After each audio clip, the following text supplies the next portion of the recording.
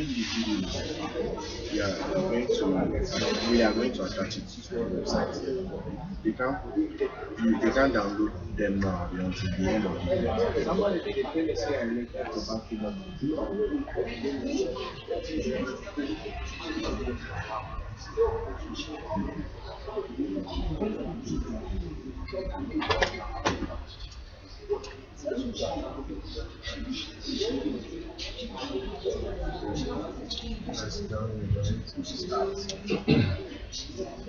Is around the broadcast, around the cocoa.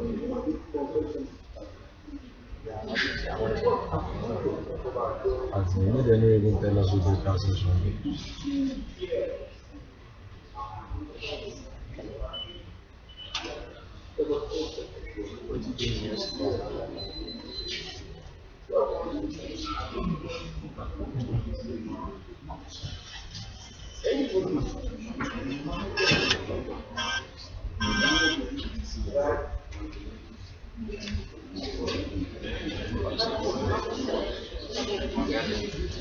How you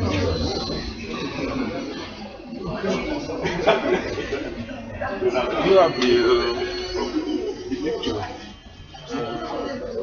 The background picture.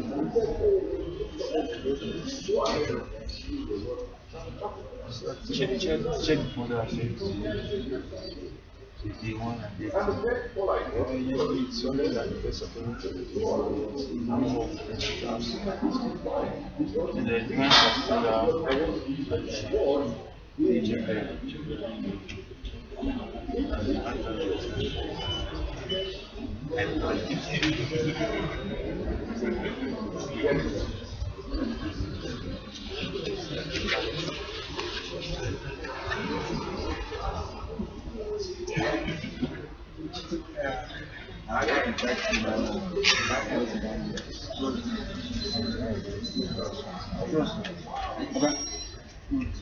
have fun, how you sorry? so How about you?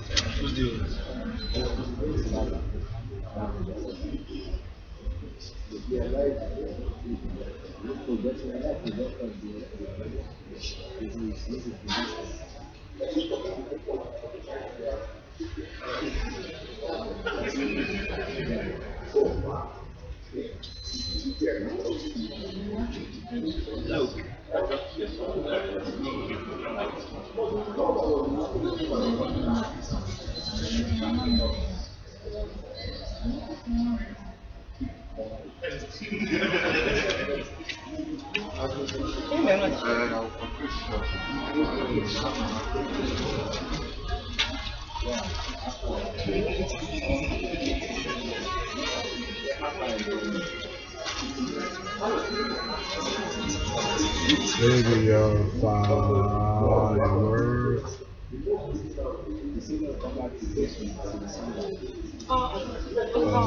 Oh.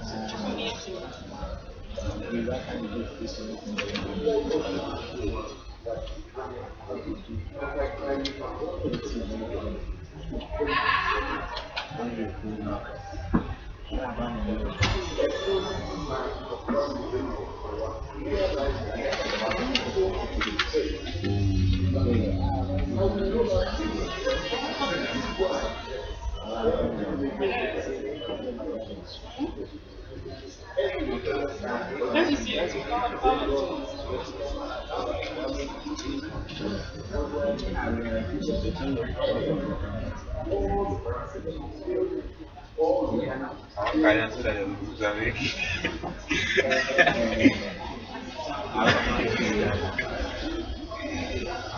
Namanya mencajar. Kayak cara apa? Cara apa? Dia butuh dia sejarah. Itu yang biasa.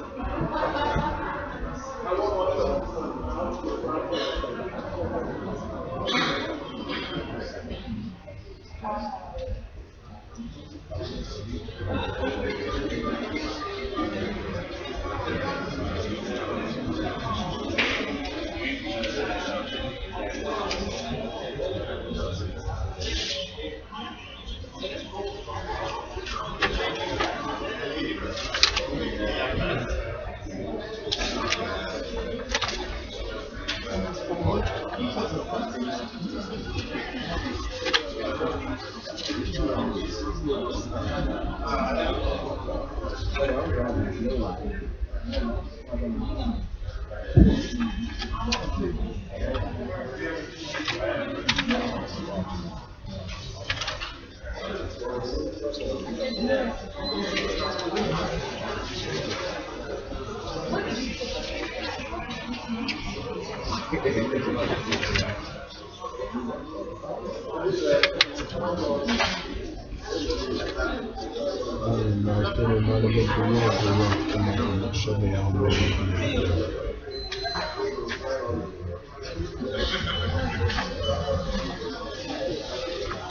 morning, distinguished ladies and gentlemen. We'd like to welcome you to day 3 of the 21st Economic Summit. From our program, we're supposed to have feedback from the day 2 parallel breakout sessions. And that's what we'll quickly do before we move on to the first plenary this morning. I don't know if Dr. Obiodun gets in the house.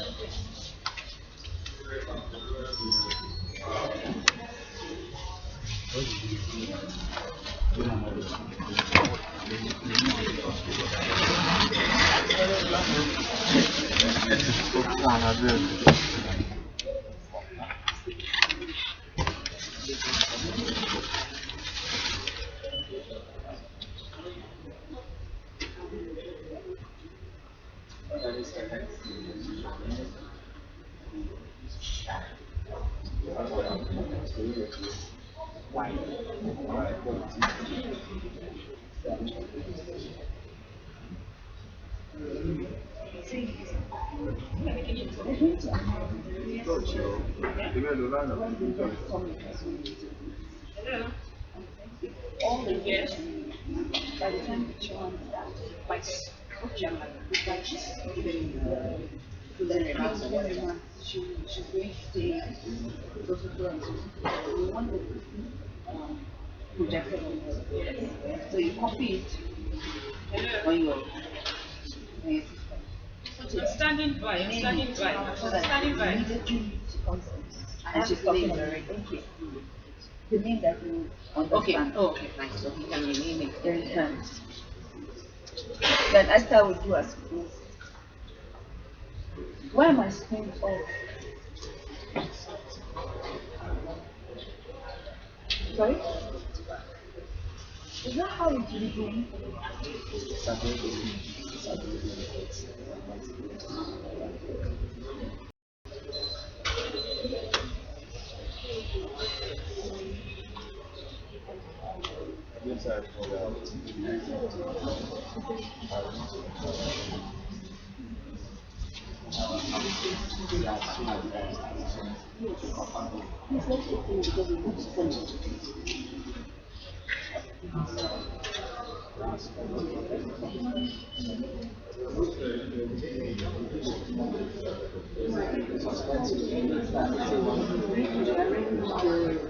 To make it breakout. By the time she says, okay, she's not going to do a speech and as she says, okay, that the next day the summit will be 11th of October 2016. So I don't know if you want to arrange it in the better way. First of all, oh, okay, The first one. Can you hear me? let me copy So just take that into the speaker. feedback. Good morning. You're moving from crazy. So the content is already. Fine. Can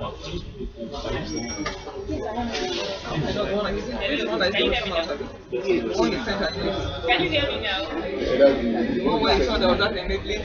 I'm told that's one way. That's it. Only one sentence. It is only saying that. There isn't a You know, there's one type of He said he can see the audio wave, but the audio. That's what he's saying. The same as what you said. One won't be reading from the screen. One will be reading Yes, from he can the see screen. it. Yeah, he can look at this audio. You understand?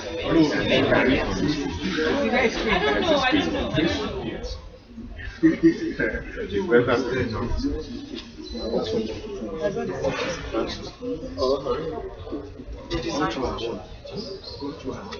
Doctor, that flash. Put that. Let me go fix. Good morning. He's telling me he can see the audio wave. He's telling me he can see. Yes, he's telling me he can see the waves. Show that there's sound. So maybe the problem is So you're going to copy that feedback link into here. That's all. What about the Yes, I'm giving you. Oh, you need it here too. Oh, okay. When you copy the feedback.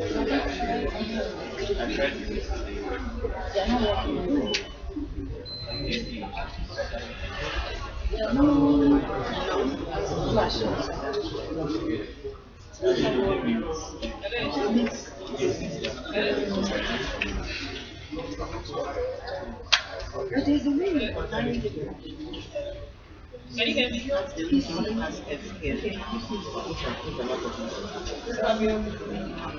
feedback.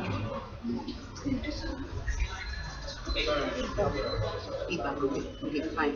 So you need to copy the word. So let me welcome all of you formally this morning as we begin to wind down what has been an exciting 3 days. I'd like to welcome the chairman of the board of the NESG and all the other members of the board that are here. Let me welcome all of you, delegates, especially those that have made it here early this morning. And like I said earlier, we will be starting with the feedback from the day 2 breakout sessions. Dr. Abiola Adebek is here with us. He will quickly take us through that this morning. Dr. Adebek, please. Do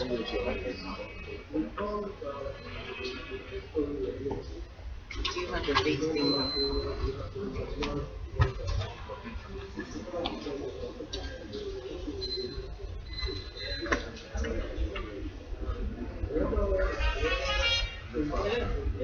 And then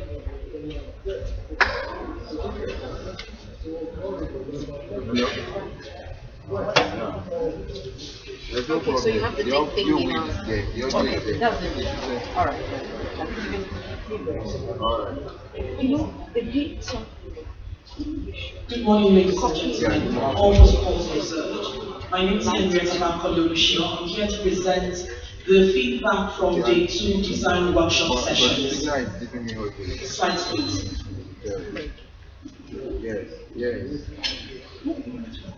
Yes. Okay, so we had 6 design workshop sessions yesterday. I want to In terms of the feedback that was provided by delegates and participants at the session yesterday, it was that, and this is the wrong one, this is the wrong slide, please. Sorry, the wrong slide.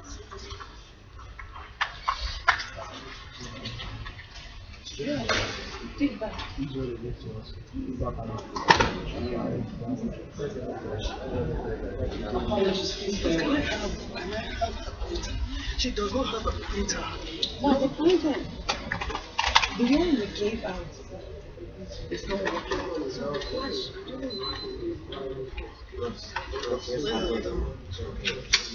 All the printers we gave out, they returned them without the flash. It's not about me. It's about you. Let's say you did not have a technical person in front. We're not going to do summary of recommendations without that. We're not going to have people saying next lecture. It's going live. Like, say you did.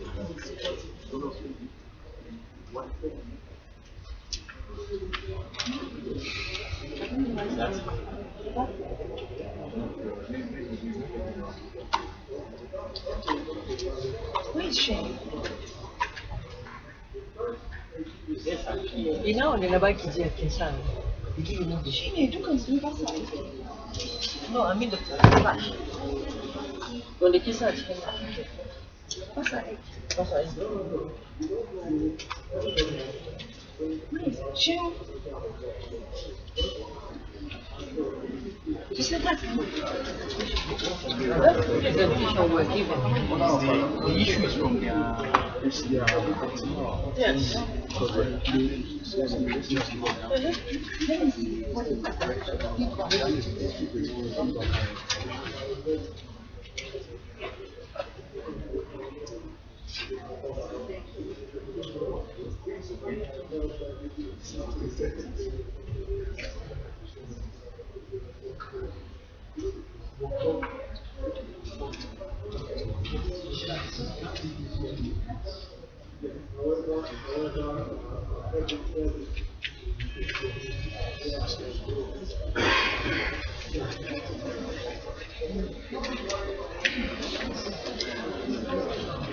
Let's try this one. This one might be What are you? Who is that with? Okay, it's something. try this one. Is it?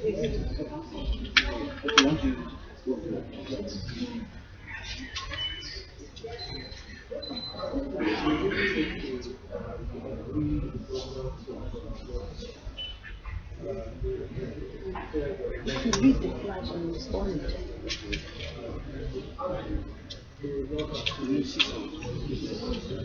Please bear with us. So feedback from the design workshops yesterday. The first design workshop was about reinventing the public institutions. The feedback from the participants included recommendations that government should ensure that in employing people with the right competencies and skills into strategic offices at the NDAs. They should also ensure that the report from the national conference should be sent to the National Assembly to review and implement. It was also recommended that the government should set clear and smart goals and guidelines for NDAs, and for them to be prepared to enforce accountability as well as compliance. We also heard the former Prime Minister of Georgia and the examples that he gave around setting defined KPIs as well as performance management system in government. Other recommendations included having exclusive legislative lists should be unbundled and having more powers devolved to other levels of government.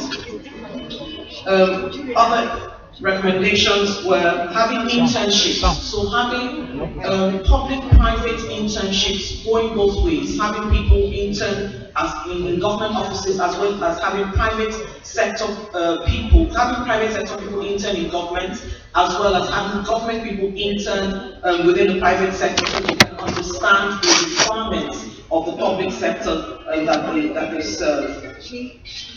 MDA overlaps, the government should reduce these overlaps through staff rationalization, as well as refocusing of the ministries, the departments, and the agencies as well. Automation and use of technology was also another recommendation, as well as having the chairman of INEC to report to NAS for greater legislative autonomy. The second design session was around legislative effectiveness, and their recommendations were really around repealing outdated legislations that impede investments, as well as that create bureaucracy in doing business in Nigeria.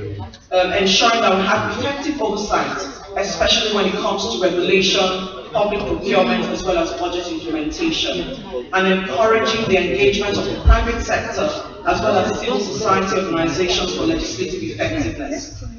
Other recommendations included developing a legislative plan of action, or having a shop whereby we're taking into cognizance Nigeria's development priorities, and we're using that in planning. Formulating appropriate regulations to support the development of the economy, and then bridging the communication gap between government as well, the public and the legislation as well.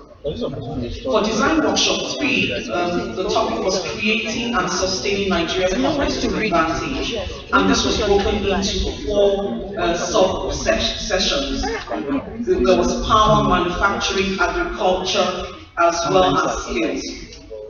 For power, it was around developing non-grid options such as solar, LPG, microturbines to cater to demand at the lower end of the demand pyramid, and then to privatize the transmission leg of the power ecosystem.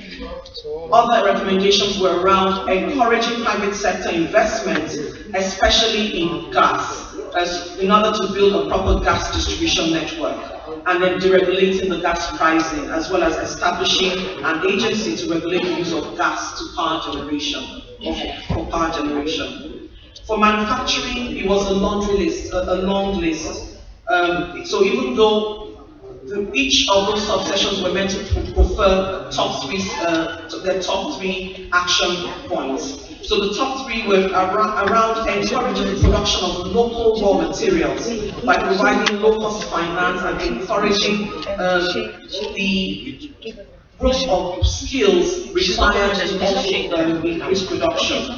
It was also around engaging and developing local suppliers in a comprehensive framework, having a backward integration program for manufacturers. And then allowing manufacturers to prioritize and to patronize local suppliers based on their need, as opposed to forcing them to patronize suppliers that are not able to cater to the demand. Other requirements were around developing rail lines, as you can imagine, across the country to allow the easy passage of goods and raw materials across the country. Enforcing, of course, efficient port administration, reducing the turnaround times at the ports was also a recommendation in terms of setting for the clearance of imported goods that will aid the free flow of the production turnaround for the manufacturers as well. Streamlining and simplifying the tax administration laws and the collection by the various agencies, and reducing it as much as possible, the cost to the manufacturers, also another recommendation. And consistency and stability in the industrial policies of government, as opposed to policy flip-flops to foster investor confidence in the economy, was also a recommendation from this team. In terms of skills, it was to promote vocational skills and promote vocational skills for youth, taking advantage of our 36 vocational skills program that is available across the country. So giving more prominence to vocational skills and promoting synergy between the government's economic agenda as well as the curriculum that is being offered either in formal education or in vocational education as well. Other recommendations, roll out because of the challenge in terms of quality of teaching, roll out a robust teachers training curriculum that speaks to the requirements of this time and ensures that we're developing skilled young and encouraging young teachers to get into teaching. Succession planning was also something that was spoken about. We have the generation of teachers that are retiring, but we need to have a retirement option for older teachers as well. In terms of other recommendations were around recognizing and standardizing informal education. So going back to city and fields and making sure that people do not feel the need to only have a formal graduate degree, and they can actually be proud of certification from vocational centers. Other recommendations are improving the quality of infrastructure in our schools to create a more conducive learning environment for the students. And then finally, introduction of movable assets as a form of collateral to encourage better access to education.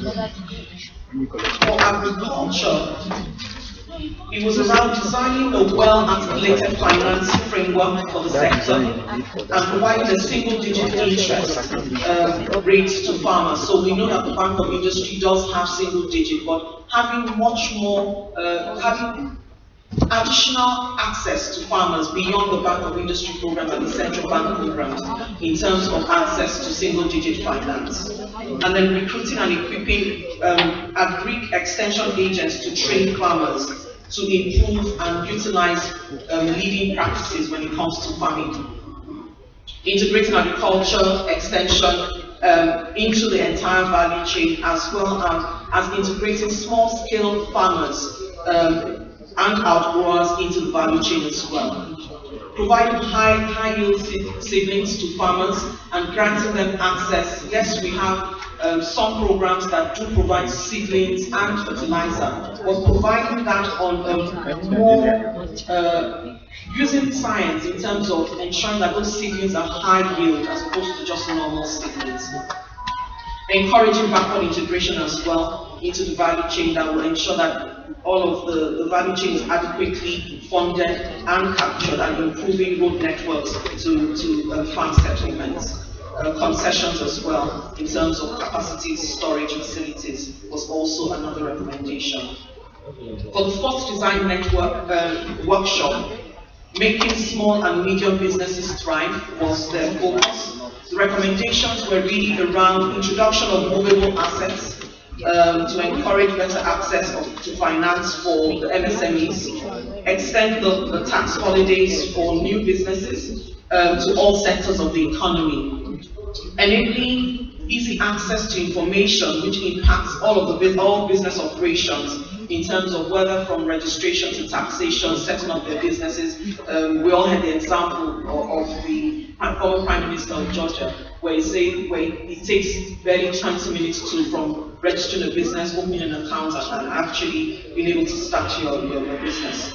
Eliminating inefficiencies in the registration processes, so trying as much as possible to leverage technology, making this process as automated as possible, trying DIY techniques, do-it-yourself techniques, as well as information portals for investors. Standardizing and publicizing what we mean when we say SMEs or MSMEs. What exactly is that definition, and we all have a clear understanding of what it means. Eliminating the bottlenecks and excessive costs that are attached to regulatory agencies. So, for example, NAFDAC was given as an example, CAC is another example.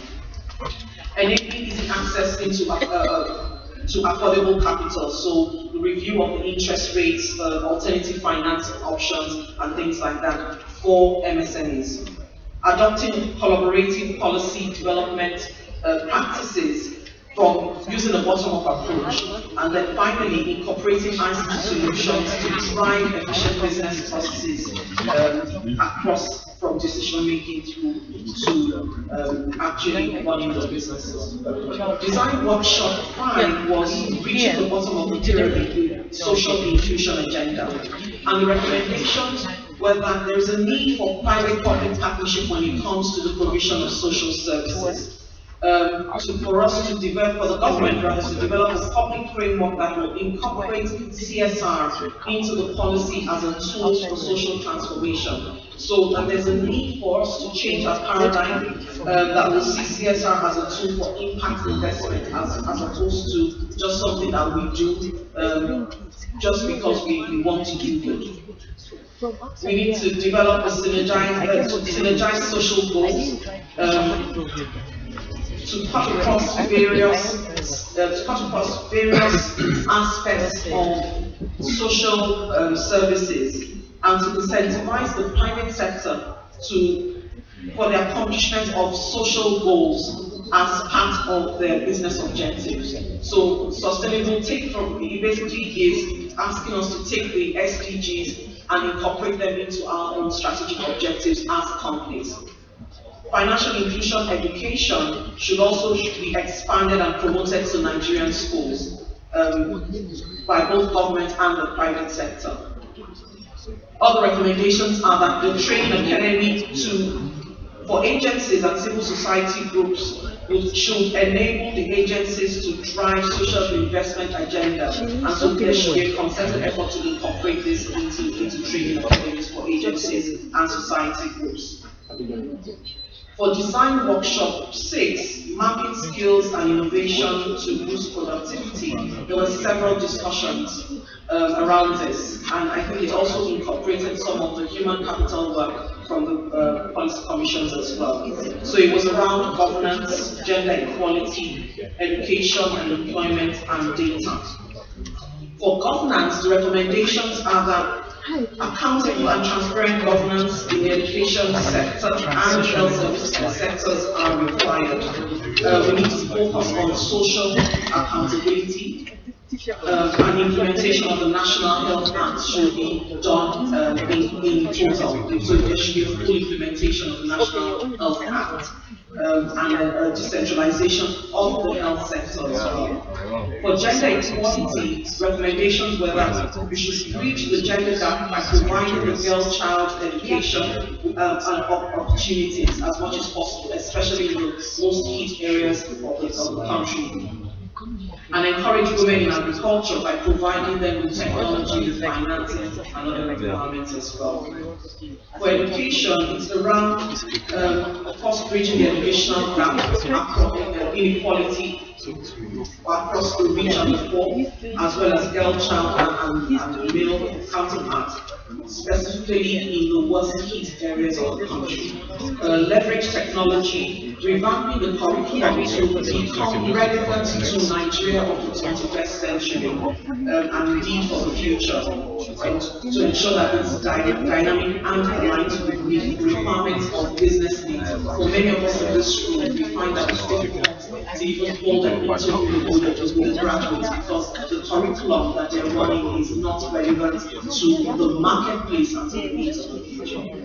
Other recommendations on education are to provide experiential learning opportunities and build critical thinking skills into the curriculum. So to try to find a way to build that into the curriculum today and encourage private sector involvement and investment in education. Other recommendations are to decentralize the funding of the educational sector, where the local government areas have direct access to the funding themselves, and to use technology as an enabler for teaching and teachers training. For unemployment, it's around employing vocational training as a tool in filling the gap that we have today for post-secondary youth segment. And the government should focus on social entrepreneurship initiatives with emphasis on 6 key areas, including agriculture, retail and wholesale, infrastructure, finance, banking, services, manufacturing, and oil and gas. The NESG should attempt to identify relevant initiatives in social entrepreneurship that we will take up as the NESG. And then finally, to engage in the public-private partnership as a vital tool in bridging the unemployment gap as well. Finally, data, it is to, the recommendation there is to collect accurate and relevant data by the government across various government agencies, consolidated such that the government can make accurate and informed decision making based on the data that we have. Thank you.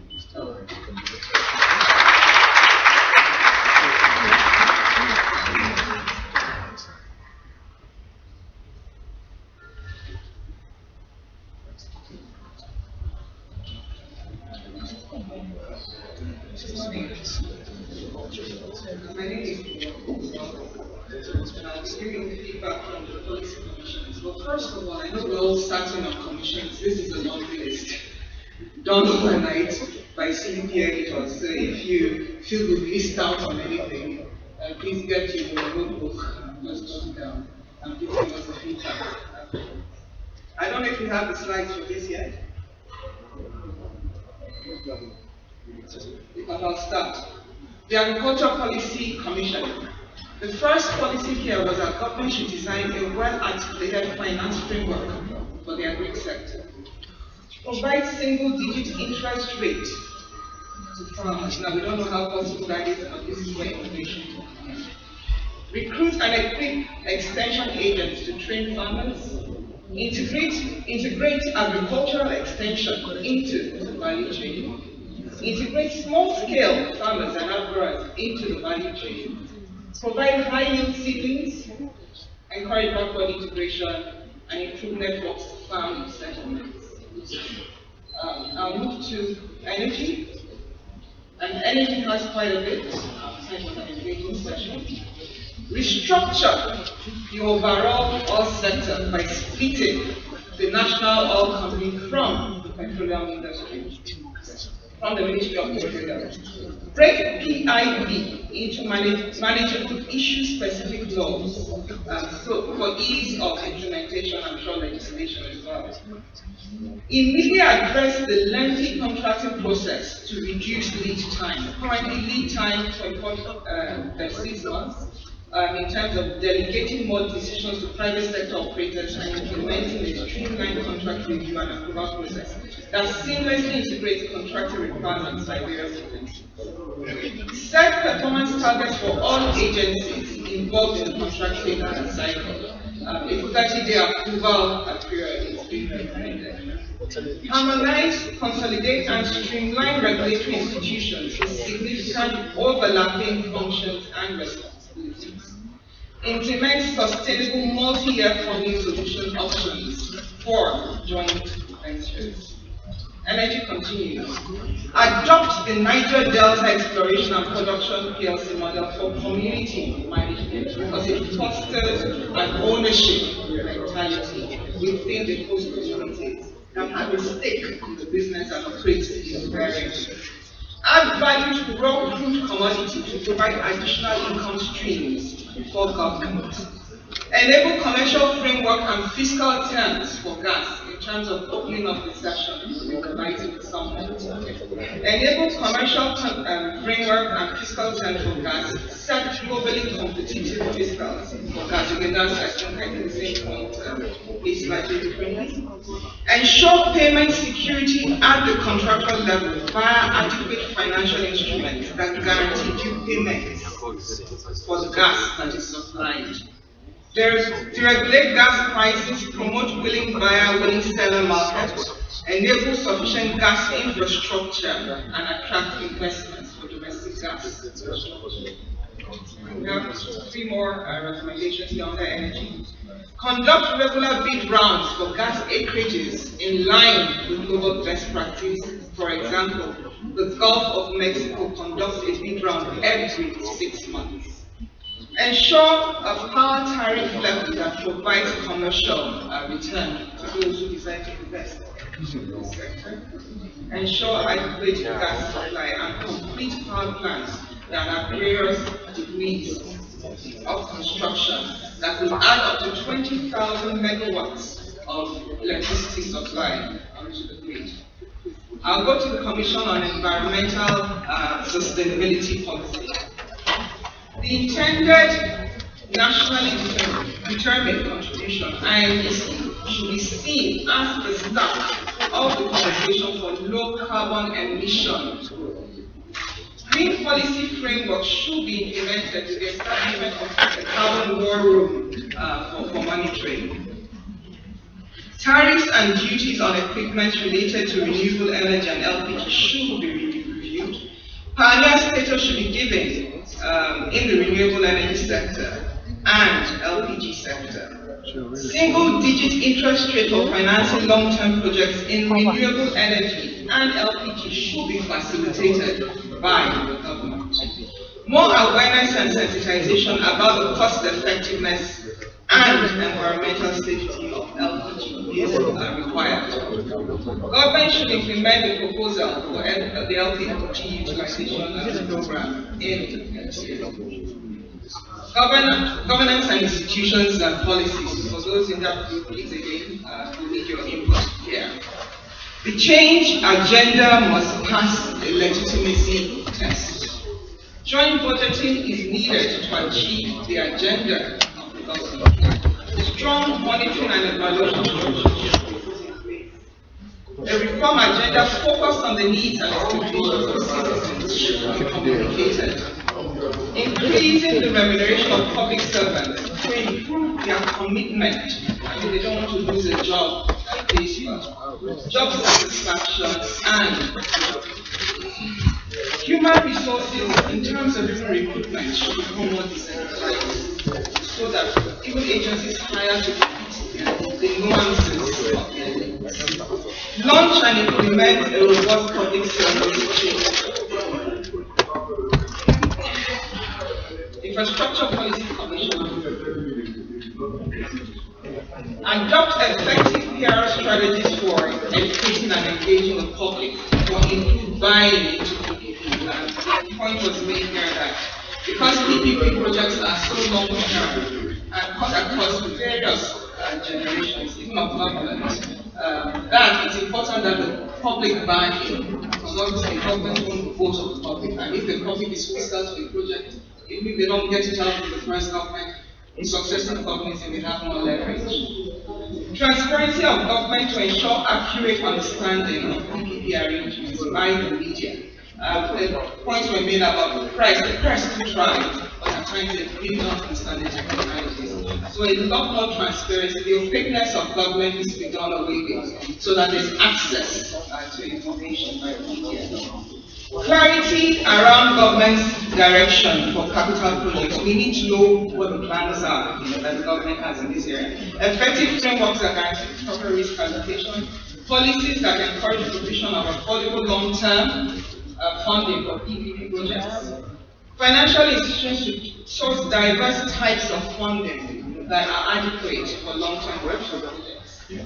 Intensive capacity building for civil servants and public officers on PPP is required, particularly as it has to do with mindset, really understanding that these are contracts and they have implications.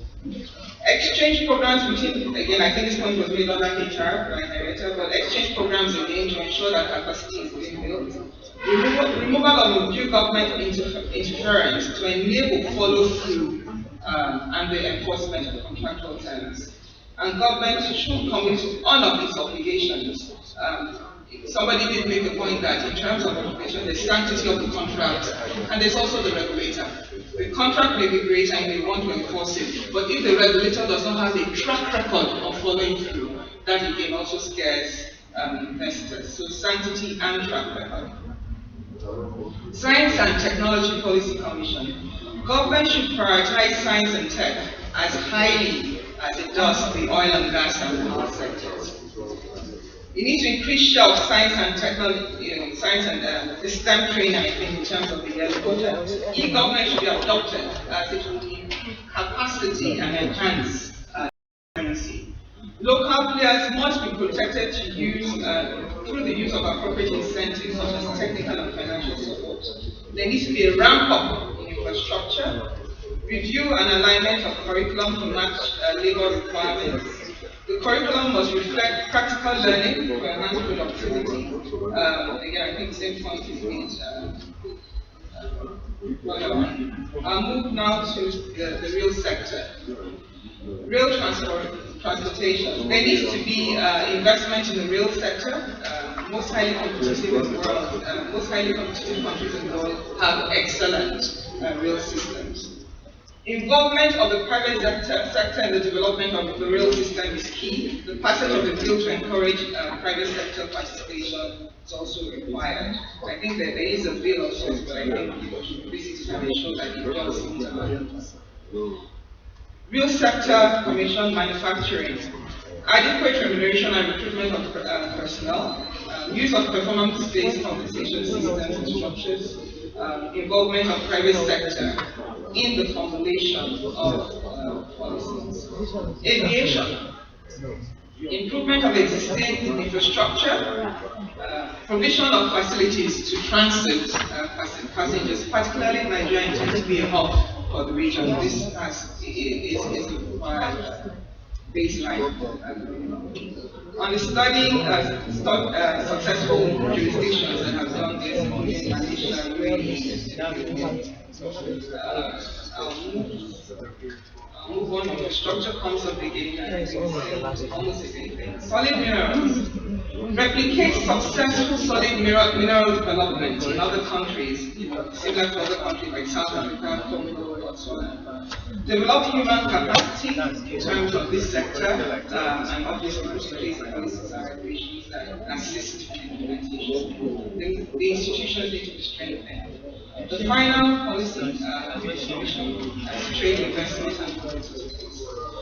Implement the National Integrated Infrastructure Master Plan, mainstream capital market into the overall economic agenda through more active engagement. Create an enabling environment that supports private sector initiatives, thereby driving growth. Create consistent policies with enabling laws to encourage the flow of foreign capital into the country. There needs to be clarity of vision and ownership, but that also produces a higher level of engagement and ownership and interest in terms of attracting FDIs. Review laws, regulations, and policies that may hinder competitiveness. Government should promote a competitive environment adherent to global standards by government and business is required, so we should see ourselves as global players, even as small nations, and not as local champions. Design of an effective reward and sanction system to promote competitiveness. So that's the final one here. But again, just on behalf of the team, just to say that this does read like a laundry list.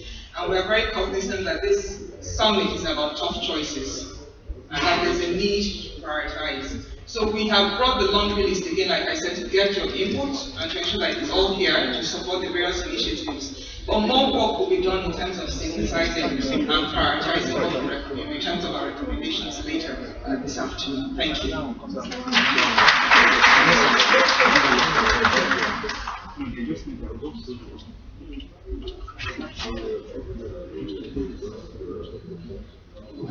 Okay, good.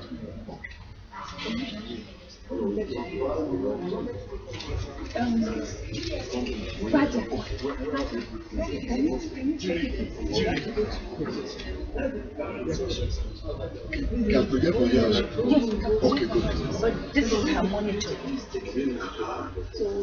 Good morning, everybody.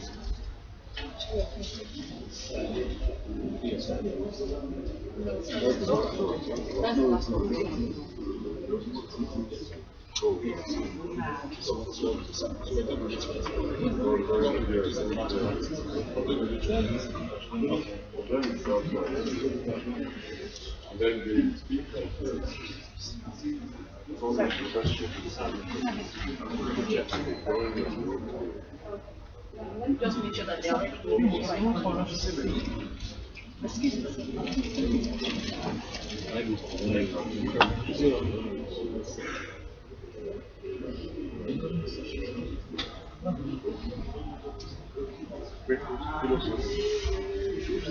Good morning, everybody. Mine is the slides are not many, so I'm not going to bore you with many things. It's about the zonal discussions we have with the governors. Almost all the governors were in attendance, and those who are not there were represented by their deputies. My name is Ibrahim Rafiu, National Coordination. We decided to do it Northern Zone and Southern Zone. So I collated all the suggestions and these are the recommendations. The first one was implementation and completion of Mambila Dam to get to augment national power generation. Not just power generation, the challenge of flooding is also going to be assisted in this completion of the dam. Government within the zones, they need to explore other areas of collaboration, like focusing on education, particularly in the provision of common teacher training and development facilities, technical application education, processing of agri produce, share health facilities, joint financing of SMEs, formalize the platform collaboration among government in the region and zones constituting within the region. That's the northern region. Now we're going to look at the mission in the southern region. Adopt a single development vision to facilitate concerted and coordinated development efforts among the states comprising the region, the zones in the region. Next slide. Embark on comprehensive study to map out states and regions areas of competitive advantage. Creation of regional development centers to facilitate states collaboration on common development aspirations and programs. such as development agenda for the Western Commission. States should key into the Nigeria Export Promotion Council's one state, one product to enhance their competitiveness and also create foreign exchange and use better of federal funds. Complete overhaul of country's governance structure to empower states and local government. As you are aware, presently some local governments are just like departments in the states. Centralization of economic power to enable states and local government to be self-sufficient. VAT increments as obtained in developed countries to increase available revenue to sub-national entities. Although that may not be politically expedient now to increase VAT tax. Adoption of community-based governance system to take governance to the grassroots and eradicate insecurity. Recognize and leverage this for the southern region. Adoption of common community-based governance system to take governance to the grassroots and eradicate insecurity. Recognize and leverage on our respective cultural competence in the states and the region. And regional development pursuits. That's actually that way we are encouraging tourism too. Backing reforms with laws in order to institutionalize reforms.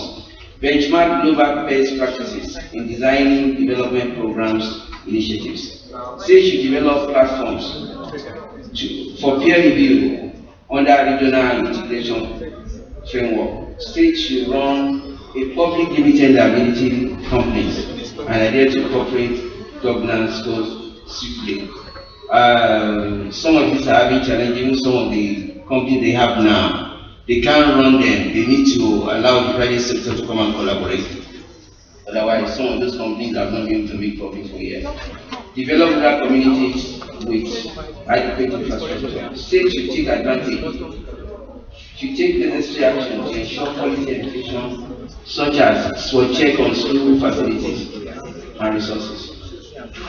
Engage, establish regional development institutions such as Young Commission of Southwest, Bayelsa, Rivers, Akwa Ibom, Cross River, Edo, and Delta Commission race for South-South to take advantage for advancing the dialogue on regional, on sub-national competitiveness. Those summaries came out of discussions with almost all the governors and other participants in the parallel session. Thank you very much.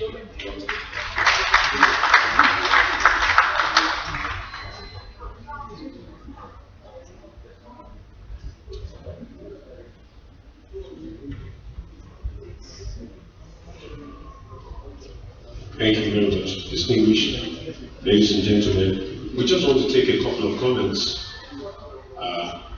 from the audience. Just a couple. Yes, please. Sorry, there's a mic.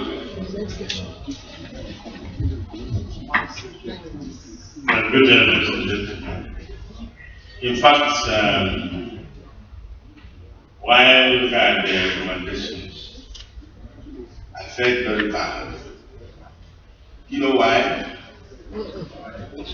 Like, we are used to beautiful languages. We are used to rhetorics. All said and done, nothing is done.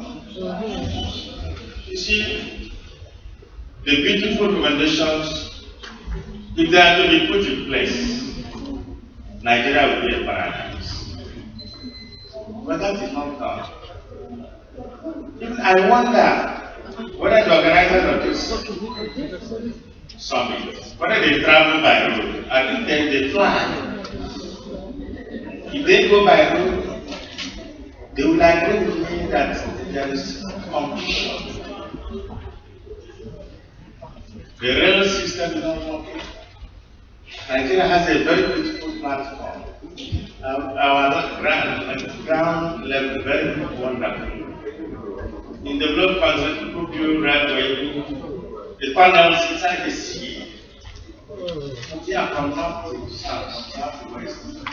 This wonderful land. have a good feedback. If we are to take this stuff very seriously, there must be articulated ideas which should be put in place, not on paperwork or alone. Our governors are here, some of them are very funny. We are not serious. We are not serious.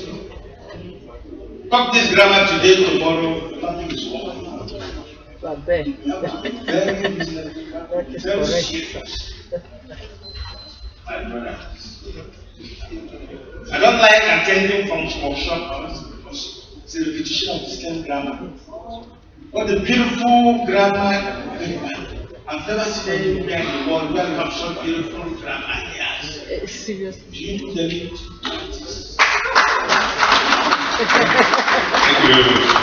Definitely. That's the point. You just said it. You said my brain. We don't want to respond to the comments, so as not to take your time to take the comments, and then we go on to the comments. Thank you. My name is Abdullah Ismail. Actually, my comments are going to be in line with the last speaker. Yes. For the past 15 years, I've been attending these events. And in fact, every year, we will sit down and come up with these suggestions, put them into a complete document, and pass them, and don't wait for next year to put another package together. I think if we are really serious about this change, let us see it from ourselves. Let the next event that we are having come up with what we have done as an organization or as private sector to show the government how to do it. Because if we continue to just keep writing these kind of reports and passing them to government and nothing is happening, it has become a total waste of time. That's the reason why some people actually don't even attend. So I think it has to start from us. Let us be the ones to do that. And I will give you an example which I told some of the governors yesterday. We kept talking about agriculture as alternative to oil in this country. The company I run in Dangote went to one of the states because God has touched our heart. We have made so much money now we want to give back. That's the only reason why we're going into agriculture. Because agriculture is not an area that you can make money like cement. We went to a state, we acquired 30,000 hectares of land because we are following the river. And we plan to develop sugarcane there so that we can produce 250,000 metric tons of sugar. Since Nigeria doesn't produce any. After paying over R1 billion as compensation, the same state government now is coming back to say they want 20% ownership of the business as land compensation to now the state government. The other one was just to the land users. So everything we have developed there, all the seed is now in jeopardy as a result of that. So we have decided to take an action in order to show the government how to do it.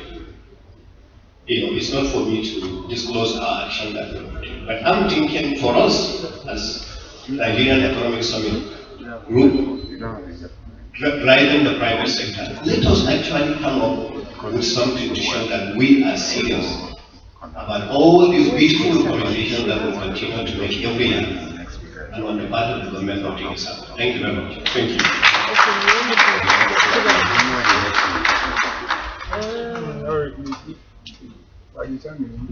Thank you. My name is Azuka Ijekele. I operate in the small business space. I'm in industrial production and agriculture. Firstly, my biggest takeaway from the interaction with government people is that there's a huge disconnect between the federal government and the governors. all the discussion with the vice president, I expected there would be a flow when the governors came. I was at the Southern Governors interaction. Personally, I was very disappointed, and I'm putting it very lightly. So I think that as a nation, the guys who are in the political space need to agree on where this country is going to go. The vice president was talking in one direction. It didn't flow with whatever I heard from the governors. Integration, even for the southern governors, they sat down here and could not even show us one single action to integrate, not even roads. Lagos, Ibadan, Benin, Ore, Asaba, Anambra, East-West Road, Bayelsa axis. All the governors were here and we were being regaled with tales of personal escapades and all that. So I need to stand here and tell until the Economic Summit Group can stand up and tell these guys that they need to get serious. They really need to get serious. My second point would be on the mentality of the corporate, we, the corporate people. I think especially those of us that are small scale businesses, we need to begin to think big. But to think big, we need the bankers who are seated here to also support that thinking big. My question is, by the time we convene next year, how many small businesses would have added 10 extra staff and increased their capacity? If you come in next year and I attend and I cannot tell the chief executive of Stanbic or the chief executive of UBA or Zenith that I've been able to expand my capacity, I don't think we've achieved much. So we need to think big. There are small businesses that can become national corporations in 5 years if we agree that that is a focus. I don't think that we want to take businesses from medium to small, small to national corporations. We don't have any policy to do that. We don't have any collaboration to do that. At the Small Business Forum yesterday, a lot of talk was around finance, liquidity, but there's also a lot of talk on the kind of payment terms that we have from the corporate world. It's stifling. You can't be asking a small business to give you a 90-day credit term. That is after delivery. If it takes that business 30 days, you're talking about 120 days turnaround time for a transaction. It's not going to work. Our small businesses are not going to grow with the current structure we have. So if we're serious about it, we need to tell ourselves the truth and we need to start changing some of these things. Thank you. Thank you. Sorry, to see two hands here, please.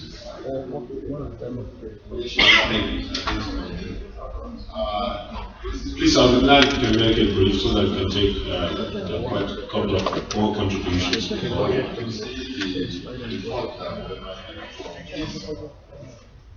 Emphasize more on the transparency and accountability institutions. One of the questions that appear to have been oversighted in the role of the Federal Character Commission in the recruitment process. This agency is supposed to moderate the recruitment of presidents to the public service by ensuring equitable representation for states. But rather than that, the situation that we have is a hijack by MDAs who are recruiting, and you find the situation that the ethnic group or the region where the CEO or the head of an agency comes from dominates the staff that are recruited.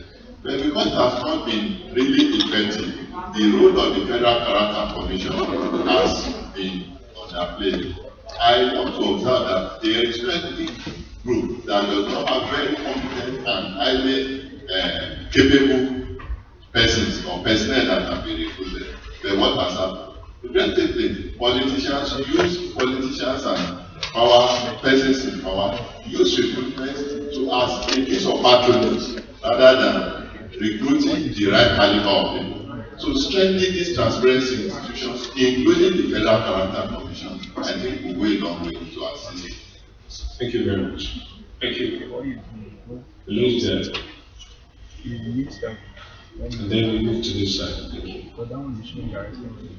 Thank you. Esau Shikari Maxwell, Executive Review. All of these things we've been saying for the past 3 days, in my opinion, it's just not really a waste of time like other people have said already, but it has to do with the fact that we do not develop our human resources.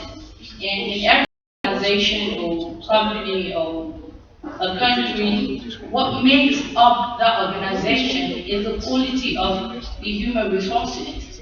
I'm sorry to say, I was more than disappointed and a bit more angry with the head of the civil service guys yesterday. It's either there's a disconnect between what they understand as HR or all of the things that are happening around them, or they are not just supposed to be there, because from even their discussion, they don't even know what they're saying. They're not even accepting the reality. The people who are out there are those who really know what the problem is.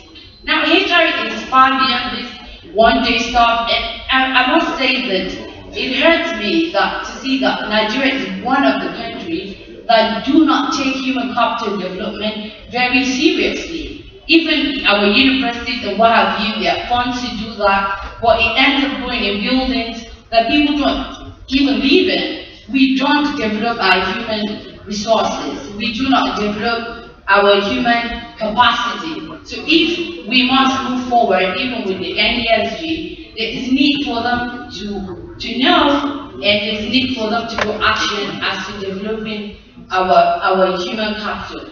There are little things that we do not necessarily need government, we can do them by ourselves, even those of us in this room. Like, we just keep complaining and saying things. Change actually starts with one person. A lot of us here, we give bribe, we do things wrong. You want to take a visa from England to come to Nigeria, you are paying a total, and they give you a receipt, a total of £172, but on your 3-month visa, which is a single entry, is written $52. Okay, and it's only about Nigeria, like one of the countries that don't even have the face of the person taking the visa, but they have the money clearly written. So what happened to you paid in pounds, 172, you have reason, but it's written on your visa that is attached to your passport, $52. First, the currency is different, and then you get to the border, and the immigration officer tells you, I'm sorry, I can only allow you 1 month entry, and he stamps 1 month. Meanwhile, you paid for 3 months single entry, and now he's giving you 1 month. So all of these things, we need to start to tell ourselves the basic truth of developing even ourselves, from our children and what have you. They're just little things that you need to say. Thank you very much. Here, and but if you keep the comments very brief, we'll be able to take a couple more. One here and then here and then one here. We just have just a couple of more minutes to go. Please just keep the comment very brief. Thank you. What of that one there? Good morning. This is my first summit, and I'm going to make a few suggestions. It won't be my last summit. A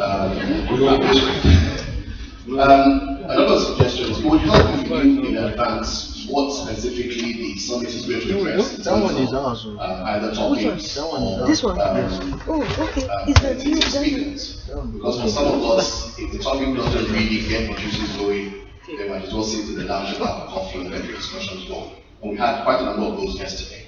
The government's discussions, we could have foreseen it, but it happened. What I would suggest is a few takeaways, which I'm going to still let NESG know is, why don't you make a list of things that people have suggested, the feedback, and make them measurable.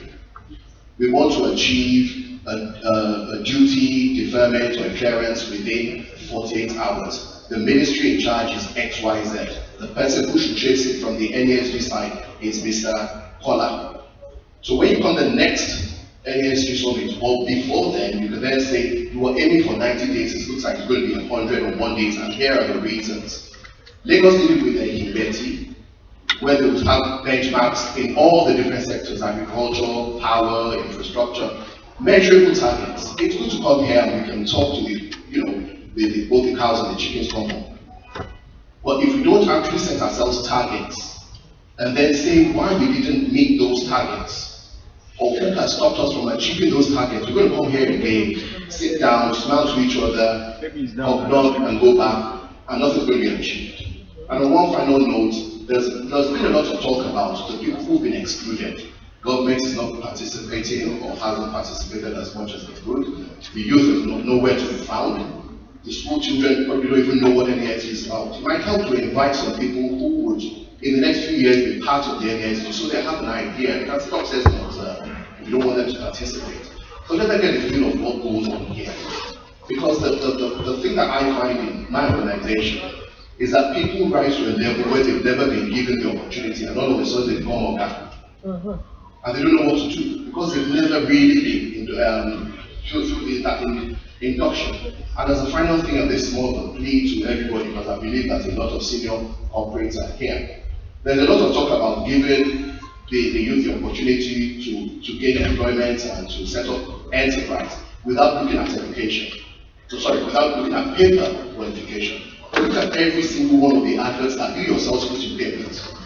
Every single one of them is looking for paper qualification. Sometimes people as far as saying they want this particular sex and this particular age, and then we all come here and we start talking holier than thou that we want to help the youth. The same youth that we are not even giving the recognition either here or maybe the selection of the minister. Thank you very much. Sir, and then this is Adeta.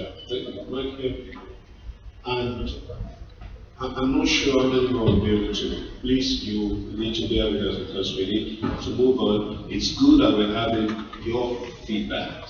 You're giving us feedback.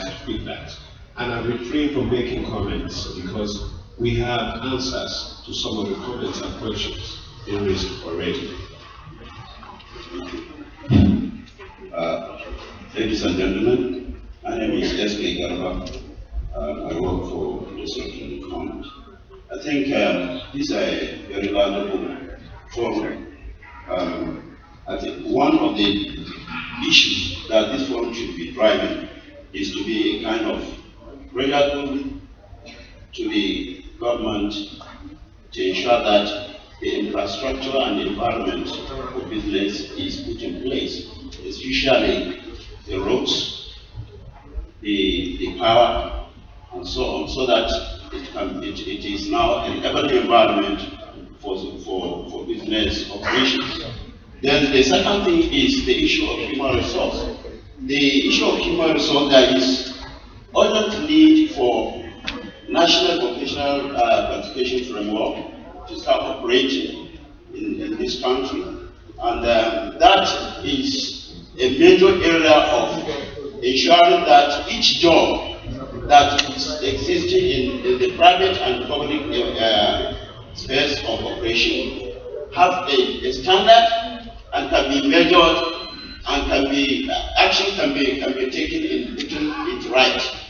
I'm very much aware that the MBT and the Research Fund are driving this particular area. There is already a policy in place on the National Vocational Qualification Framework. I think the private sector needs to also put pressure on that to ensure that it's in place so that you have opportunity of using the local content effectively in terms of competence for operations. The issue of competencies is a key now to productivity. If you don't have the competent individuals in the operations, then you may end up putting more money either in giving them on-the-job training and other things for them to provide that kind of effective services for productivity engagement. So I'm sure if we can do that, especially on the human resource human problem, then we can go along in improving the productivity of the workers in our industries, and we have more multiplier effects in enhancing our economic base. Thank you. Thank you very much.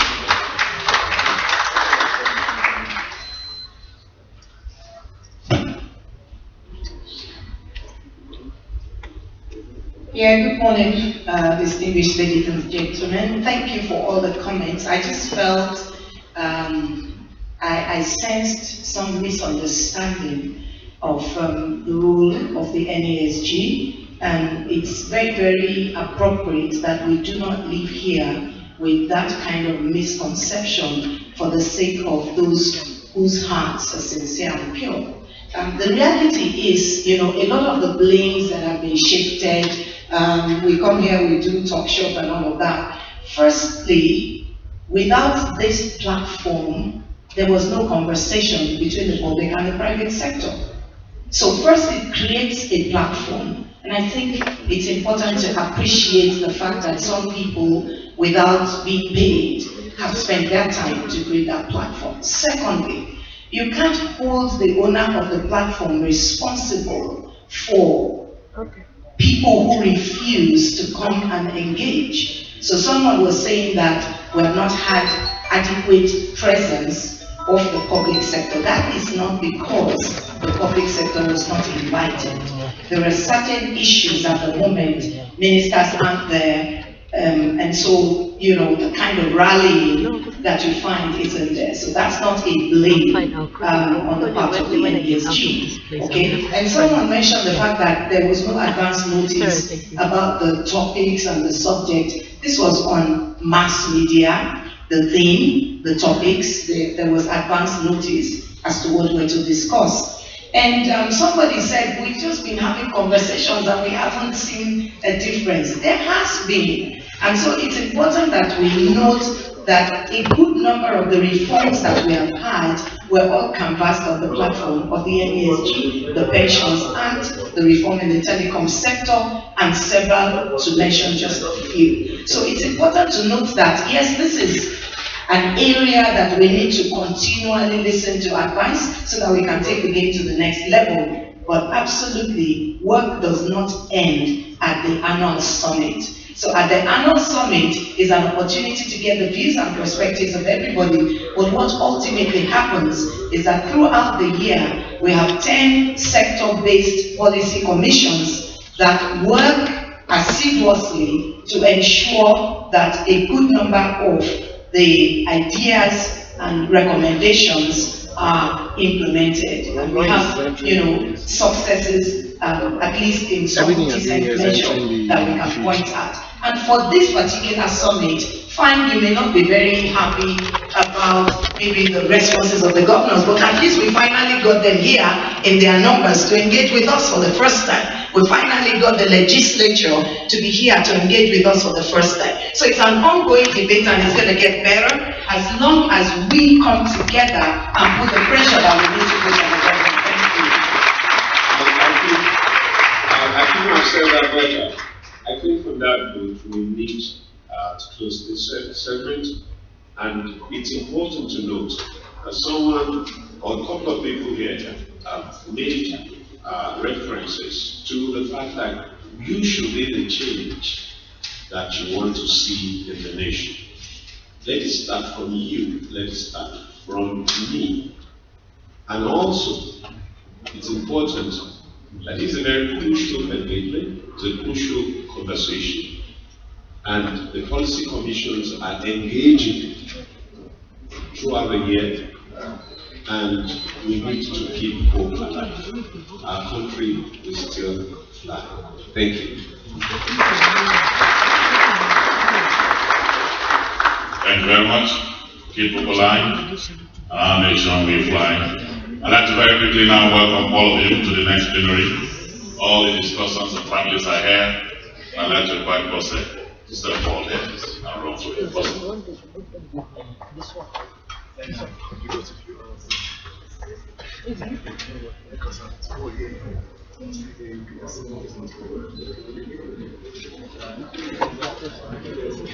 Distinguished ladies and gentlemen, taking us through our plenary session 7, National Budget Framework to aid competitiveness, inclusive growth, and sustainability. The chairman and moderator for this panel will be Dr. Shamsuddin Usman, former minister and the deputy chairman, National Planning Commission. Welcome, sir.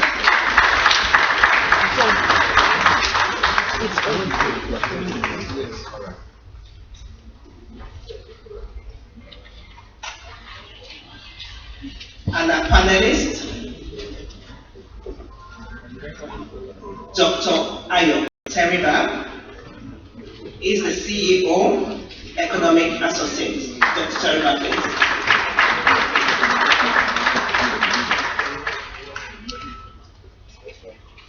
Also joining them, Mr. Ben Akabweze, former Commissioner, Budget and Planning, Lagos State.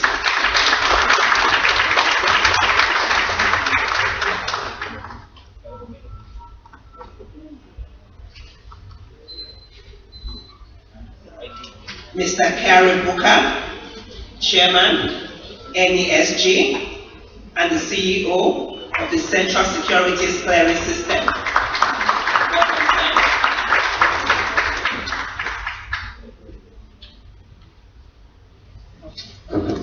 We also have with us Mr. Yaya Kuso, the Director General, Budget Office of the Federation. Welcome, sir. And to give us a presentation this morning, we have Mr. Basi Akpayon, the Secretary of the National Planning Commission. Welcome, sir.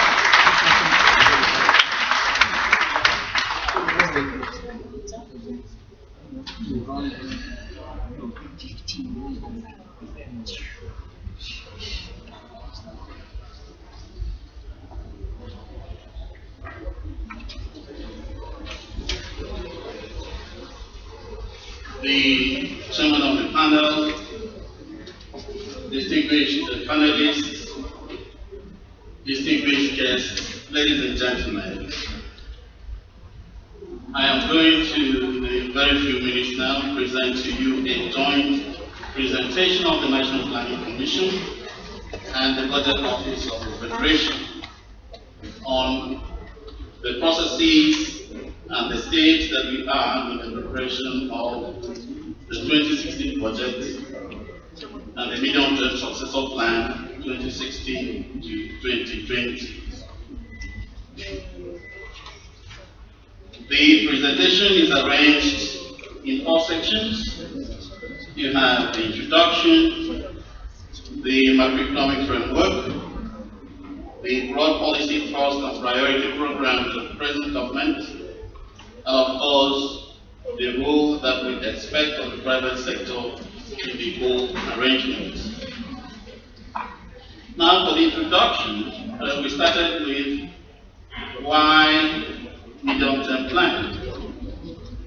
The medium-term national strategic plan is a relevant framework for achieving what we have been addressing in the last 2 days. competitiveness, inclusive growth, and sustainable development. It is a requirement to facilitate effective growth and development, and of course very consistent with the aspiration of the change agenda of the current administration.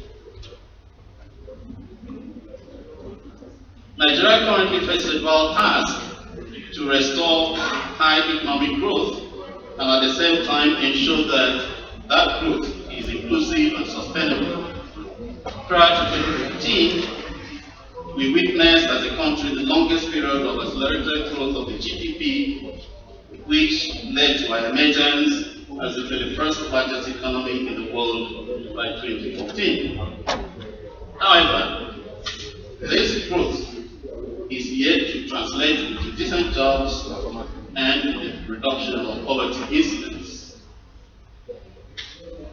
The GDP growth has declined from the 6.2 average in 2014 to the levels of 3.96 and 2.35 in the first and second quarters of this year, largely on account of the dwindling oil prices and associated revenue. But it should be put on record that previous medium-term plans have tried to address the issues of competitiveness, inclusive growth, and sustainability, but because of the missing link in the operationalization of the MTP and the fact that there was misalignment between the budget and the medium-term plan, we couldn't achieve much of that. But what lessons can we learn from other countries that have been consistent in their planning processes? The table you have there has about 4 countries, and then Nigeria at the last there. For Malaysia, they have gone through strategic planning, medium-term planning for 45 years, India 55, Singapore 40, so also is Indonesia. Nigeria has only done 15. And these have impacted on per capita GDP, poverty incidence, the global competitive index, and of course the equality index, Gini coefficient. If we look at GDP positions for 1975, Malaysia was $808 per head, Singapore 2,500, and Nigeria 450. By 2015, having been consistent in planning for 45 years, Malaysia moved from that level of 808 to 10,000 and more per capita income. Indonesia from 1,500 to 3,400. And Nigeria, after doing 15 years, we were able to move from 450 to about 2,700 in 2015.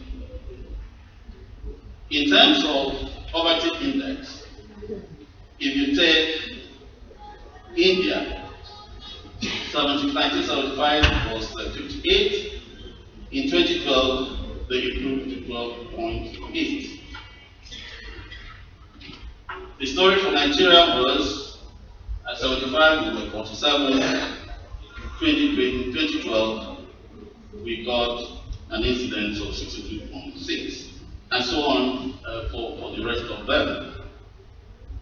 Now, the simple story that this has told us is that if Nigeria had been consistent, if this is what we were able to achieve in 15 years of consistent planning, where would we have been if we had been consistent to bring it up to continue in that trend for 40 years, 50 years as the rest have done? Now, what are the current efforts by government to ensure that we move the economy forward? The current effort, the performance of these countries underscores the relevance of strategic planning towards achieving competitiveness and sustainable development. Those of us who could look back to the 70s and 80s, we could just still recall that much of the infrastructure that we have in this country now were those that were implemented between the second, the third, and the fourth national development plans. The Lagos Ibadan Expressway, many of the deep sea ports, the number of all the items, the infrastructure that we now boast of, were actually done with the development plans. It is in this context that the current administration has embarked on reforming the budget and planning process in the country to ensure that we go back to those days that we could plan, we could see what we are planning for, and of course, it is evident that much of those things are still there for us to look at, to use. There has to be, and we are developing, a credible national budget framework along that will align with the medium-term plan. And that is why we are working very closely with the budget office of the Federation.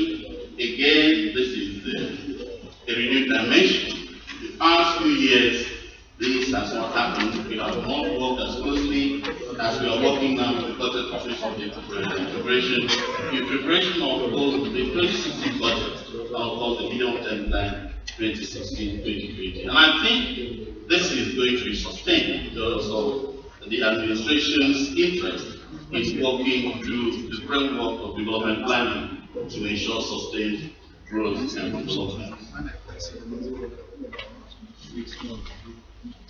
The current budget, as was mentioned by His Excellency the Vice President, is to be policy driven, and of course it has to be done within the framework of a planned bottom-up approach and zero-based budgeting, where we have to look at the needs, we have to cost properly and ensure that we have value for money. And of course the projects and programs that enter into the budget and the plan are those that are addressing the core thrust of government policy. Two phases, phase one and then phase two. Phase one was to agree on the micro-economic framework and identify the priority projects that will be into the 2016 budget. The time frame for this is November, and I think we are still within months. And then the next, after the budget itself, then we'll do the 2016-2020 plan. Let me quickly go to the macroeconomic objectives. Of course, the first has to do with ensuring stability in the macroeconomy, and that will lead to a conducive environment for growth. Because of course, without growth, we cannot achieve development. We are also looking at the issue of reducing the incidence of poverty and income inequality, foster strong, broad-based, sustained and inclusive growth, develop human resources supported by increased spending on health, education, and research and development, and of course, enhance domestic revenue mobilization for effective development and growth, strategies to be adopted include institutional reforms in critical areas of economy, financial management, and budgeting mentioned. Institutionalization of credible monetary and evaluation system that will have physical monetary as central to it. We need to grow revenue to a sustainable level, block linkages through TSA and hybrids, increase capital expenditure, and of course we have to forge a conducive attitudinal change, which is central to all of that. And the basic assumptions, the key assumptions that will be used for both the 2016 budget and of course the medium-term plan are what you are seeing there on the screen. It ranges from the global output assumptions, output growth assumptions, to population growth assumptions. These are the number of the figures that go into the calculations of what we will finally get as the amount, the value, the quantum of resources that will drive the economy. The baselines are there, and then of course those of the successor plan are the ones on the right hand side. Particularly of interest will be the crude oil price at the international market vis-a-vis what we use as crude oil price benchmark.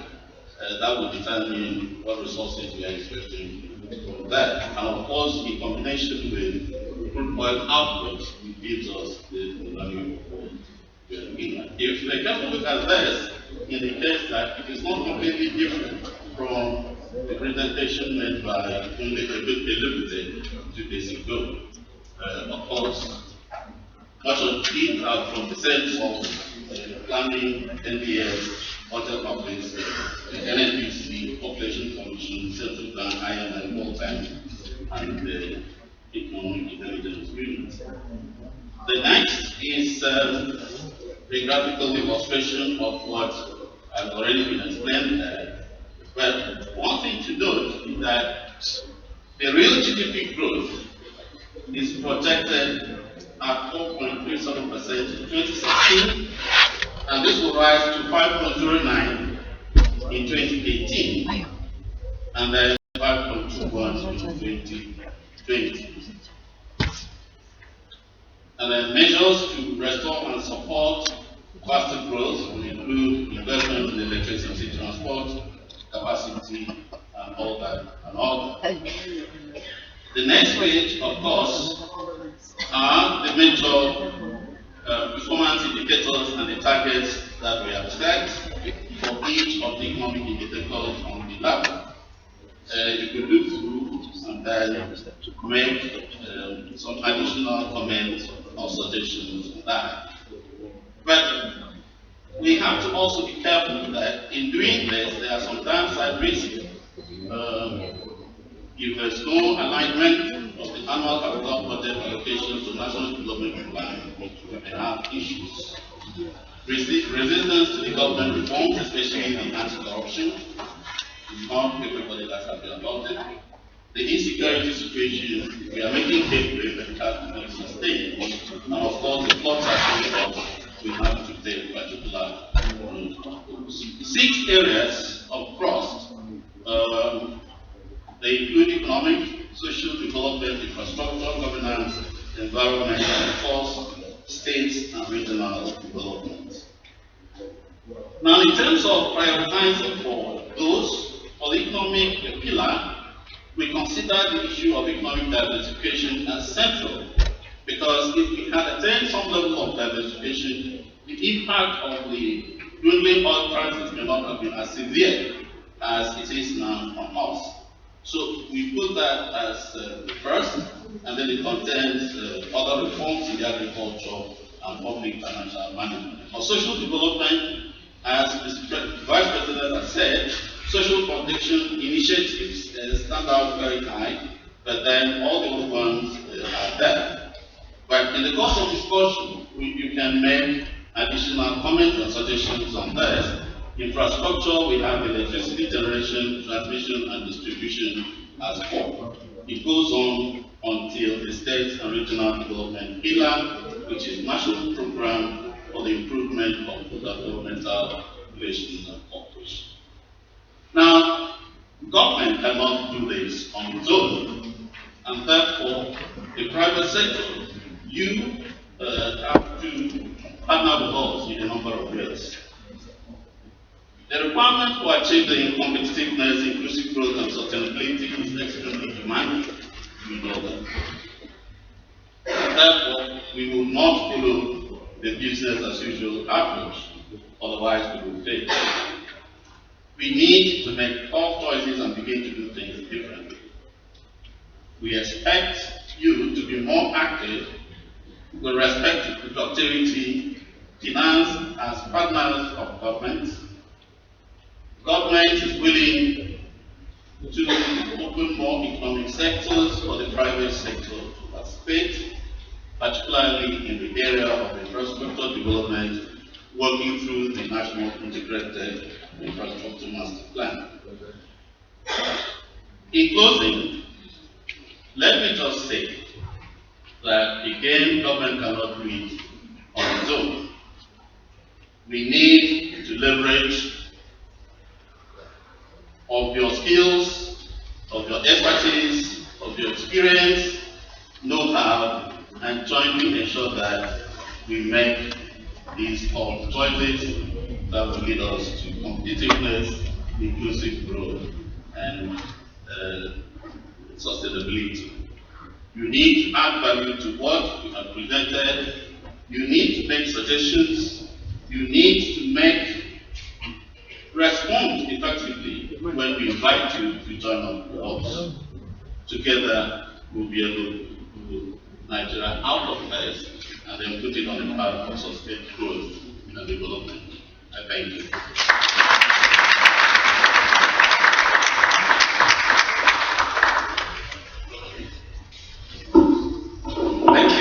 Thank you very much, Basil. Excuse me. Excuse me. I think we'll start with the DG budget. A framework has been presented, and it looks like we are moving from the old practice of MTEP to a more planning basis of budgeting. And the talk about zero-based budgeting and so on. Clearly, some of the challenges there are that the requirements for adequate capacity for detailed economic analysis to underpin the budget. We can see that some analysis have been done, but the kind of very detailed one that we saw presented by the NESG on the first day of the opening ceremony. What is your assessment of the capacity of within government currently, whether in the budget office or in the National Planning Commission, of that availability of that capacity to be able to actually undertake the very detailed kind of analytical work that should underpin the budget? Because unfortunately, when we used to say MTEP, that is the medium-term expenditure framework, there tends to be too much focus on expenditure and not enough on policies. And sometimes it is the policy aspect that is even more critical. The revolution we are having in the telecom sector, if we had continued the old way of just spending money on NITEC, what was needed was a policy shift, a policy change that was so critical that has turned that sector from a net guzzler of funds to a net contributor of funds and a leading developer of the economy. So that kind of capacity to actually do the necessary thinking and policy design that will inform the budget. What's your assessment of that capacity within the current?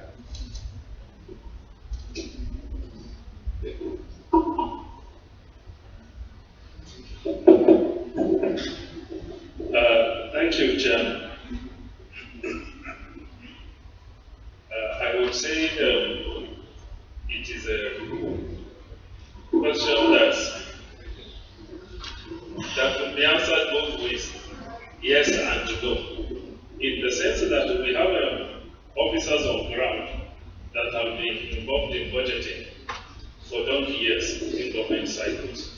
But the issue is, like you indicated, there has been an emphasis on too much looking at the expenditure side of it, rather than sitting down to do proper analytical work right from the beginning.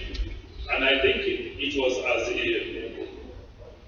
a result of what I may call the disruption of the planning process. In the earlier years, right from the 60s, when we had the national development plans, there was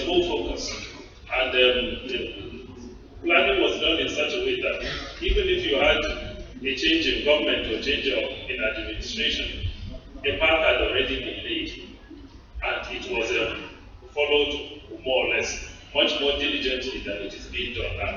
Now, over the last maybe 5-10 years, when we began to go into the rolling plan and the MTech, the plans now became much shorter, and it actually became more of an issue of roll off 1 year, rolling 1 year, rather than to sit down to articulate the policies properly. And the sad thing about it was most of the MDs were thinking of budgeting in terms of looking at it incrementally. And so, instead of having a critical priority areas, the funding was being spread too thin. And instead of, say, having a 4, 5, 6 critical projects that you completed, you may find 15 or more programs or projects in one ministry, and each of them were having an incremental addition. And so of course, it now affected the psyche of the planning and the budgeting officers. And so I think the critical thing right now is to have a change in mindset. And that's an area the national planning and the budget office have been looking into together with the assistance of FEPA from the United Kingdom. And a workshop is going on right now, a 1-week workshop, which will involve the key project and planning and budgeting officers of all the ministries to ensure that they tune in and align with the thinking of government. And so, to answer your question, I would think the capacity is largely there, but it needs a reorientation and refocusing of the officers. The officers who can do the jobs are there, but of course, they have been looking at it the other way around. I think I'll stop here. So. Thank you very much. I would ask a follow-up question there. And for the audience, I'm sure you know I'm speaking from experience, having been finance minister and national planning minister.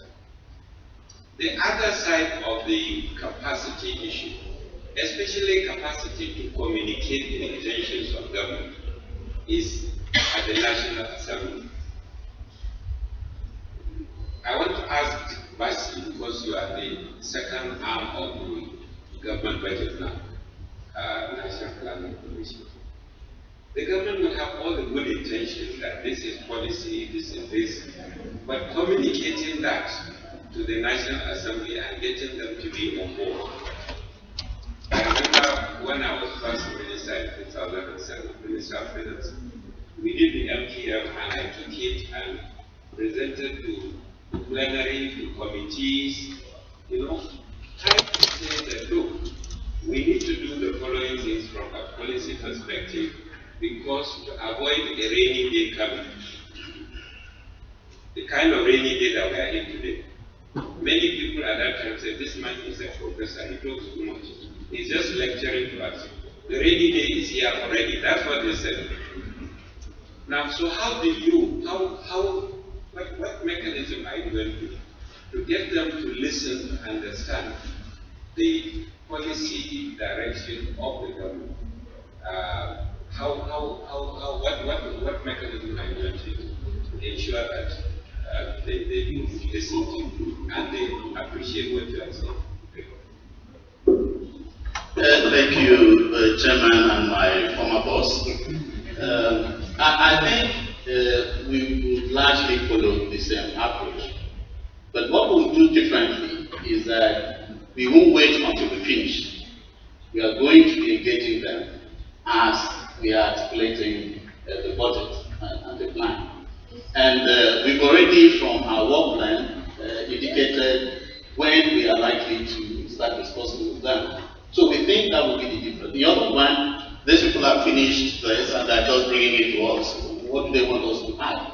But when we take them on as we are doing the process and showing them why we are doing certain things, I'm thinking we will be able to make much more progress than we did.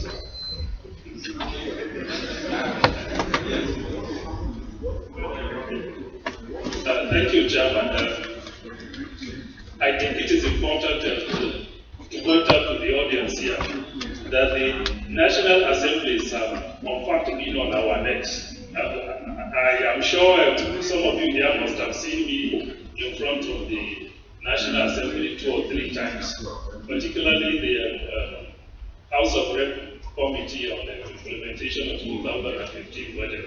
And I must say, you have a set of very eager and young officers that really want to know what the budget is all about. In fact, at a point, we had to tell them, well, the government has not yet concluded its positions on certain issues like to do with the supplementary budget, and so it is premature to release any information to you. But it has been agreed severally, especially at the Vice President level, who has been overlooking the preparation of the 2015 and 2016 budget, that as soon as we conclude our figures, the next thing is to begin to include the National Assembly so that we carry them along very early, right from the beginning, rather than just giving them a paper like fair complete to ask them to go and consider and pass. My advice, honestly, would be 2016 budget is literally, I mean, you don't have any time at all. Do what you can with 2016. But start 2017 budget preparation very early, so that if by March next year you place before the National Assembly the proposal for the 2017 budget. So that's what happens in the US. The budget is taken to the National Assembly at least 9 months before that. So there is enough time to discuss the policy implications and do all the negotiations and the pork barrel, whatever needs to be done. So that perhaps by 2017, we can begin to have a proper budget in this country. Let me move on to Gary. As president of the NESG, I think when I came in I came in the last session where the summary of the discussion so far was being given. There's this tendency, I had a lot of government should do this, government should do that, government should do that. This matter had come up before, so I have 2 questions for you. I didn't quite hear much of what the private sector should do. And as Minister of National Planning, for the 4 years that I covered this conference, I made sure that the decisions that I made here, I took them to the Federal Executive Council for consideration. So, you cannot, at least I did my bit of taking your views from here to the government. But the problem always is government should do this, government should do that. What is the private sector going to do? Well, that's the first question. The second is all this anti-corruption stance of this government. Everybody is praising the government, President Buhari, and we want to support him. What is the private sector doing to support the anti-corruption stance of this government? And I'll give a specific example. As Minister of Finance, you are buffeted by everybody. The ministers are after you. Everybody wants more share of their own MDA. The National Assembly is after you. The private sector, you guys, under one group or another, you are coming to lobby. So the first thing that we did, my Minister of State and I, in 2007, this is not even been generally known, is we declared our assets publicly. We were the first 2 ministers in this country to declare our assets publicly. So, and this is following the President Eradu at that time, who had done so also publicly. Now, so here we are, the private sector, at least we going to make a statement at the end of this that calls for every minister, because they are being considered now by the National Assembly, to publicly declare their assets? It's not a requirement of the Constitution, it's not a requirement of law, but it's a requirement of morality and ethics. So, are we going to make some statement here? Mr. Chairman, thank you. It's quite interesting. I think I'll take the second question even before my first, and that is that I think the moral compass has been put properly now, with both the president and the vice president declaring their assets. And I would imagine that anyone who is appointed or given a presidential appointment in this administration ought to follow the examples of the two people at the top. Of course, we have had a situation just 4 years ago where the president was damning the rest of the electorates on declaration of assets. Now, to me, that basically is where we ended up losing that direction. And in the private sector, there is CBI, Clean Business Initiative. There are also other UN related anti-corruption organs that private entities are supposed to ascribe to, because the key is that it takes two to tango. And when it comes to corruption, it's not just public sector, but also the private sector may end up becoming a catalyst in that dance. I think yesterday's presentation by the former Prime Minister of Georgia, where he was saying that by 2003, if there were a World Cup for corruption, the finals might be between Nigeria and Georgia, and he was sure that Georgia would beat us. And within a period of 10 years, that country has gone up amongst the top 10 least corrupt countries on earth.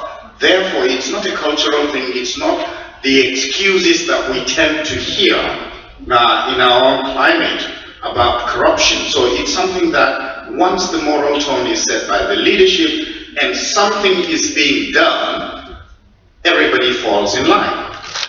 Now for the second question, but before I even touch on that question, I want to say something about generally on budget planning, etc., etc. One is that one of my, by the way, I'm a nuclear physicist by training. One of the remarks that I really like is from Albert Einstein. He said it's some kind of madness for you to continue doing the same thing and expect a different outcome. As a nation, when you look at the chart presented by the Executive Secretary of NPC, and being a numbers person, I was trying very hard to read, but it was very clear to me. 450 to 2,000, that's 5x. If you look at that of Singapore, 2,000 to 60-something thousand, that's practically 30x. So, in terms of speed, Singapore was running at 30 times more, and we were running at 5 times more. I mean, do you think we would ever catch up with something like this? We have to be very realistic. So the acceleration or the pedal, we have to push the pedal harder. And some of those things that we need to do in terms of pushing the pedal harder in this vehicle so that we accelerate are some of the things we're discussing right now. Strategic planning. Strategic planning is key. The planning ministry must have the capacity and capability to execute on plans. Zero-based budgeting is something that the private sectors are used to, right? Because you have to align. There has to be a line of sight between what you say you are going to spend next year with the overall strategic objective of the organ or the entity you are in. So in this space, it's the entire national economic planning. And I am glad that the DG Budget Office was even saying that we shouldn't spread ourselves thin. At times, a part of strategy sometimes is not about what you want to do. You should also be clear on what you are not going to do, right? The executive-legislative tension, to me, is healthy. That's part of democracy when it comes to budgeting. However, I do have doubts because there is the national planning as part of the executive arm. There is no corresponding, the budget office, the national planning, but there is no congregational budget office where there has to be an independent set of analysts within the legislative arm that would independently do their own analysis and come up and then ascribe to the strategic plan. In which case, what you now find is that the executive and the legislature would face the same direction and move in consonant with the strategic objective of developing the country, right? But having said that, what is the NESG doing in terms of in execution? One of the things we have done, both with the presidency and the National Assembly, is that we promised, and they have also given us that promise, that we would have joint committees whereby periodically, and the suggestion is 4 times a year, where we will sit down, no press, no media, and have candid conversation around some of these outcomes and initiatives and the economic strategy of the government. I think that would be a healthy discourse over the period of time, and the lessons from that would only be able to improve the processes. Thank you. Thank you. Time constraint, unfortunately, because we have 2 other, and we want you to also participate. But I think, honestly, the NESG would be losing a grand opportunity if, by the end of this summit, we do not come out with a very, very strong statement that so shows our support for the anti-corruption stance of the government. And support in very practical way, maybe calling for this, supporting the public declaration of assent by ministers, but on our own side, what are we doing as well in terms of this clean business initiative? I was in the meeting in London of the monetary policy, the EMT, where the initiative was started, and I think President Jonathan. The private sector was supposed to lead this initiative. How many companies have signed up to this? And I think NESG should lead the effort whereby you say that as a member, to be a member of NESG, you need to sign up to this clean business initiative to say that we will not give bribe. That's essentially what it is. 2 years ago, we had an American company here at this NESG forum that get up and said, we will do business in Nigeria, but we will not give bribe to do business in Nigeria. That's the kind of statement we need to hear from the private sector, because like we said, it takes 2 to tango.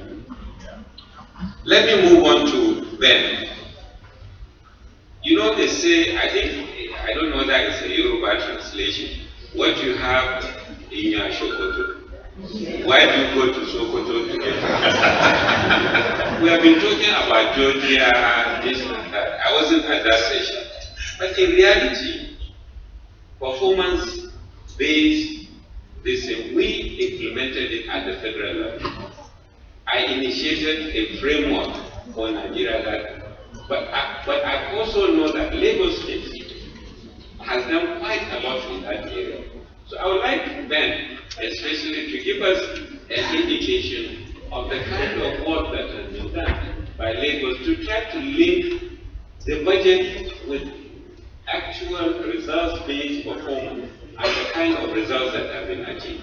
So you left Lagos, you left Abuja, and you went to Georgia. Let's hear more closely. Thank you, Chairman.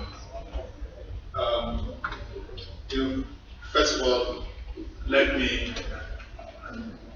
express my, relief that finally we seem to be getting the National Planning Commission and the Budget Office of the Federation really singing from the same page.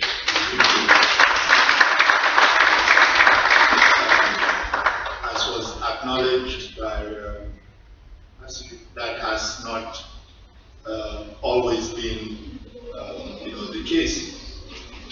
My worry, however, is how sustainable this is.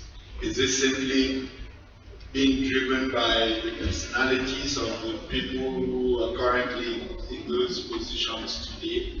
Or is there a way that we can, mandate this? And as I think about it, what occurs to me is the possibility of a structural, in the way these functions are organized at the federal level. In Lagos State, for instance, we have the Ministry of Economic Planning and Budget. And when for the period that I was responsible for overseeing that as commissioner, basically the economic planning and the budget office of the state reported to me. So nobody had the luxury of deciding whether or not they wanted to work together. I hope that we have ministers in place. And Lassie has a new boss, and so that's a new boss. We will not go back to our old ways. Again, I was really straining to see the numbers that presented. It was difficult, it was just tiny, but I was not sure in terms of the 2016 budget. Yes, it's great, beyond term plan, but also of immediate interest is what the 2016 look like, because it will also signal the things are headed in. We got from like the TSA, we hear there's greater transparency on with respect to accounting for government revenues. Is there any indication of the magnitude to which these initiatives will impact the resources that are going to be available for us to spend in the budget, and if so, what order of magnitude? And if we're going to see these resources in the policy framework, the framework going forward, are we taking position, what we want to see with respect to between capital expenditure and the current expenditure? 2007, for instance, the Lagos State budget split was 65% recurring, 35% capital. In 2008, we made a deliberate decision. First, we were going to grow the size of the budget from 274 billion to 490 billion. But what we also then did, as a matter of policy, we moved the mix from 65% recurrent, 35% capital to 40% recurrent and 60% capital. In 1 year, we made that flip by ensuring that the incremental resources available were devoted to capital expenditure, and I think that is critical. But to answer the specific issue that Chairman took, yes, essentially in Lagos we have adopted performance-based, budgeting, framework, where we're basically, really not focusing so much on, and really on, activities, various activities, streams of government and the outcomes and the objectives, and trying to relate the allocation of budgetary resources to these, outcomes.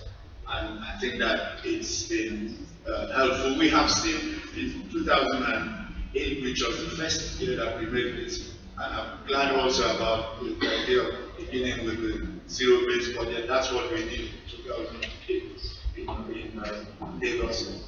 So it's a good place to start. But this whole process, the reforms must be sustained, and they must build on each other. I'm also happy to hear that the requisite capacity in the budget office and NPC is being built. It's not a one shot. It's got to be sustained, and we've got to build on each other. Thank you. Sorry, I have not forgotten you. I think I will come back to you on this, the need for really strong, detailed, analytical policy to underpin the budget. In fact, to me, that should really be the budget. Otherwise, we focus so much on expenditure, sometimes we don't even say much about revenue, or the key policy decisions that can transform the economy without the government having to spend an naira. As an economist of repute, what kind of, they are in the critical period of putting together the 2016 budget. I know ordinarily we should go to Lagos Business School and pay you something, but we want some free advice as part of your own national contribution. What important policy areas would you want to highlight to them to make sure that these are captured for the 2016 budget? Thank you very much. And if we put it very clearly, I would like to start by reminding the Budget Office and the National Planning Commission that the 2016 budget is unique. A very significant way. It's going to be the first budget of the new government. Everyone in this room knows that this government inherited a budget crisis. 2015 budget created a lot of worries about, one, the fact that the revenue level was low. Two, that budget, that what was proposed to be spent on debt and service was more than what was proposed to be spent on capital spending. Now, I think that 2016 budget should begin by clearly addressing how that fiscal crisis is being fixed. And we have the revenue concept. I know that a lot of things have been said about what's going to be done to boost revenue. TSA, as you mentioned, there's not only TSA. We also know that in the last few years, window theft has been a major drain on the revenue. Subsidy has been a major drain. Duty, duty attacks, waivers, and things, drains. It would be nice to let us know what the new government has done relating to these pages, especially the second half of 2015, to put us in a good position to not expect revenue. speaking about revenue constraints and how to resolve revenue constraints. I would caution that a revenue constrained government is not the best place to start doing development planning. You don't have the resources to fund a plan. And the chairman has asked the question of NESG, what will the private sector do? And it's important in presenting the budget and the accompanying medium-term expenditure plan for the government to clearly state what the government must do. Many of the sectors where we have seen the greatest reforms, as the chairman has alluded earlier, for example, telecoms. Telecoms works today not because of government plan, but because government liberalized the sector. So it's important for us to think about which sector do we want to do more of that about. We speak about infrastructure, we speak about the need to diversify, but I am not hearing anything about which sectors that are currently under government monopoly are going to be liberalized. For example, rail. How soon are we going to let go of rail? Because what has happened in telecoms will be very time. The government doesn't have the budget. But the liberalized setting. The refineries, joint ventures work in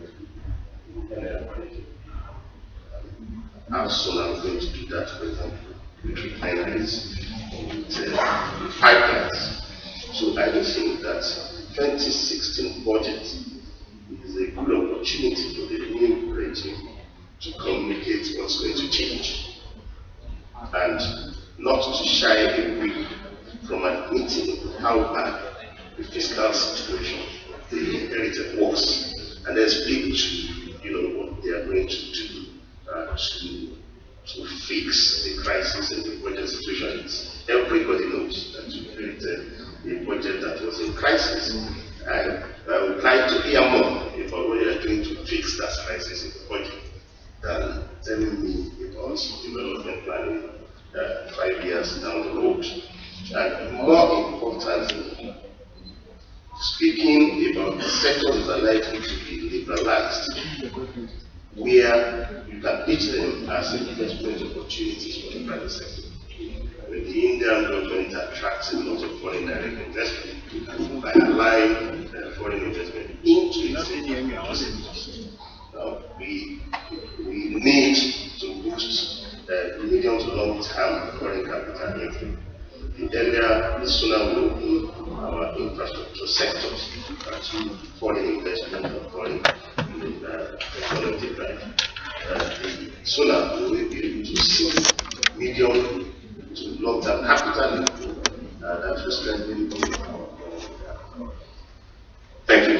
Thank you. You see, he doesn't want to give free advice. I asked him to give us answers. He's asking questions. I think it's only fair that we take at least 2 or 3 questions from the floor, from the audience. There's a gentleman at the back. They are roving microphone. The gentleman. Okay. Somebody has taken. Go ahead. Good morning, Mr. Chairman. My name is Tony Ayode, NES Securities Limited. My question is directed at the Executive Secretary of the National Planning Commission. My question is twofold, and it's based on the medium-term framework. My first question is, the medium-term framework, does it include a population management policy?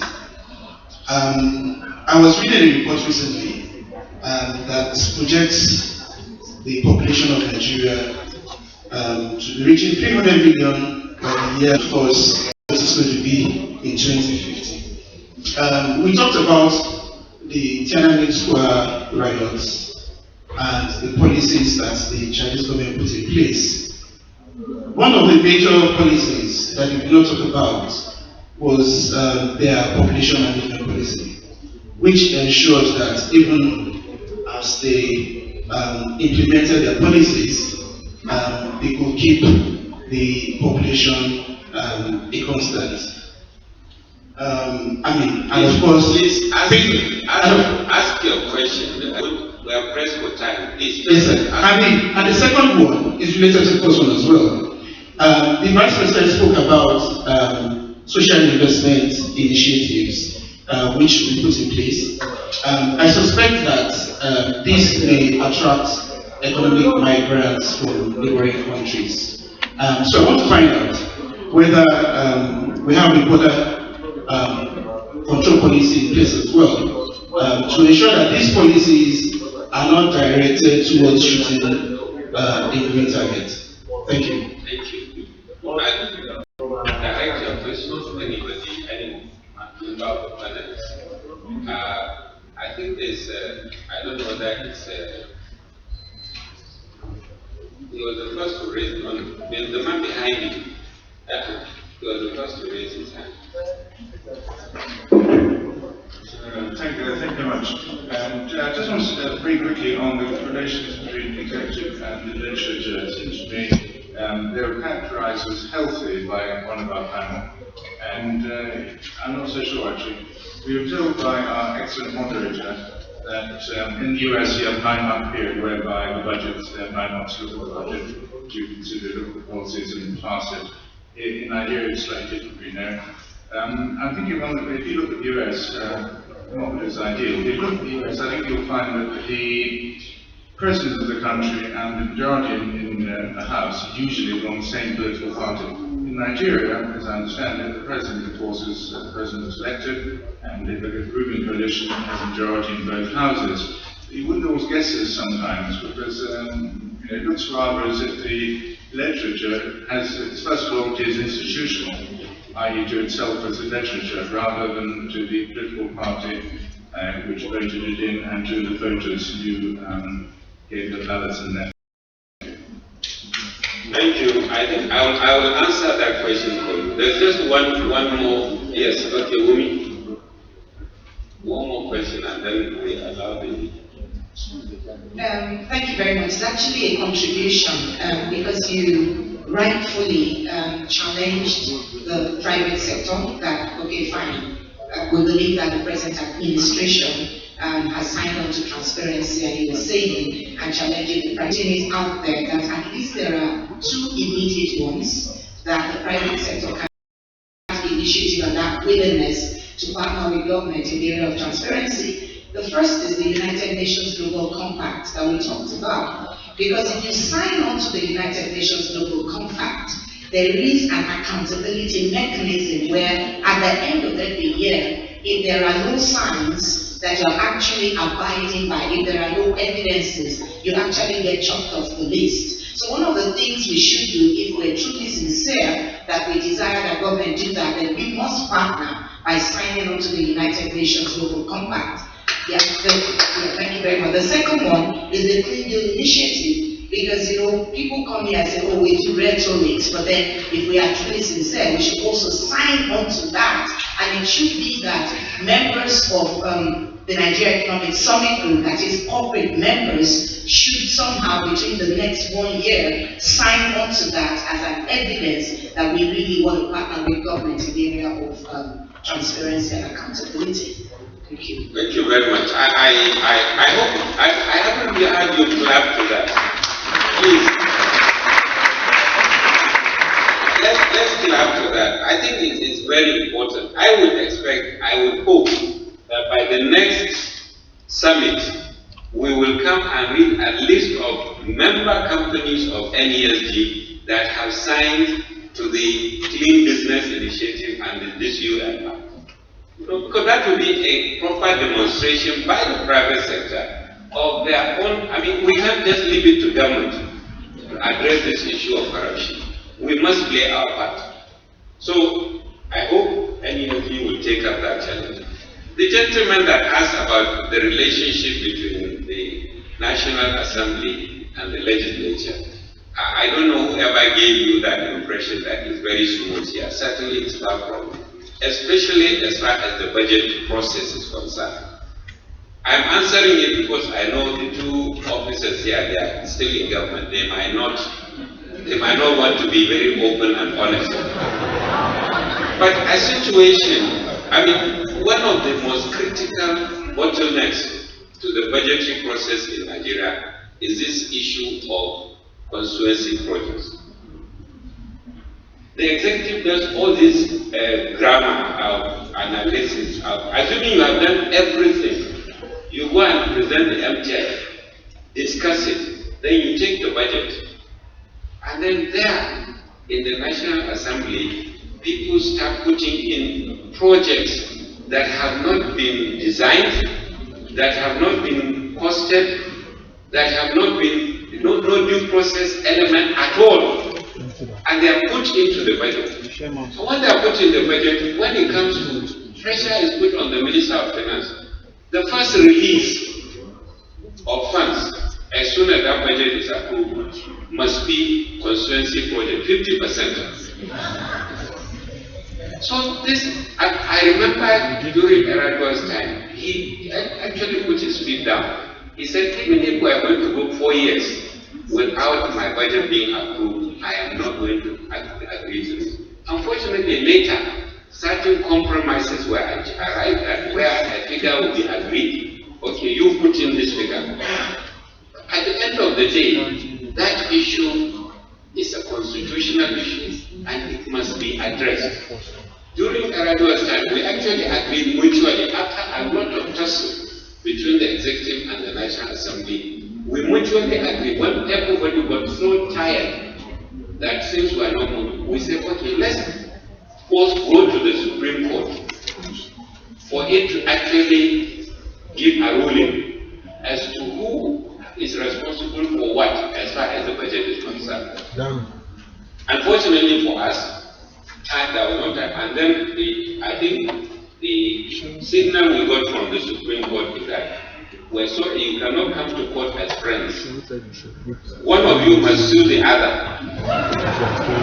And that's the only time we will consider a case. So we are waiting for that day when either the executive will sue the legislature or the legislature will sue the executive, so that this issue is put to bed finally. You know, I know off-barrel budgeting also happens in the US, but not to the extent of the kind. So really, my worry, I wish I was here yesterday when the Deputy Speaker was here. I would have asked that question of him. Are things going to be different? Since the President is different, you know, the Executive is different. I hope the National Assembly will also be different. I'm sorry to take up all the time, but our family, we are about 4 minutes over our time. They put a clock here. But the question yes, sorry, I think it was. Yeah. Thank you very much. I just want to reassure you that population issues are being incorporated into the plan. And of course, we discussed with the National Population Commission on how we get around to doing that.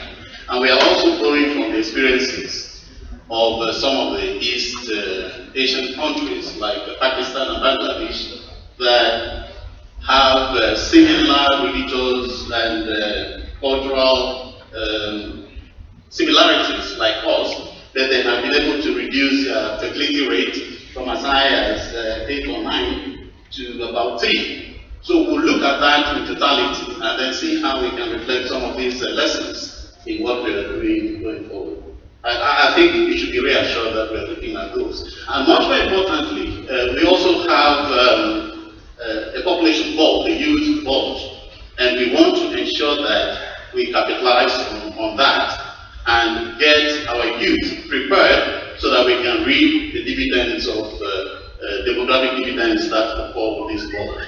That we are also working. That is why we're emphasizing education, we're emphasizing health to ensure that they are well prepared to take on the job that will arise from that. I thank you, sir. I think just a couple of contributions. One from Ben and one from the EGC. Thank you, Mr. Chairman. Since you were not able to get Iron to volunteer policy options, let me volunteer. Lately we've been there to some debate about whether or not we are headed for a recession. Economists have been arguing on different sides. So what is not debatable is the fact that growth is sliding. And in situations like this, I think that an economic stimulus is necessary to basically, spur growth in the economy. Of course, the recent restructuring of state government debt is a kind of stimulus, almost equating a quantitative easing, kind of arrangement. But so I want to know, and I hope that that's part of what the GNPC and the budget office were looking at. There's also the fairly ambitious social protection programs of the new administration. These have to be funded. Therefore, as we think about how these are going to be funded, in spite of the projections from the bump revenues from NESG and transparency, I'm not sure whether these are going to be sufficient to really, drive these programs. So perhaps it's time for government to seriously look at this elephant in the house called, fuel subsidies.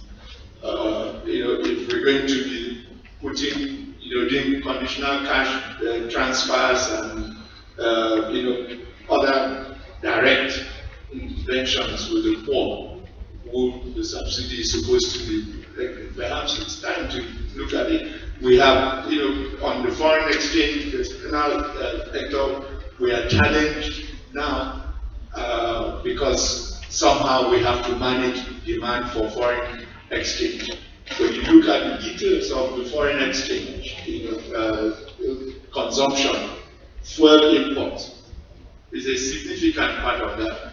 It is not clear that all the fuel that we're importing is being consumed here. So we're spending Nigerian foreign exchange to fund fuel importation for the neighboring countries, some of who have closed down their local refineries and basically relying on us to import this thing and pay for it in foreign currency, and then people run them across the border and those things. So that's something that we must confront if we're really going to, meet our medium-term fiscal objectives.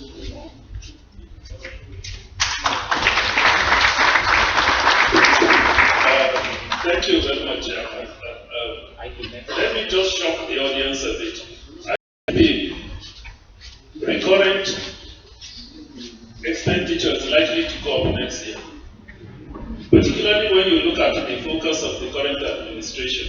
Some of the programs and projects they are going to will have high impacts on capital, but they're actually recurrent in nature. Things like the conditional cash transfer, the school feeding program, and the graduate scheme, and so on. But of course, it is not in the normal component of expenditure of the budget that we are using, and so on. I think it is something that we should all have at the back of our minds. And then, of course, the issue that was asked,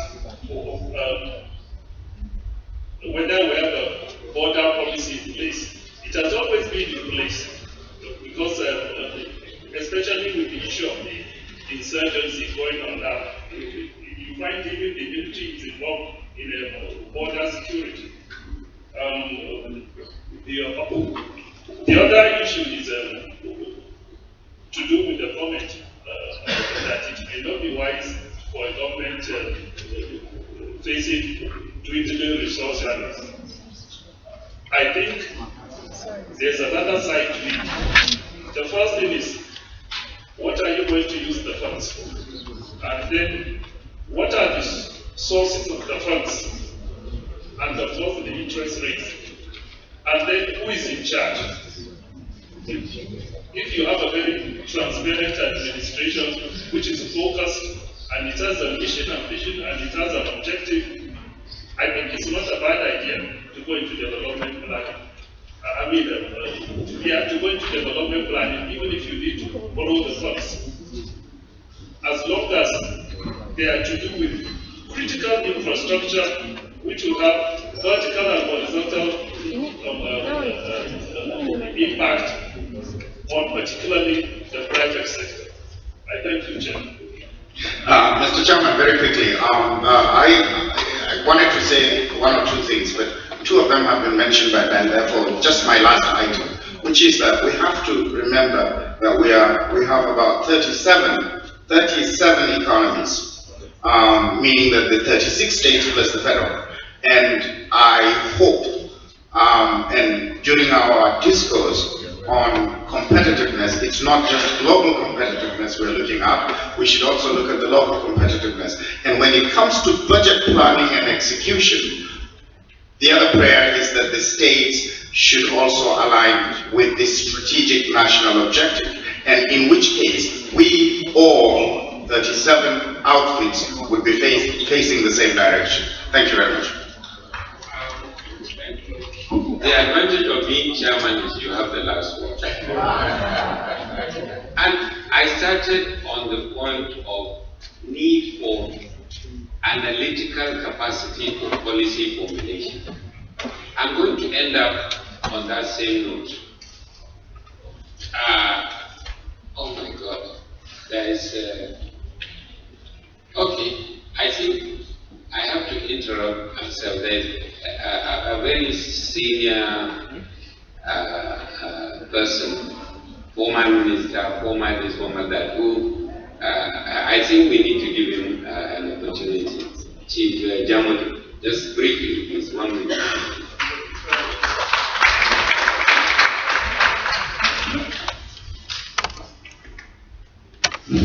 Thank you very much indeed, Mr. Chairman. I will go straight to my point. I was particularly amused when Mr. Kabuzi spoke about stimulus in the economic budgeting process this year. Within the private sector, there are two areas that have made progress over the years. The last 2 years have been promised on a number of occasions that the entire process will be reviewed. Number one, exports. There is treason in place, and up to today, the government has considered an export expansion grant initiative put in place in order to diversify our earnings to include export of non-oil sectors. It is a process which we visited a number of times. We said, parent, we let government to in fact go into what is called forensic audit. But up to now, we have not seen the result. Up to now, manufacturer exporters are bleeding under the weight and the load of what supposedly is owed by government. I think there is the need for government to make a pronouncement so I don't know where we are. Will proven liability be converted into bonds or what? Manufacturer exporters are bleeding, and I thought I should say this. Long director of budgets there. Number two, exports free zone. Initially put in place export to earn forex. Today, they get all the incentives they produce and sell 100% in the local market. Nobody is saying no to it. But the process of doing it, some of them are done at a big disadvantage to the local manufacturers. Manufacturers who are operating in the country. We've spoken about them, they said they identified the problem, and today it's still work in progress. It's not been addressed. So those two things, among several others, we need pronouncement in this project to re-establish confidence in the minds of private sector operators. Thank you very much. Thank you. In conclusion, I was just like to end with the same stanza that I started, which is the need for detailed analytical work to underpin policy and government action. And I'll give you a small instruction of something that happened recently. The implementation of the TSA, Treasury Single Account. Any economist will be able to say that, look, if you did that, immediately the impact on liquidity is going to be so much, and the likely effect on the stability of the banking system. I worked in CBN. I know that probably the largest and some of the best economists that this country has are in the CBN. They'll be able to crank the figures. And so, and the president is busy. This is the kind of thing we're talking about. If he says, go and implement the TSA immediately, somebody should have cranked up the figures and said, Mr. President, if we did it this way, this is the implication on liquidity, on the banking system, and so on. Therefore, let's do it this way. Let's be careful. Otherwise we will always be doing this. What do you call it?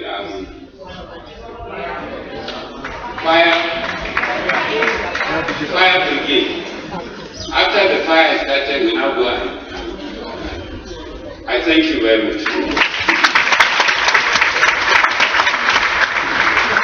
On behalf of the panelists, I would like to say thank you to the NESG for giving us this opportunity to conduct this session. Thank you very much. Thank you.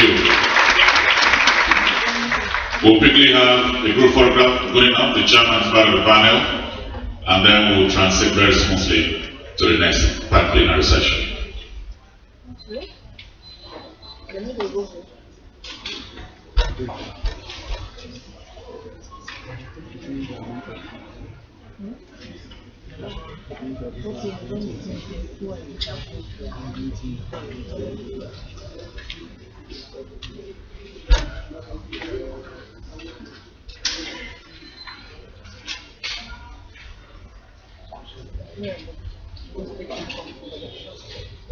Thank you very much.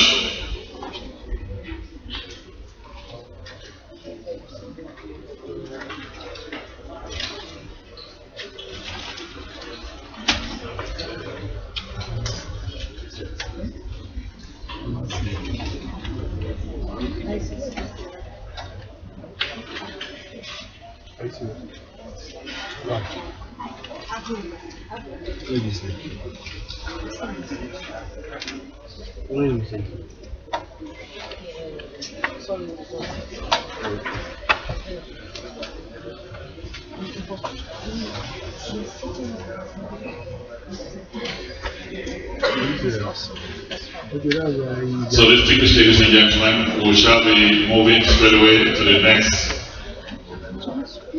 plenary, which will be on sustainable solutions for peace and threats to human security. I'm sure our panelists are ready in the house.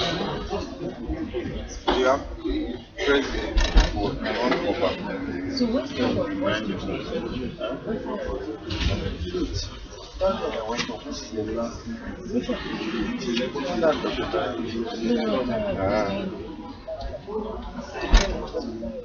So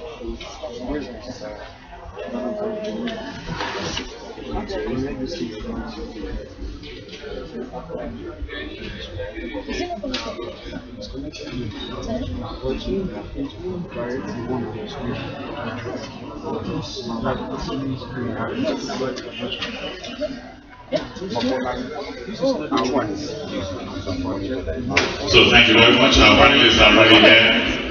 Let me very quickly welcome our moderator, Dr. Ndidi Nnoliedozie, Chairperson, Strategy and Execution Limited, to please take her seat on the podium. Thank you very much. The background presenter will be Dr. Tayo Adeloju, Institute of Workplace Development. I'd like to welcome him to the podium, please. Thank you very much. Keynote to be delivered by former Minister, former permanent UN representative for Nigeria, and now founder, Savannah Center for Diplomacy, Democracy and Development, Professor Ibrahim Bakari. Let's appreciate him with a round of applause, please. Thank you very much. That was very diplomatic.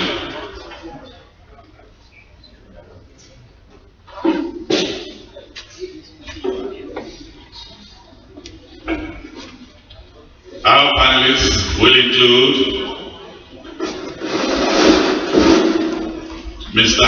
Innocent Chukwuma, representative Ford Foundation. Let's appreciate him. Thank you very much. Thank you.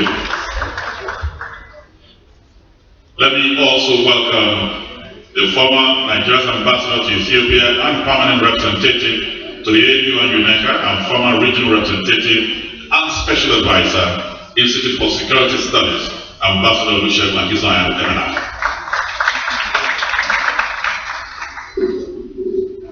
Also to join us as the country director of Plan International Nigeria, Dr. Hussein Abdul. And then the former secretary of the ICPC and retired federal permanent secretary, Ministry of Works and Police Affairs, Dr. Tukuru Bello Ngawa, also join us.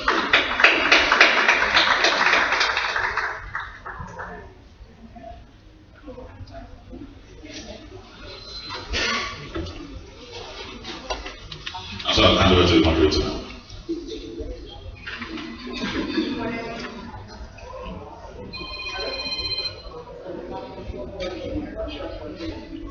We're going to start with the presentation. It's my great pleasure to invite the second member to present the keynote session.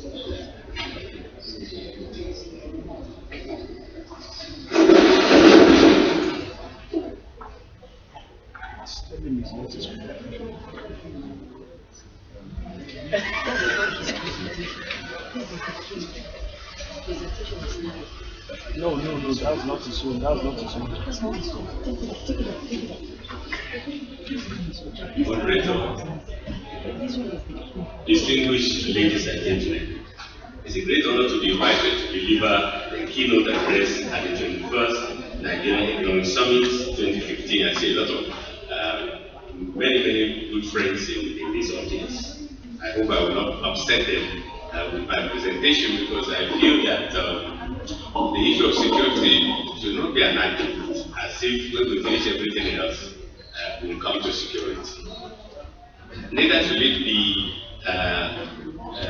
the first thing we must do and finish before we discuss or address social issues. But I really like this topic which I've been asked to speak on, which is sustainable solutions for peace and threats to human security. And in this regard, I think it should be stressed from the beginning that this should not be seen as mere absence of war or violence. Rather, this is fundamentally about protecting and defending human security in all its aspects. Human security, therefore, encompasses non-military threats, and I'm speaking more about non-military threats to security, such as environmental hazard, social and economic conditions, transnational crime, affecting the individuals, community, and states. In other words, my argument is that while the state may be physically secure, there may be human insecurity within its borders. So if the state is physically secure, but the people are insecure, then how could we see that as enhancing national security? And that is why I was particularly happy that we have some benchmarks and some pioneer studies by the United Nations Development Program. The first of their Global Human Development Report was launched in 1990, and it defined human development as being about enlarging people's freedoms, their choices, and their capabilities, based on the assumption that when human development advances, people live longer and live healthier lives, better educated, have more income, and can live in greater dignity. That is how we build the foundations of national security.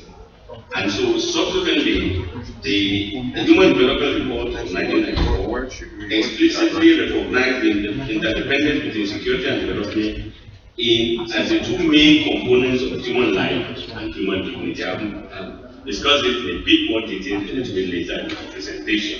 But at least, and I want us to remember this, 7 dimensions of human security: economic security, food security, health security, environmental security, personal security, community security, and political security. Because security is a prerequisite for survival, for the progress and happiness of the man.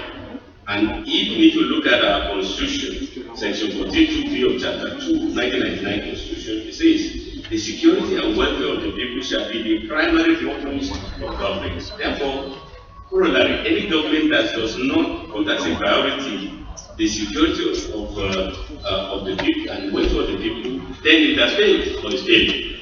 As a matter of fact, failed states or failing states are those that fail to provide for the security and the welfare of these people.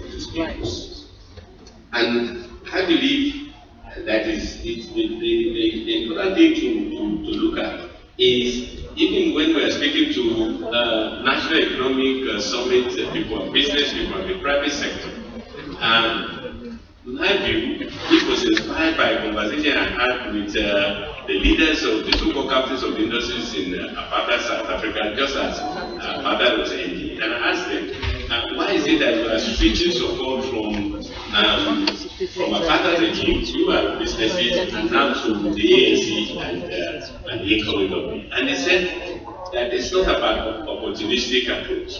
They used to think that the business of business was simply business. But they now realize, or they then realize, that the true business of business is to stay in business.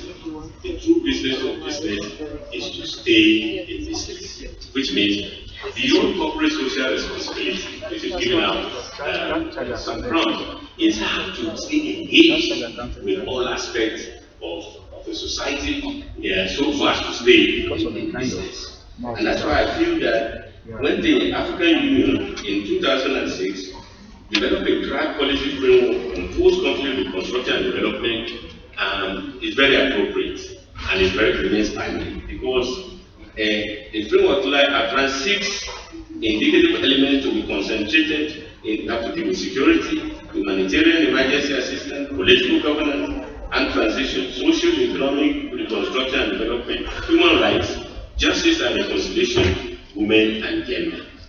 And that approach of a comprehensive look at what constitutes national security, human security, was endorsed in many ways, in my view, by the seminal report, and you must excuse my bias, because by 2 Secretary Generals of the UN, who I happen to work for and work with. Brutus Gallium was the first post-Cold War Secretary General, and he had the agenda for peace, which is reduced, in which he argued that there can be no development without peace. And then he followed it up with an agenda for development, in which he argued that there will be no durable peace without sustainable development. And it was Kofi Annan, the second Secretary General from the continent of Africa of the UN, had a larger freedom, where he argued there will neither be durable peace nor sustainable development without the respect for democratization and human rights. In other words, the people must feel a part of government. People's rights must be guaranteed And that is the only way, and we must choose the government which we want to live in a fair and fair process. That is the only way to guarantee or sustain both durable peace and sustainable stability. And if we look at what has then happened to security post 9/11, another dimension, terrorism, violent extremism, irregular armies, non-state actors, which were not envisaged in the post-World War II, post-Cold War era, but is now a fact of life, not only in our country, but also all over. And to combat those kind of threats, you impose challenges that requires timely intelligence, accurate and creative approaches, sound strategies, both at the national, sub-regional, and continental level. Because you see, terrorists don't respect borders. Therefore, to fight them, even physically and militarily, we cannot respect borders in the sense that we have to work across borders and have a cooperation of several actors beyond national boundaries in order to address them. Now, if you look also that the major challenges that will be having in our country, impacts of human security as the basis for policy decision making, for economic planning, and for strategic thinking, just simply thinking about it. So I'm going to jump all this. The Prof has already defined the thematic areas of human security: economic, food, health, environment, personal, community, etc. Peace cannot be kept by force, it can only be achieved by understanding. So what kind of understanding do we want to create in the room? Security. Human security then forms the... Human security now forms the second dimension that creates some mutually inclusive domain that covers the sphere of peace. Okay? Which is what we are looking for, sustainable peace. Now the big question here is, which should come first? Well, none. Each reinforces the other. But basically, if you look at states that have great national security, great armies, people are not necessarily safer. Human security, therefore, has its own critical elements. Now, let me storyboard quickly 2 scenarios, one in the Northeast and one in the Niger Delta, to create some sets of terminologies. So let's first look at Northeast.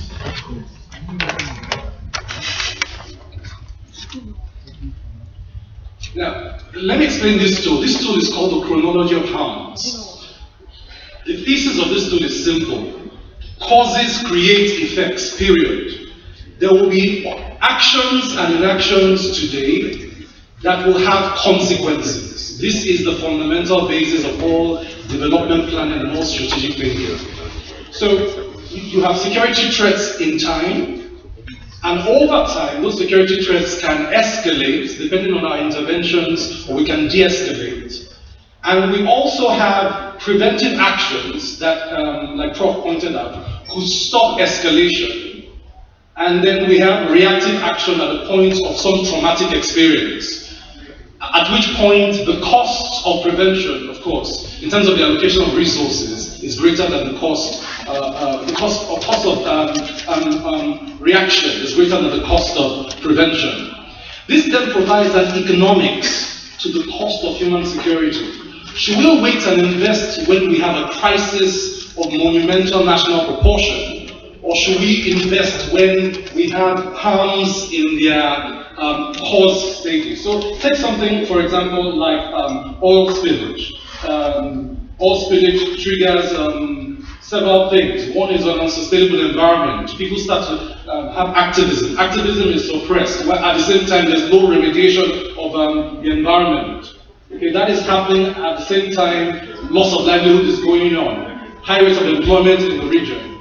Okay, corruption is then a factor that comes to play in. Notice that each of these factors can be standalone threats. But notice, well, we cannot resolving conflicts, increase in political violence because youths that have no work become toys and tools in the hands of politicians. Gang violence increases. And what do you get? You get Niger Delta militancy. Now, most of the time is at the point of traumatic manifestations of threats that we begin to run around trying to spend money. The economics of human security says that if you stop the causes way back in the chronology of harms, you stand a better chance of managing resources in the future. Now, today we stand at a place where there was a Niger Delta militancy in 2007 that birthed certain solutions. An amnesty program supported by an institutional framework called the Niger Delta Ministry, supported by a planning framework called the Niger Delta Development Master Plan, supported by institutions that were resourced to bring a holistic halt to the point of the traumatic experience. If that fails, they are a new set of causes that are set in motion for new set of outcomes that will cost more than the amnesty has already costed us. Do we understand? Now, let's take a northeast region experience. So this is for the Niger Delta.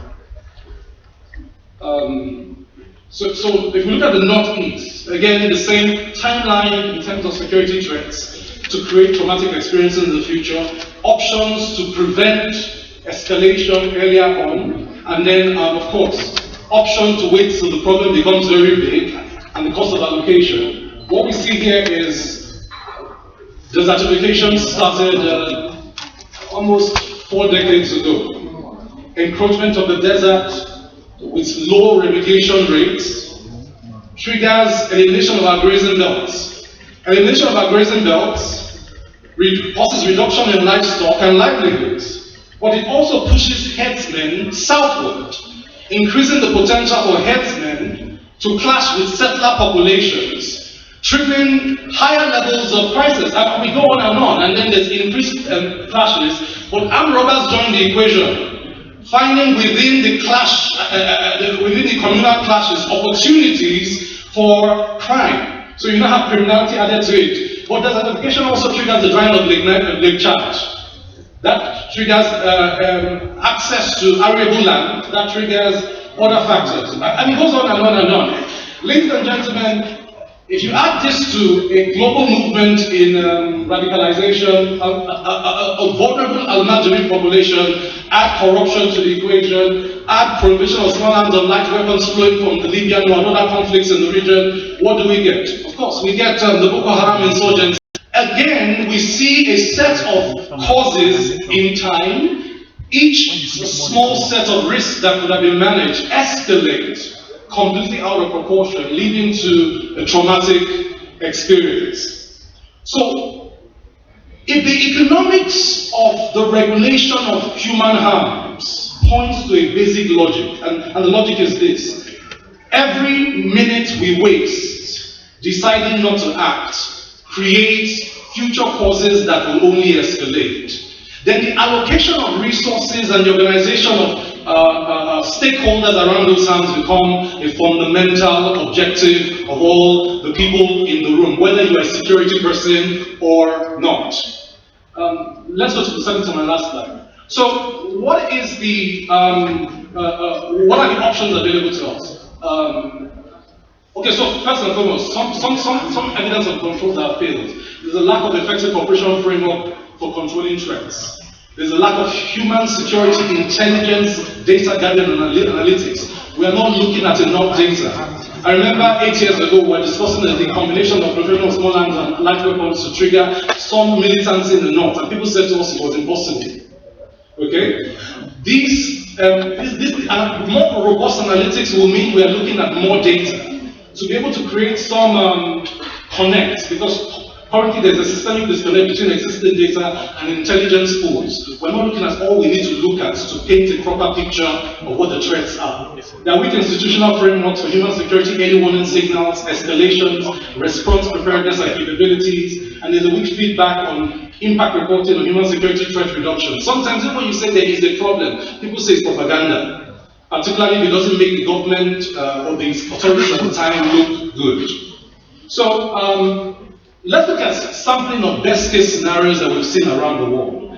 To have sustainable security, first thing is that we must be able to map and scope the threats. If you look at all the causes we've looked at, there's a common trend.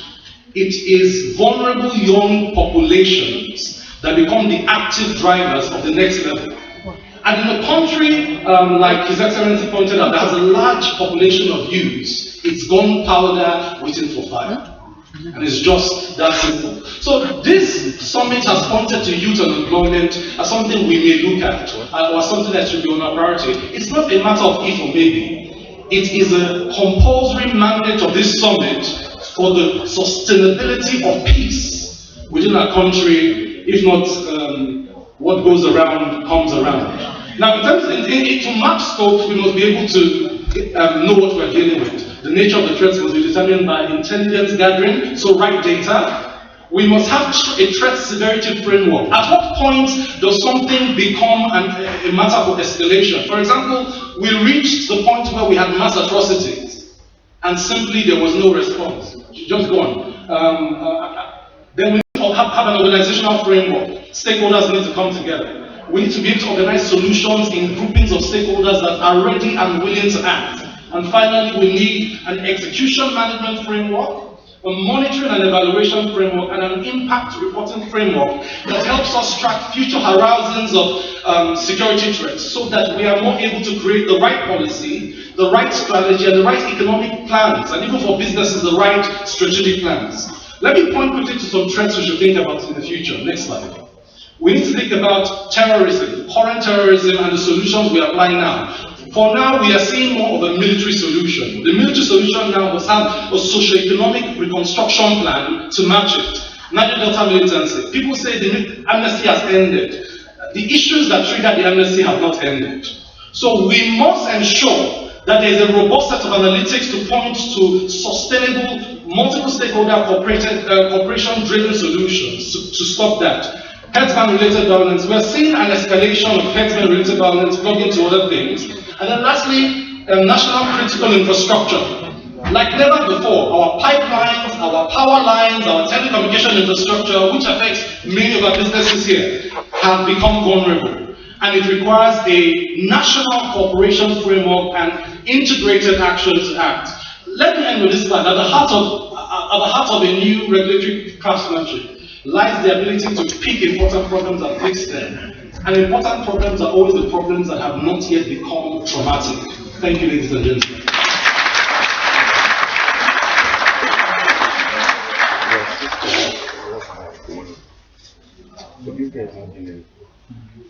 Well, Your Excellency, distinguished ladies and gentlemen, this panel discussion will continue. We want to say a huge thank you to the Secretary, to the Government of the Federation for being with us here. I'd like to officially welcome in our midst the Secretary to the Government of the Federation, Engineer. I welcome you, Your Excellency. Welcome. Thank you very much. And so what we'll do very quickly is the presentation of the conference report to His Excellency the Secretary of Government of the Federation, and then we'll quickly come back to the panel.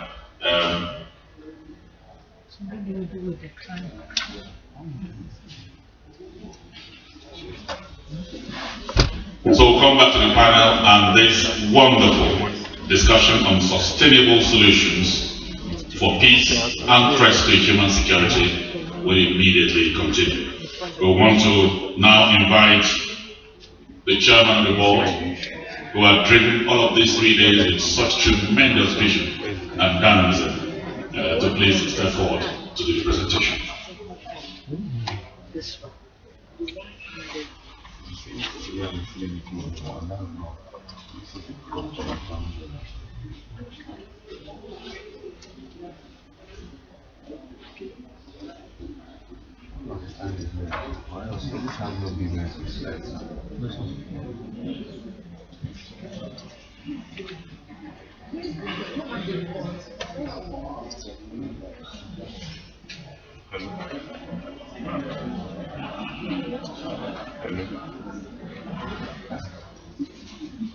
Have you called me earlier?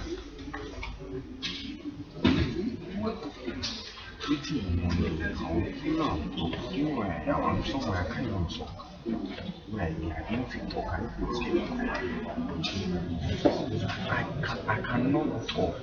where I am. I have to see my voice now. I can't talk.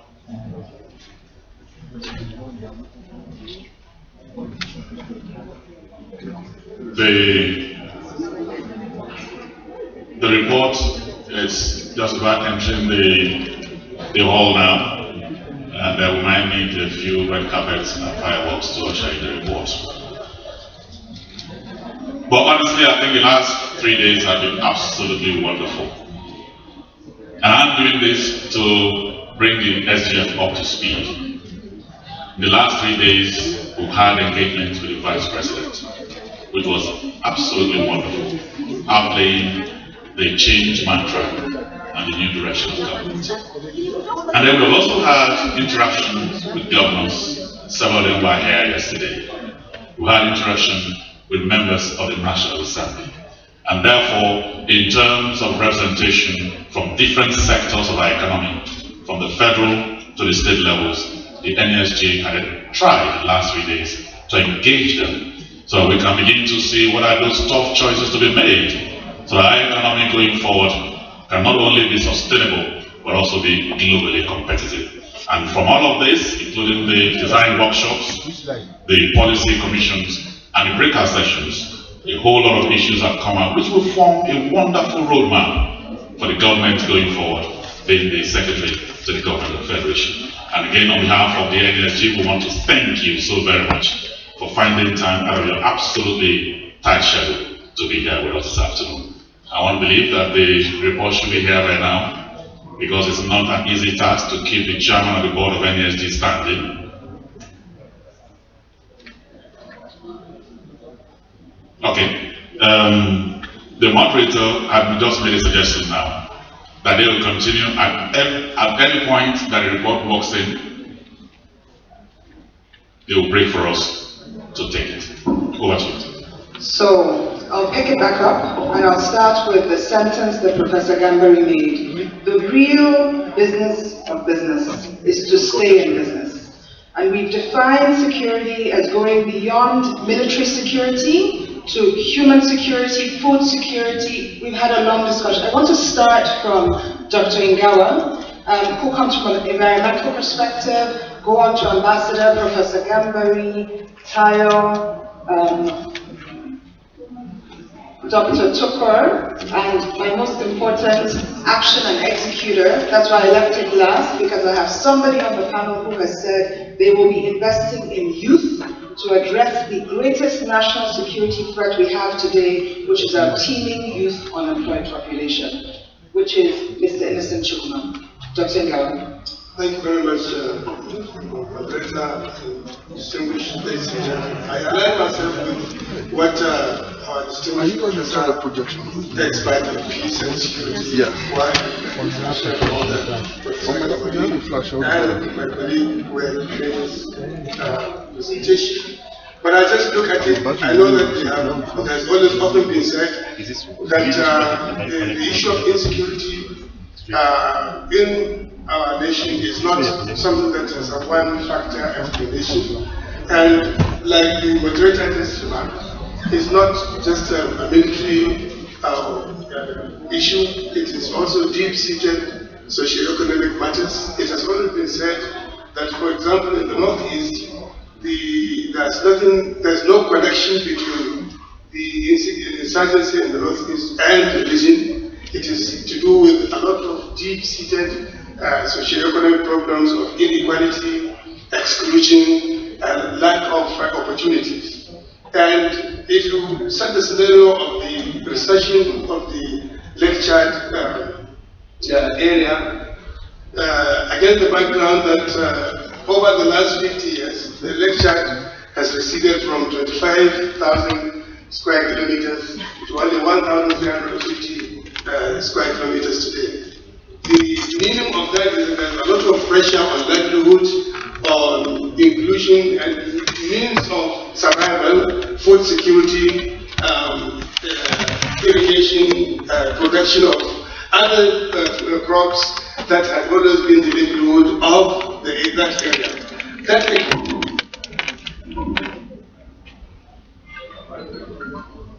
That was me, partly. I didn't actually mean to stop you, I didn't think it would. But since I have, I want Ambassador Kisonya, can you speak quickly about security going trans-border, trans-state? You have a lot of experience in Ethiopia, if you can speak briefly about that. Yeah, thank you, Madam Moderator, and Secretary to the Government, Your Excellencies, distinguished ladies and gentlemen. First of all, I want to appreciate the NES for having me here. I was part of the NES at the inception in 1993 as a representative of the Ministry of Foreign Affairs in the prosecution of economic diplomacy. And I'm happy that the NES is raising the trade as a platform for deeper reflections on our economy. Having said that, peace and security has become an essential element of global and intercontinental discourse. Our President, His Excellency President Muhammad Buhari, highlighted this at the UN in his address at the last Congress in identifying the SDGs, which item 16 of the 17 goals are zeroed in on peace and security and sustainable development. I said peace is central and is at the core of our involvement in combating Boko Haram. I believe that Mr. President was sending the right message to emphasize the nexus between peace and security. There cannot be development without peace. There cannot be peace without development. At the AU level, and I'm coming from the point of Africa, as the former ambassador to Ethiopia here at the EU, and with my post-retirement engagements in Ethiopia, I can see the fragility and the effort that a country like Ethiopia, that is a miracle in the achievement of the SDGs. Ethiopia is a developmental state. And in spite of all the problems around that country, Al-Shabaab has not had any impact. And because having against security was never touching business. I can see the fragility. A problem, and Nigeria has been interested in values, tradition, and interest. And the people who have asked me to transboundary threats. Apart from there, it is a developmental state. And in spite of all the problems around that country, Al-Shabaab has not had anything. And because of the microphone went off. And in that context, what I wanted to speak about, also in terms of the North, carrying on from Dr. Egawa, and moving to Dr. Tukur, just briefly, the issue of pastoralists and farmers, which we spoke about briefly yesterday. Yeah, thank you very much. I think the initial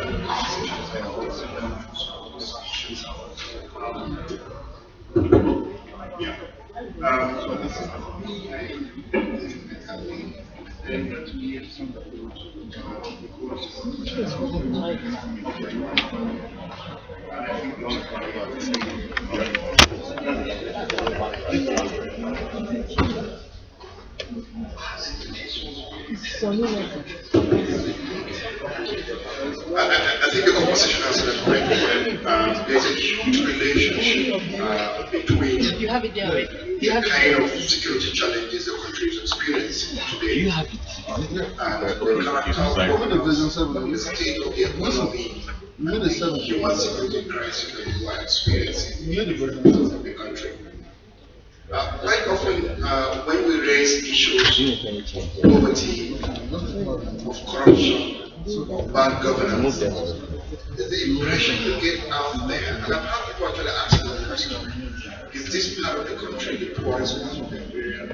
Or are they the only people who are poor? Why should poverty be a basis with it? The idea is not to rationalize or justify any kind of violence. Quite often, when the context of this issue is to say that you human insecurity makes them susceptible to different kinds of manipulation, including whether it is ethnic, whether it is religious, whether it is any kind of manipulation. I'm going to. Their vulnerability to be exposed to and their ability used to by this. And the second question that we actually need to be much more. If we actually have to deal with the challenges of security, So how do you pick up that? no, he's taking it with a flash. Solve the problem of violence before we go to addressing the key problems of people's, or what we call human security and their availability of those details. Thank you very much. I'd like to quickly invite Chairman Paul now to present the report.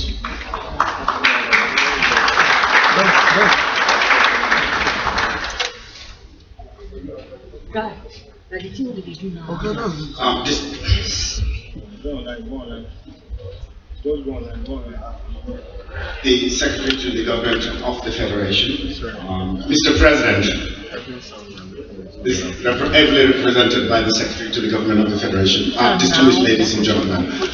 It is customary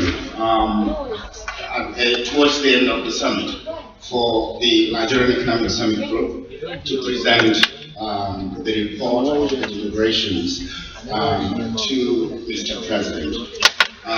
We would like to make a formal presentation, and the more comprehensive report will follow on, and then we will continue the discussions or the dialogue with the government as the year unfolds.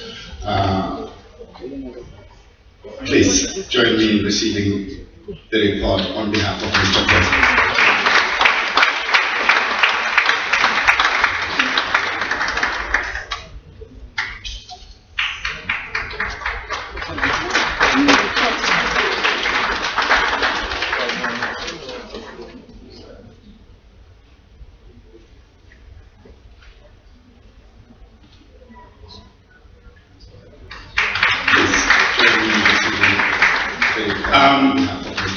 As busy as the SGM is, I have extracted a bit of time from him to say a few words on behalf of the President.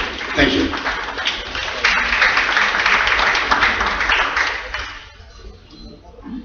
Our create an indulgence to stand on the existing protocols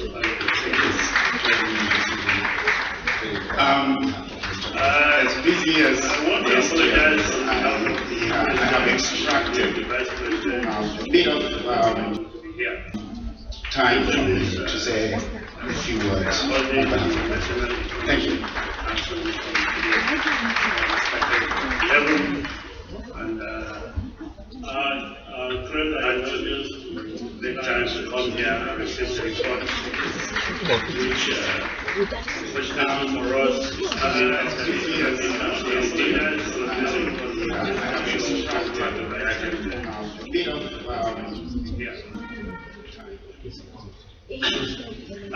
also, I'm lucky to be here at this very time when you are discussing economy and security. And I'll give you a testimony. As an engineer, I get intrigued by economies who we consider local to rich people. I come from the northeast region. Specifically, I come from Adamawa State, home local government. I was born there. But I grew up in Maiduguri. I went to school in Zaria most of the time. Now, the issue of economy and security is a practical thing for people of the Northeast. For almost 6 months last year, I could not access my local government all the local governments in Adamawa State. 5 local governments in the northern senatorial zone lately taken over by insurgents. 2 local governments in the central senatorial is mine, and the next one is West lately taken over by insurgents. My house was the headquarters of one of the abused. So for 6 months, I was an internally displaced person. Within that period, 4 people, my younger brother and 4 brothers were on admission in the hospital in movie. The next in town,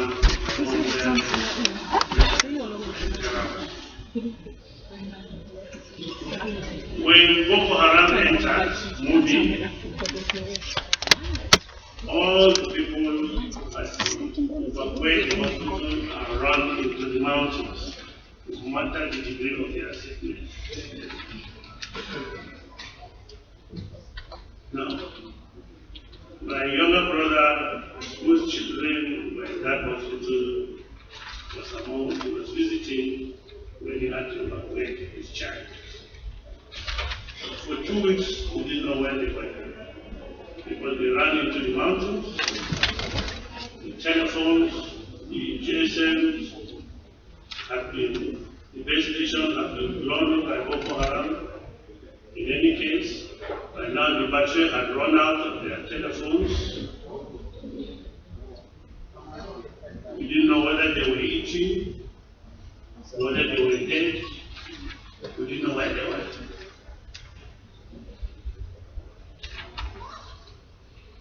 The total number of cattle in my village, everybody was a livestock, was 385.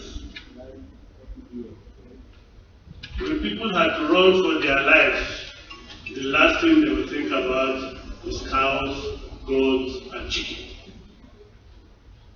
So they were away for 6 months. When we eventually recovered our land, our homes, we didn't know, up to now, we don't know where those things are. We ran away in October, November, at the harvest season. At the time we came back, we didn't know what happened to our farms. So to us, the issue of economy and security are personal issues. They are not academic. Now, we begin to wonder how we are going to survive economically. Through our last year, we did not harvest anything. Through our last year, we had no livestock to sell, send our children to school, if the schools are there. By the way, there are no schools, because they are either burned down by the insurgents, or the instructors, the teachers have been killed, or the students kidnapped, or whatever. When you hear about these Chibok girls with varying numbers, 2 of them belong to my cousin. We share the same grandparents. The pastor that was teaching in Chibok, his 2 daughters sitting an exam when these people came and took them away.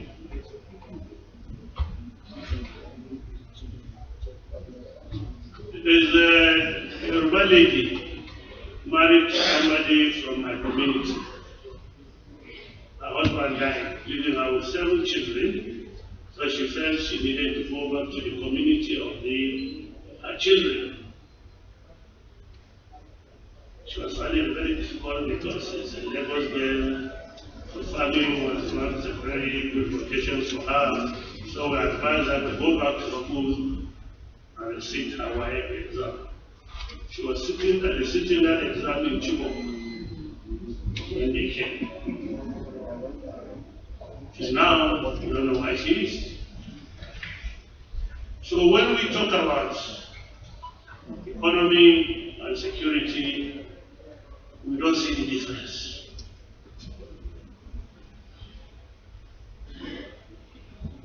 Before even the insurgency, about 90% of our youth were unemployed. They had no job. If you know the environment of Borno and Yobe, for example, you know that rainy season is only 3 months in a year. So 9 months in a year is little else for the people to do. Because the businessmen, for whatever reason, decided not to invest in the Northeast. So our people have no jobs, had no jobs. And now our youth have no jobs. And will have no jobs because the NEPA transmission lines have been blown up by Boko Haram. The GSM base stations have been blown up. Even if they are not blown up, I don't know who in the smart senses will go around refilling generators to power the base stations. The roads have been blown up. When I was elected secretary to the government, I thought I would go and impress my mother that I saw the high big man. And I went all the way to my village, a very long convoy. But the bridge that linked my own village with the rest of the country had been blown up by Boko Haram. We created a bypass through the river, but in the rainy season, you cannot pass. So the practice is to park all your vehicles, find a way of crossing the river, climb a motorcycle, and get your village. So it is the government doing its utmost best to restore security in the Northeast region. After that, what happens to the idle youth? How then do you engage them? The practices that alien to the Northeast, like kidnapping, is a booming business in my local government. Because everybody now has a gun and nothing to do. So you dare to go to a village from the cities, you end up being kidnapped. So it is very important for Nigerians to understand that the government can restore security in the Northeast region, but all sectors of the country, the economy, must be involved in rebuilding the Northeast region, rebuilding its infrastructure, rebuilding the school system, creating employment opportunities for youth. The 6 states in the Northeast geopolitical zone spend 90% of their budget supplementing the federal government to fighting this security. There's nothing left to do with infrastructure. When they finish paying salaries, everybody goes to sleep and wait for the next IGR is nearly zero, no industries.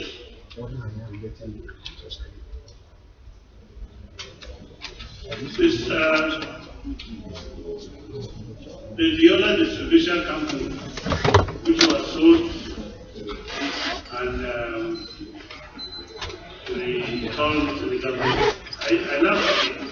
When they sold it, I was amused because I knew that company will never be profitable because the whole of the electricity used there is rural electrification.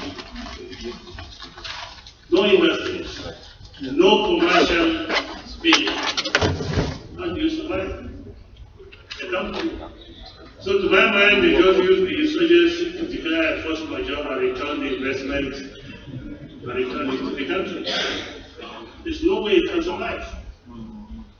There's no industry. There's no railway linking Taraba, Adamawa with anywhere. There's no railway. Until recently, the electricity supply to Taraba and Adamawa was 33 kV. What do you do with it? The roads, if there are roads at all, from Yola to my village is 180 kilometers. Get 120 of those kilometers on nylon taps, but the remaining 60 to take you 3 hours to do. Sometimes you park your car, study the road, and see which way to follow. There are potholes that can swallow your car. So, ladies and gentlemen, while we like to discuss economy and security and discuss the Lagos model, discuss the Ibadan model, discuss the Abuja model, I would like us to discuss the Northeast model.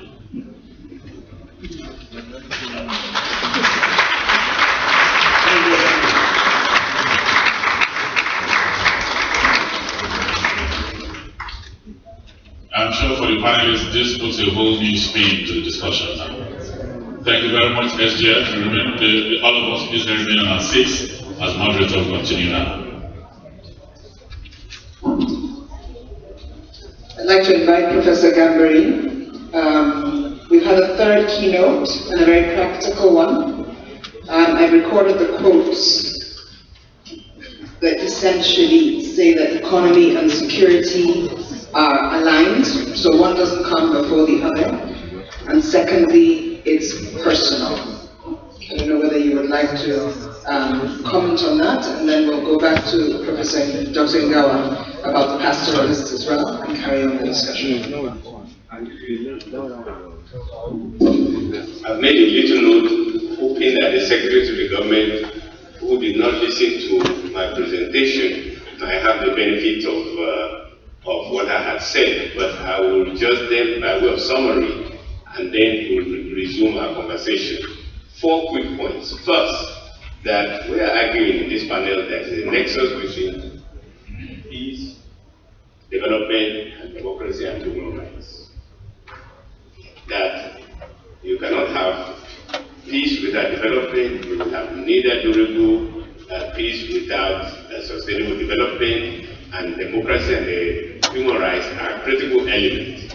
Second point, that the non-military threats to security and addressing them will actually enhance national security. I made the point that you can have a country that is physically secure, but the human beings inside them are very insecure. Perhaps there's one country in the whole world that illustrates that is North Korea, where it has nuclear weapons, the ultimate defender of the physical integrity of the state, but the people are insecure. And therefore, what kind of national security is that, where you have the physical security of the state, but the insecurity of the people?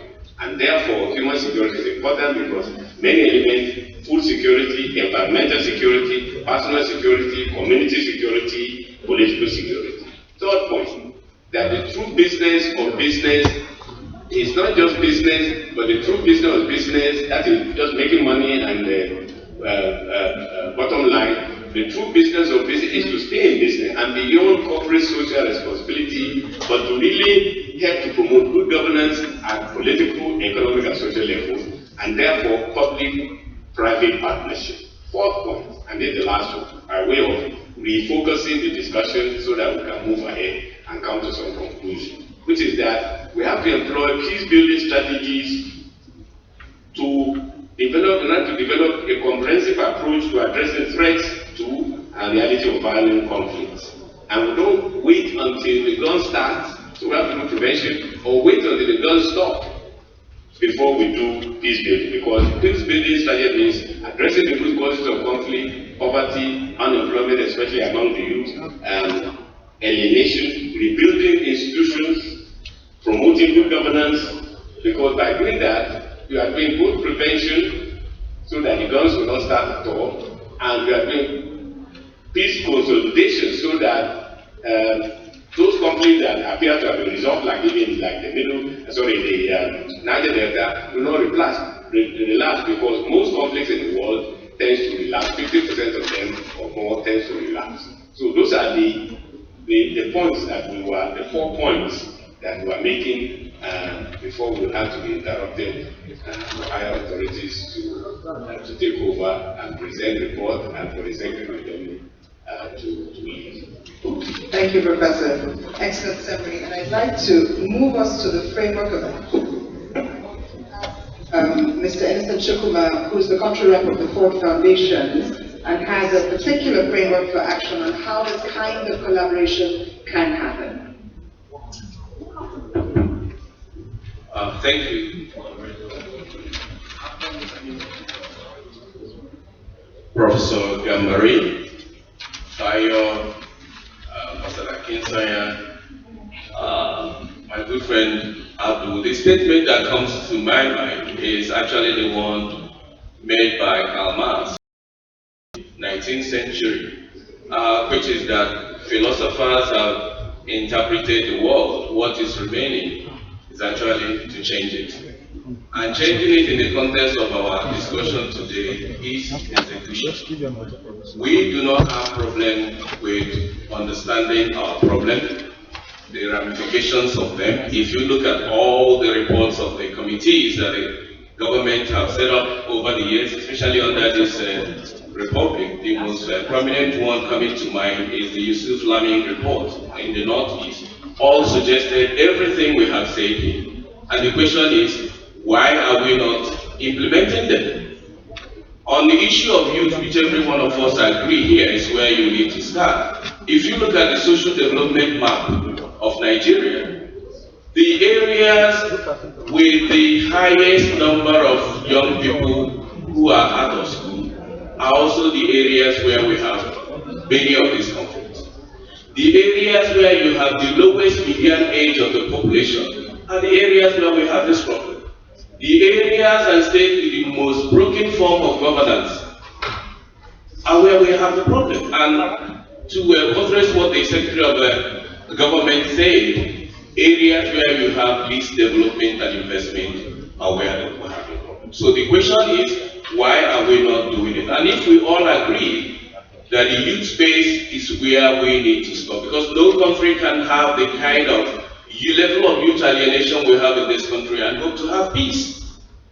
All the countries that have gotten it right have focused on youth learning and opportunity. And I'm very, very careful with the choice of the word learning, because learning today doesn't need to happen within 4 world institutions. And the kind of learning you need is the learning that will connect the marketplace, the learning that will service industry, the learning that will develop young people. These are the areas we need to invest. And for us in Ford Foundation, youth learning and opportunity is a priority for us. So the question is, which stakeholder out there is willing to engage?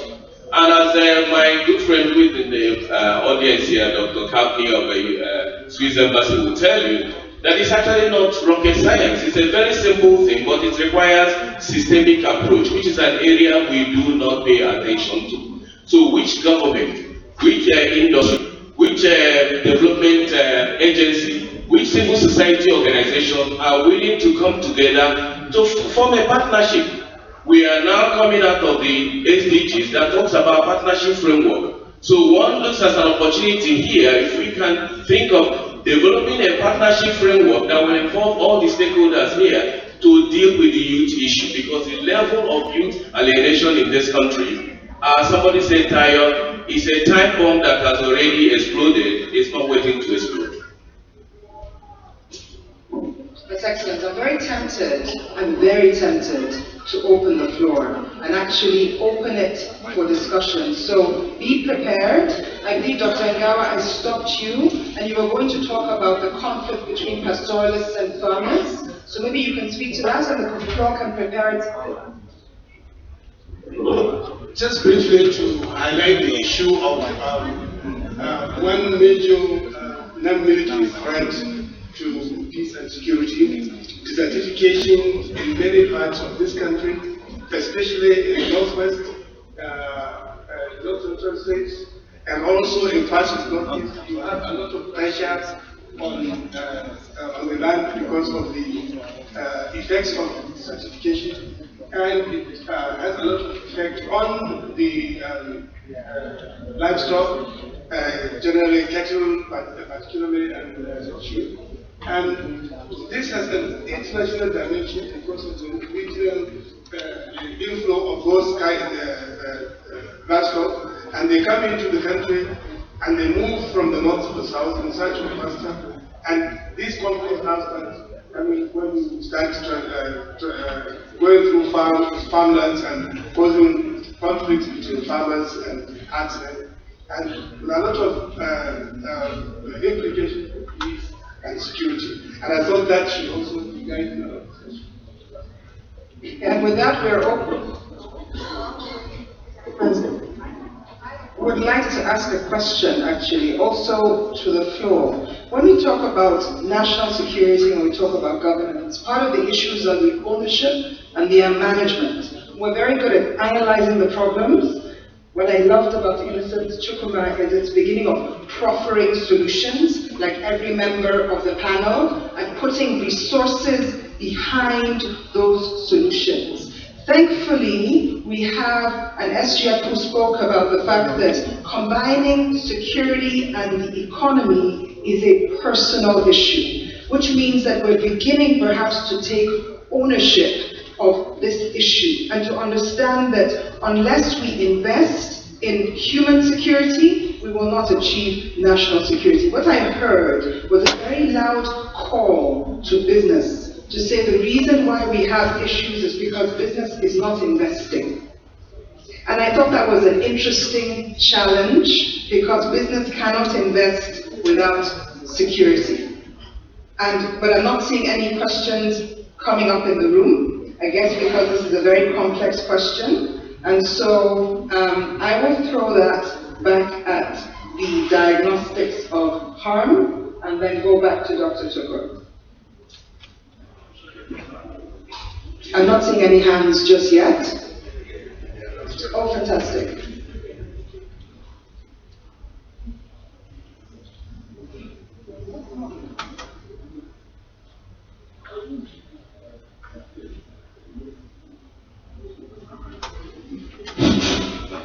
Thank you very much, Mr. Chairman. I think we should be thinking of a way forward. We have already talked about so much about the problems, and it appears it's quite understood by many of us. So one of the solutions is skills development for youth empowerment. Vocational skills, for example. There's a survey conducted by Producer Training Fund in 2007, which established that most of our middle artisans and the middle level skills requirements in the economy are not generally, present in the Nigerian population, especially in youth. For example, you cannot get an expert entirely to tidy a house. You have to go to Togo. You cannot get an expert, a POP. You have to go to Ghana. So these are the challenges. We have an advantage of population, and we are not harnessing that skill, that area. Then we need to have deliberate policy on vocational skills for job creation. We also need to have functional education. That is, vocational education must be emphasized instead of the certificate education that we are running now. We are also thinking that that deliberate effort must be driven by government agents. For example, we have a national industrial skill revolutionary plan, which has skill component for it is one of the backbone of the plan. Okay. Yeah. Thank you. I think that's a very important point. Yeah. And thankfully, we have another question next door. The state governments, the northern state governments yesterday emphasized very strongly education and vocational training. And we'll take note of that institution as well. There was a question just next door. Chairman, mine is not a question, it's just a comment I want to make because depending on the type of crisis you find in which part of the country needs to look at also a particular solution. All the crises need to a particular solution. The cost to me that in Nigeria, we all know solution to this thing. Every discussion the same issues are being mentioned. But you have to make a point, otherwise we won't get around. The point I want to make is something is missing because of implementation of solution to this crisis, and that I've identified as monitoring. And I give a clear example, taking Niger Delta as a case study. That sounds like it's going to become a very long question, but it's a very important point. Execution and monitoring is key. I agree. Can you pass the microphone to the lady on that side? And is there a second microphone over there? We're going to try and take all the questions in the room, provided that you make it brief, please. The point that Mr. Ngao made on justification, I felt it's a very crucial. It simply said, you know, in the 60s, we had Kaduna, where you had so many mango trees and neem trees that were imported in the country, and we still enjoy the shades of those trees. So for us to just sit down and allow classification approach, I think it's a personal problem we have. And I think we should task all our local government chairmen. Planting a tree doesn't take much. You have to also have a replacement of how people need to weed away the burning of firewood. What do they need to use? I mean, it's something we really need to use. It's a very good point. And I think that because the local government chairmen are closest to us, I think the microphone is moving. Once you have the microphone, just stand up. Pass it to the person. Let's hold our local government chairman accountable. My question, can we all resolve to plant a tree? Everybody in this room, isn't that a start? Okay, I'm planting a tree when I get home. Anybody else? Anybody who's going to plant a tree, stand up.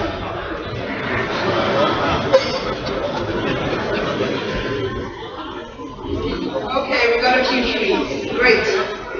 But in the right location, I was told, to combat desertification. There was a question, and if we keep them brief, we can go around the room. Just keep passing the microphone over.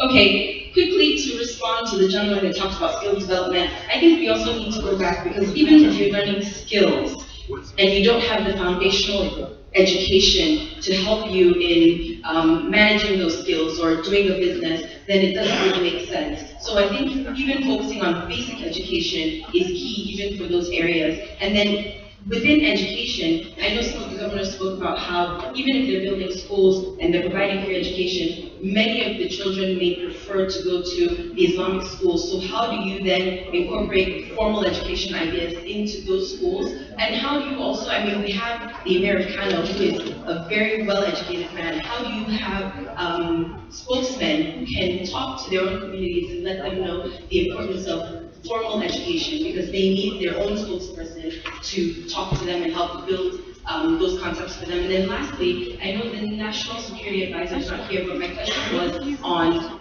infiltration. I mean, we have Boko Haram, and I haven't heard of or seen ways in which our government is using security forces to infiltrate them. You're not supposed to see. Well, if you saw them, then they wouldn't be infiltrating. Yeah, but it seems like we don't really know what's going on within their circles. But if we had informants and if we were able to even make it to kind of infiltrate them. Good point. Good point. And I think that the other point that you raised is personal action. So we've really got to take personal responsibility. Go ahead. Yeah, thank you very much. Just going to get briefer and briefer though. Yeah, briefly, two things.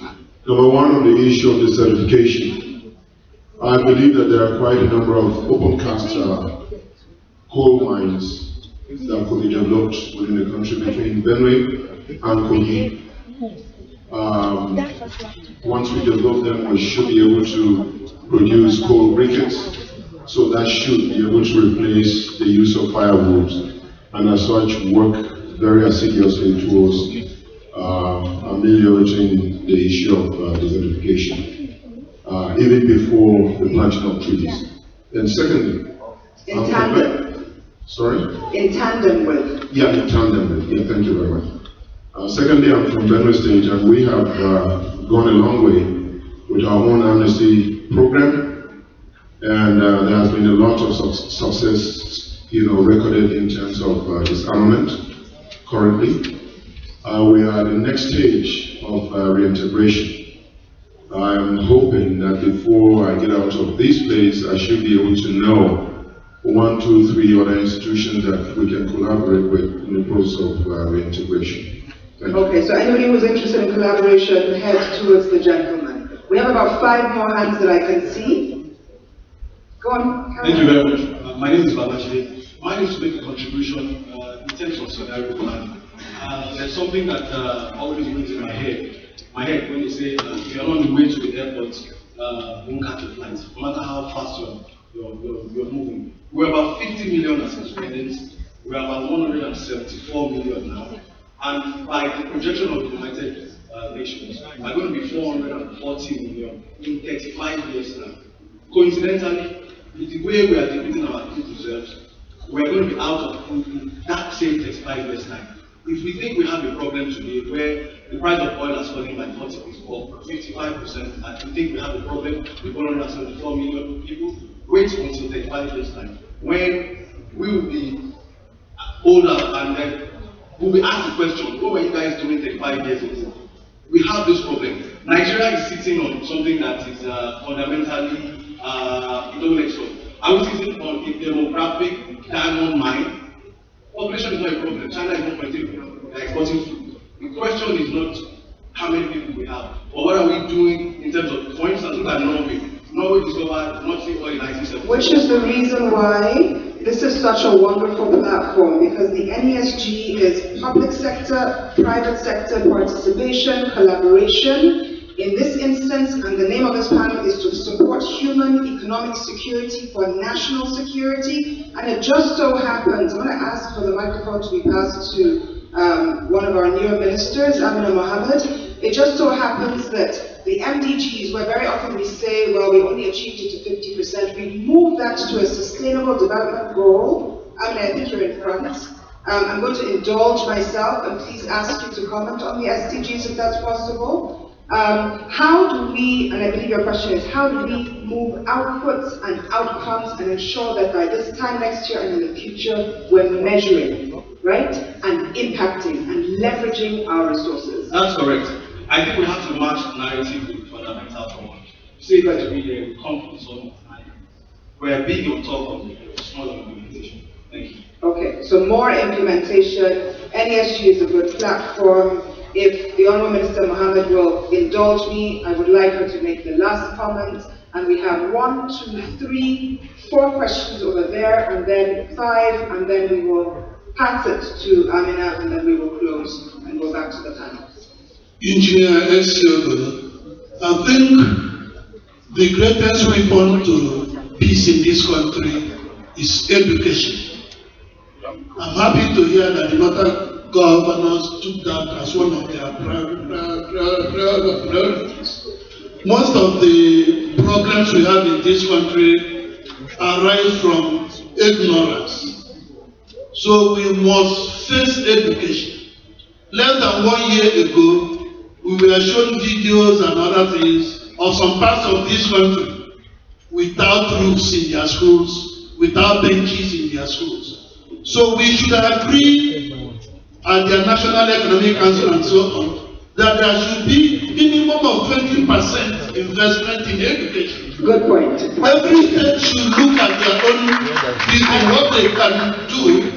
We won't have any schools without roofs. No, I think that's a very powerful point. We're advocating, if the NESG will accept, 20% should be invested in education, and that goes on the back of every other thing. Do you pass the microphone over, unless says thank you. Thank you. Two things to say here. First thing is about the lady that talked about how do we address encroachment, desert encroachment. One thing that we need to use and put thought towards is using LPG as alternative fuel for cooking. The second thing is that I think that we need to harness the power of our religious leaders. We're such a religious country. We have religious leaders that can move and shape their followers. We need to tap into this to be able to stem the tide of terrorism, to change the attitudes and the mindsets. Thank you. Thank you. Excellent point. Yes, just take the microphone. Yeah, thank you. I think one top area we can look at, especially engaging with youth, we should be vulnerable.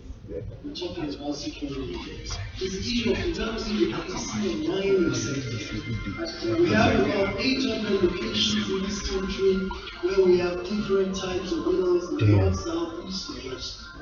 And these can be developed at artisanal small scale levels where the youth can be engaged. I give an example in Benin. 20 years ago, no examples. That's a very powerful point. Yeah. Is it a viable investment? It's viable because it will increase employment. It will get the youth, I agree. And this not make them to be distracted. It should be looked into. And it's already done artisanally, so let's invest more in SMEs and in what they're already doing. It's a call to the banking sector, the informal banking sector, etc. Yes? Harry Henkele is my name. In looking at the tension between pastoralists and farmers, do we have lessons to learn from outside this country that we can adopt here? Good question. Do we also have lessons to learn from inside this country? I think we do. We just need the will. Next question. Good point. Quickly, I just want to build on what Governor Otun has done in Benue. It indicates that it's not one size fits all when we handle the issue of insurgency and security. He has used a carrot and stick approach, which has worked very well. And the people who brought the weapons forward were youth. He turned around and engaged the youth in the security committee and asked them to now get all the other ones that had weapons to bring them forward. And so he gave an amnesty for 2 months. So the carrot time is over. Now it's the stick time. And so that has worked very well in Benue State. And I just wanted to make sure I mention it. He has an ongoing entrepreneurship training program. He has finished the first batch. Remember, he came into office only in April. The second batch is underway. And the key to entrepreneurship training is the funding for the takeoff grants. Some of those youth get the training, the takeoff grants are usually missed. So as Jokelba said from Benue, part of the partnership would be to ensure that the takeoff grant is there, available for the youth to now engage other youth as well that become employers. Thank you. I love that suggestion. Very pragmatic, very practical. Do you want to pass the microphone forward? There's a gentleman here. Yourself, and then to Amina. Sorry, there's a gentleman. My name is Kule Olumide. When threats to human security were being analyzed, one factor was mentioned, very relevant: herdsmen and farmers conflict. I think this problem has escalated to the point where government has to take, some prompt action. I think in this day and age, you can have a situation where cattle move from, across the whole country, both in the farm areas and even in cities sometimes. I mean, it's ridiculous. But unfortunately, I didn't see anything in the discussion. There was nothing about solution. I think we have to copy from other countries. In the areas where you have grazing land and so on, you have ranches. And then the cattle can be properly treated, killed, and then you have refrigerated farms that will move to various parts of the country. It's ridiculous. And the conflict that we're having now, for some reason, in the past few years, has accentuated. Whether it's Benue, everywhere, Benue, the south, the north, It's ridiculous, and I think we must take some strong action on this issue. It's a very, I wanted to just ask, if everyone who has asked a question or made a contribution, if you can actually write it down, add your name and your phone number, then we can actually collate those into the report. I also want to say that on that matter, which has come up severally, Alhaji Joda has worked on this for the last decade, and he has a string of solutions, and there is actually a string of coalitions. If I allow Dr. Ngawa, he will give you a 1-hour lecture on solutions. It's a critical issue, it's an old-standing issue, and hopefully, coming out of this discussion, it's one of the issues that can be discussed. I want to pass the microphone forward. I'm looking at the time. I have 5 minutes left. My panel hasn't spoken. I need Amina to speak. I don't know whether you will allow me to not take any more questions after these two. If you're absolutely desperate, stand up.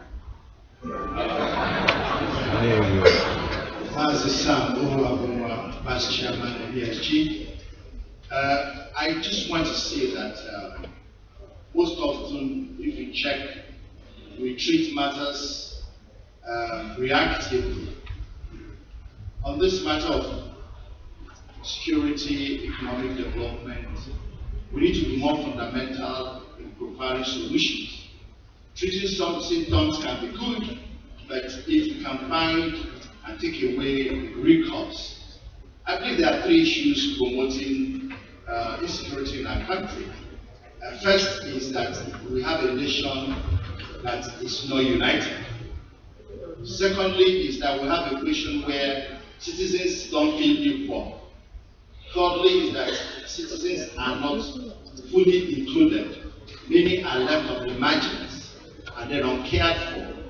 I believe that this is an issue we should solve to our political leaders at state level and local government level. If you treat your constituents equal, give them equal opportunities, even if the food is not enough, that it is shared equitably amongst them, there is going to be less fight. Lastly, is also political maturity. We find that if you trace the history of Boko Haram, the Niger Delta militants or whatever, you see some political action.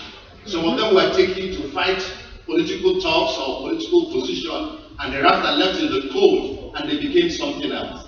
We need to deal with these issues at a fundamental level, create a nation where it's united, equal opportunity, every segment included in the planning, not those of us who come to transport building or those of us who watch on television. There are people who are far away, we need to think for them. Okay, the first action step we will take is we will sing both stanzas of the national anthem when we're closing, because that second one talks to all those factors. There's a gentleman at the back who has indicated he has stayed standing all this time. The person who just arose didn't show as much determination, so you speak, and then we shall pass the microphone. So can you get the microphone very quickly over? For the purpose of inclusion and participation, we should also take the less persistent person in the middle. However, note that persistence for what you want is very critical. So those two, and then Honorable Minister, please. Very quickly, my name is Ben Okura. I'm from the Universal Basic Education Commission. I did hear the moderator based on a point raised, stressing the need on implementation and monitoring. But what I didn't hear is what type of monitoring and what type of implementation. We Nigerians are very good at making plans, making budgets. You've got to be constructive. But certainly we don't focus on impact and, we don't focus on impact. Impact is. Okay, so so all our implementation and what we should be result-based. So I'm suggesting that Nigeria should have an agency that will be monitoring the... I hear you say resource-based, evidence-based research, impact-driven. Next. No, I've got to stop you. My lights are flashing. My point in mind is that there should be an institution that monitors results of all activities. So it should be institutionalized. Exactly. Good point. Exactly. Yes. Thank you, Madam, for giving me this opportunity. I deem it appropriate to urgently call the summit on the need to have effective and sound social policy on the ground, because there is no economic policy that can sustain itself without effective social policy. Why I am advocating for this is we are talking about the security issue. Now, you know what, be practical. Join the policy commission. Okay. Will you help them write the social policy? Yeah. Fantastic. Okay. Thank you. Second one? Okay. The Honourable Minister, can we please pass the microphone to her, unless she would like to address from the podium, which is your... Thank you. Thank you very much indeed, and my respects to the panel. Just one little correction, I'm not a minister yet, still Assistant Secretary General of the United Nations. You give me a query to answer when we get back to New York. Thank you very much. I came because this is an incredibly successful NESG National Economic Summit. The last few days have been amazing. The discussions, the people you've had here, there's absolute clarity that we know what the problems are. There's even more so that we have the solutions. I think the other thing, the thing that's missing is how we put this all together as a nation, 3 tiers of government, and very critical constituencies like the one that we've been discussing with today. How do we marshal that to get action on the ground and results in people's lives? And I think we've addressed many of those. I just want to underscore one thing that Professor Gambari said. There is no peace without development, and there's no development without peace, and there has to be respect for human rights. And we say this all the time in the United Nations, but it's not very clear to people what it means. And we have to have that conversation at home and own what that says. The preconditions to peace, we have to invest in people, especially young people, especially women, 50% of our population. We're not investing in that asset, they're not going anywhere. We see them as assets and not a box that we must tick. Real assets that have to be invested in, that includes our youth. I think the second thing is that we have huge amount of challenges, whether they are conflict that we're trying to deal with Boko Haram, or many more that could come up tomorrow, we just don't know. Inequalities and leaving people behind will give you one conflict or another. The third is that we are addressing post-conflict in many, many stages. When we looked at the Niger Delta issues, we're still addressing post-conflict. And we learned from outside of Nigeria that if you don't invest for the short and the long term in what happens after the day you get those peace dividends, they won't last very long. So I think we do have the wherewithal. We've got an incredible focus and direction from the President, which says security, governance, and infrastructure. These 3 things are fundamental to our foundations. They're all part of the enabling environment. We won't do anything about skill sets, or health, or the delivery of basic services if we don't have these 3 issues. And I think those put on the forefront mean that at the end of the day, let's also manage expectations. Let's actually communicate what we're going to do in the next 3.5 years, because this country is about decades and decades ahead of us. So what we can do to really lay a foundation and make sure that when we come back again in 2019, for the next stint of the new government, we're unpacking what we've done and starting all over again. We need a foundation, we need to start building it. This has been an amazing conversation. I hope that we'll take much of it into the plans to go forward. Thank you. Thank you so much for indulging us. Note I didn't say Honourable Minister. And I think that's also been a call to the NESG. I'm now going to open for the closing round of the panel. The that is going to be much more impact driven, and as the platform for policy advocacy from the private sector in collaboration with government, hopefully even by this time next year we will be co-monitoring, co-impact resolving, and advocating on further specific next steps that are output, outcome, and impact driven. And this panel had told me in the very educative session I had prior to this session that they will be very hands-on on this particular policy commission going forward. If I can start with Dr. Chopra, with Dr. Abdul. Yeah, thank you very much, Madam Moderator. I think and my name is Izzy. Or Dr. Edozian. Yeah, I think it's fantastic. For me, just to add 1 or 2 things. The first is actually we have to make our development planning conflict and security center. It is not that you plan this way for development and plan separately for security. It means that we have to mainstream security in our development plan, and that's a major thing that we need to think about. The second one, and this is the message I have been passing all through, that the whole idea that people are resisting education because of religion in northern Nigeria is extremely exaggerated. It is very lazy and it's unacceptable. I work on education. We work in different communities in northern Nigeria, and we have seen how people enthusiastically actually moved to actually go to school. The idea is you don't get people in school by just building schools. You have to mobilize them as well to go to school. So if you just think by constructing or giving out contract for schools that people just go to school, you are not doing that. It means that we all have to work. It's like extension work in agriculture. You don't just get farmers to have good yields without actually doing extension service. When you have a community that actually resists education in that way, you also need to invest in community utilization. And I think that that's a major missing link in our educational policies, particularly in northern part of the country.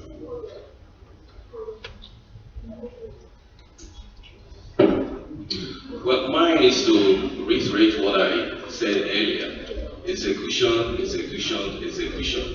The best strategic plans in the world are the ones that are actually implemented, not the ones that are elaborately designed, like the Titanic. Somebody asked a question about youth vocational education and all that. We know how to do it. The model is there. The Germanic countries have done it. It requires government. It requires industry. It requires civil society, professional association to make it happen. And there's something I want to underline, because with all this movement and impetus of the new government, the whole idea now is to repeat what we did in the Niger Delta, in the Northeast, set up a Marshall Plan, and the first thing on the board is let's give youth vocational education. If you train them in these skills and there is no job for them to do, they will actually be doubly dissatisfied. And we also know from a recent report by Mexico, Youth and Consequences, that the very problems that led to the insurgencies in the first place, injustices around discrimination, youth alienation, and governance issues, if you don't tackle it, and then say you just throw money into them and put them on salaries, we'll be back to business as usual. Everything needs to be done in an integrated framework, not siloed. Oh, youth need training in carpentry, let's do that. That will not solve the problem. Nigeria needs to stop doing things on the basis of ad hoc. We need a systemic approach, all hands on deck. And you can count on the Ford Foundation to work with you on youth issues in Nigeria. Thank you.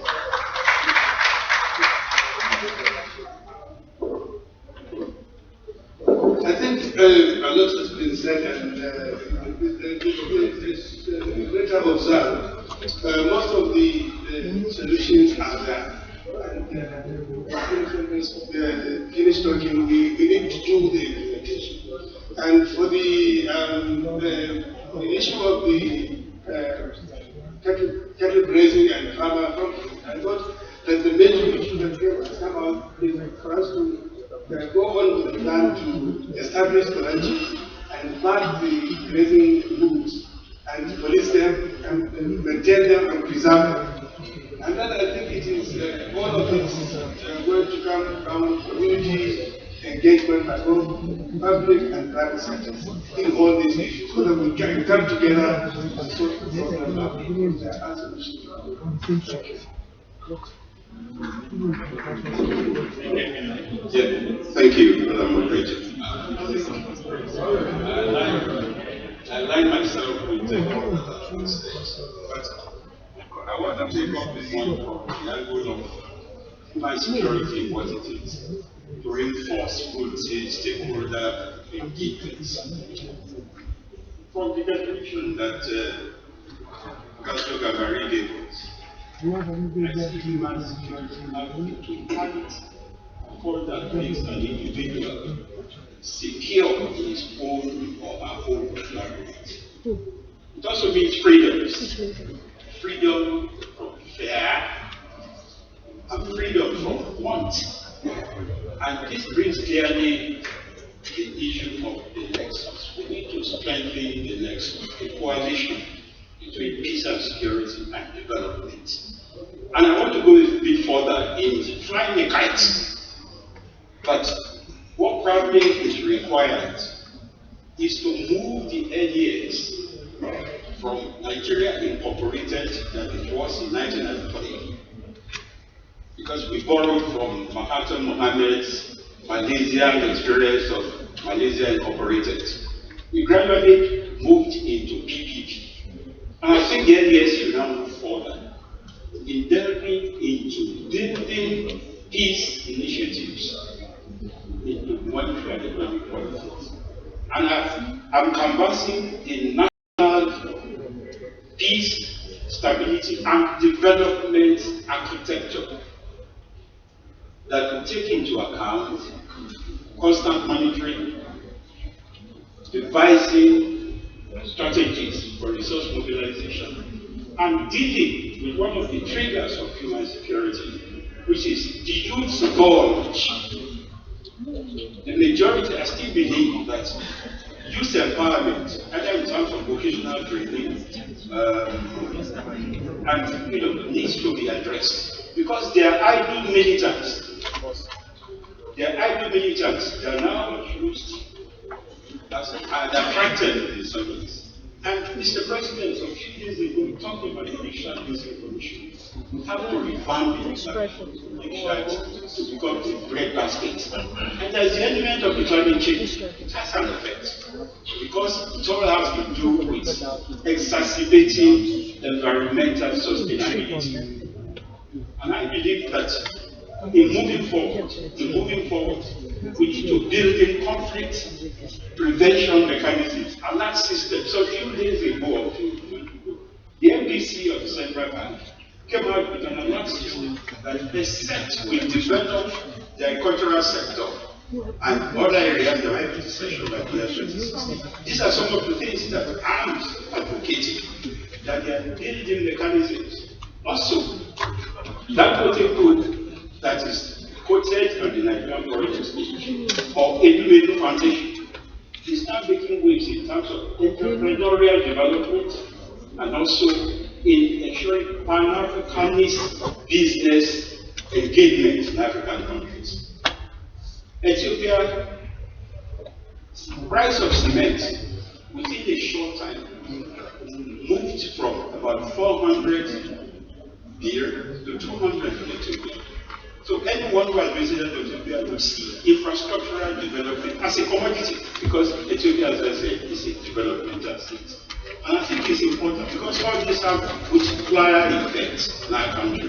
The training programs, the various things that we do are coming back to our economy to be able to develop our economy. Building mechanisms, conflict prevention, and to be able to move forward in profiling homegrown, because we talk about ownership, homegrown solutions to stimulating the economy, ensuring competitiveness and sustainability. Thank you.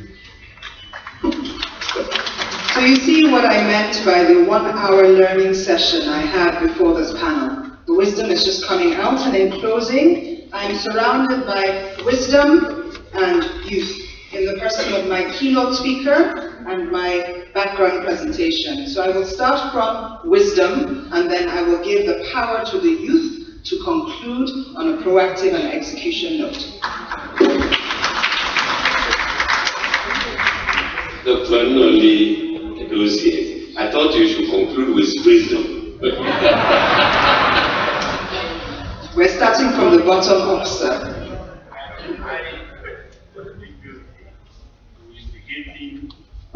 To instigating the moderator to call on Amina Mohammed to speak because she is working now until she's sworn in as minister in a place that I used to work for about 23 years in the UN. And the reason for me is that the UN is good at many things, peacekeeping by and large, but they've been very terrible, and I'm speaking as a free man, in conflict prevention and post-conflict peace building. And so, what we have to learn a lesson, why is it that the UN has not been very good at conflict prevention as well as post-conflict peace building? And that is simply because there are two reasons, and we must learn a lesson from them. One, they are too busy putting out the fires all over the world that to have time for prevention. And the amount of resources that is needed for post-conflict peace building is not always available for really peace building. Let me give you an example. I was head of the biggest UN African Union peacekeeping mission in the world in Darfur. Believe it or not, at the height of 30,000 personnel, 16,000 soldiers, 6,000 police, and the rest civilians. Guess what the budget was? 2 billion. I was now allowed to spend only $4 million on what should really constitute peace building. That is, addressing the root causes of conflict, which in the case of that water, not enough of it, not well distributed, not justly distributed. And also providing social services like education and health, but above all, which requires means of livelihood. So for us in Nigeria, in my view, we must do more prevention, more prevention, more prevention. Okay? And don't wait until the guns stop before we do post-conflict peace building in terms of addressing the root causes of conflict and strengthening our institutions. And one last word, which is that a lot of conflict in our country, and therefore laying the foundation for durable peace and sustainable development, as well as emphasis on human security, is that we must translate our enormous human resources into potentials into reality. That's our implementation, as Dr. Juma said. We must convert what has become scorch, oil into a resource blessing. And so what is missing is we need a country, and have not been there, that is well governed. We've been very badly governed in this country right now, and that laid the foundation towards a much better governed country. A better governed, a more united country, a country that where there's youth employment is really critical, where the middle class is not impoverished, because they're the vanguards of democracy and human rights, which is impacting and is connected to peace and development. We must practice the politics of inclusion rather than the politics of exclusion, because when you practice the politics of exclusion, the entire government and say it's our turn, and we should use it the way we want, it will not work, it will not value. Thank you very much.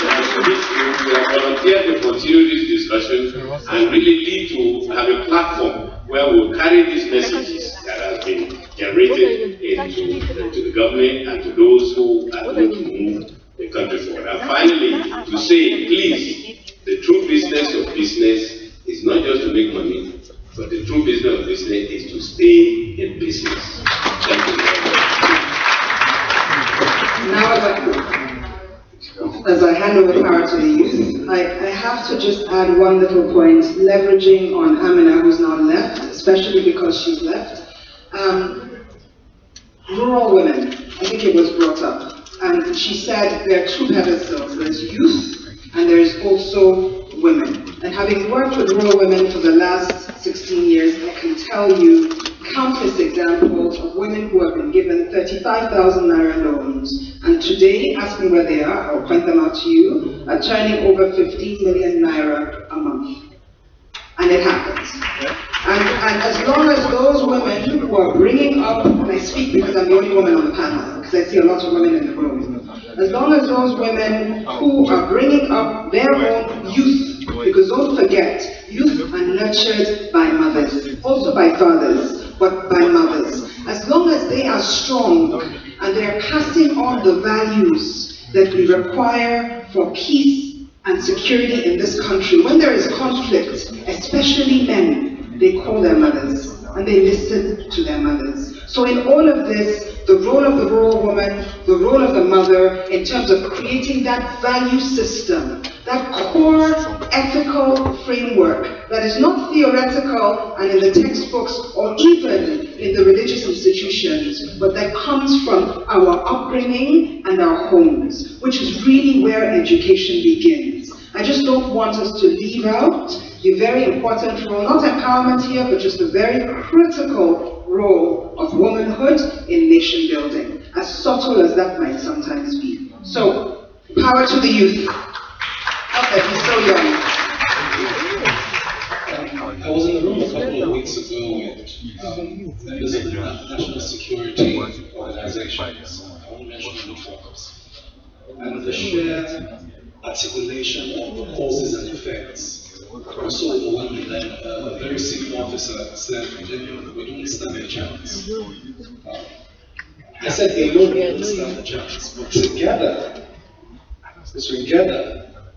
we can turn the tides around. There are countries that were ravaged by war, completely. Economy, everything gone, and built from nothing to first world nations. Japan is a classical example. So what we need is a clear corporate collective will that will map our real threats, scope them properly, we organize around them. And we may not organize around the same ones. What we may organize around in the southwest may be completely different from what we'll organize in the northeast. Some will have multidisciplinary requirements, like grazing belts that require law changes, land use act to repeal, the grazing laws to be established. But we must organize. So I guess I'm joining my voice to the voice of those here to say, let's see from this panel an organizational framework, maybe first committee meeting set up by policy commissions, to begin to scope and map the issues into logical clusters, and then let's have a clear set of actions that we can begin to take. Then let's come back next year and see how far we've gone. If we take some incremental steps, I think in 2-3 years, we can point to incremental reduction of harms that points to a very different future. Thank you, ladies and gentlemen. I'd like to give a standing ovation to my incredible panel who really dealt with this issue, and so I will start by standing.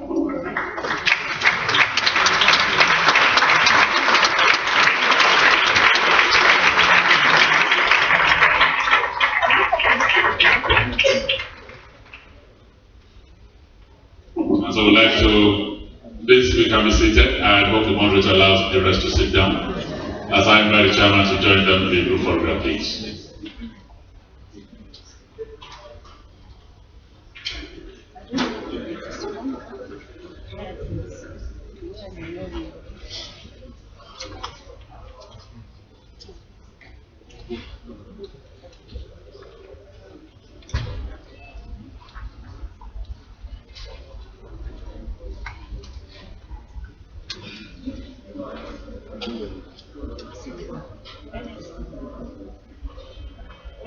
And so, distinguished ladies and gentlemen, as they come back to their seats, let's give them a sitting ovation.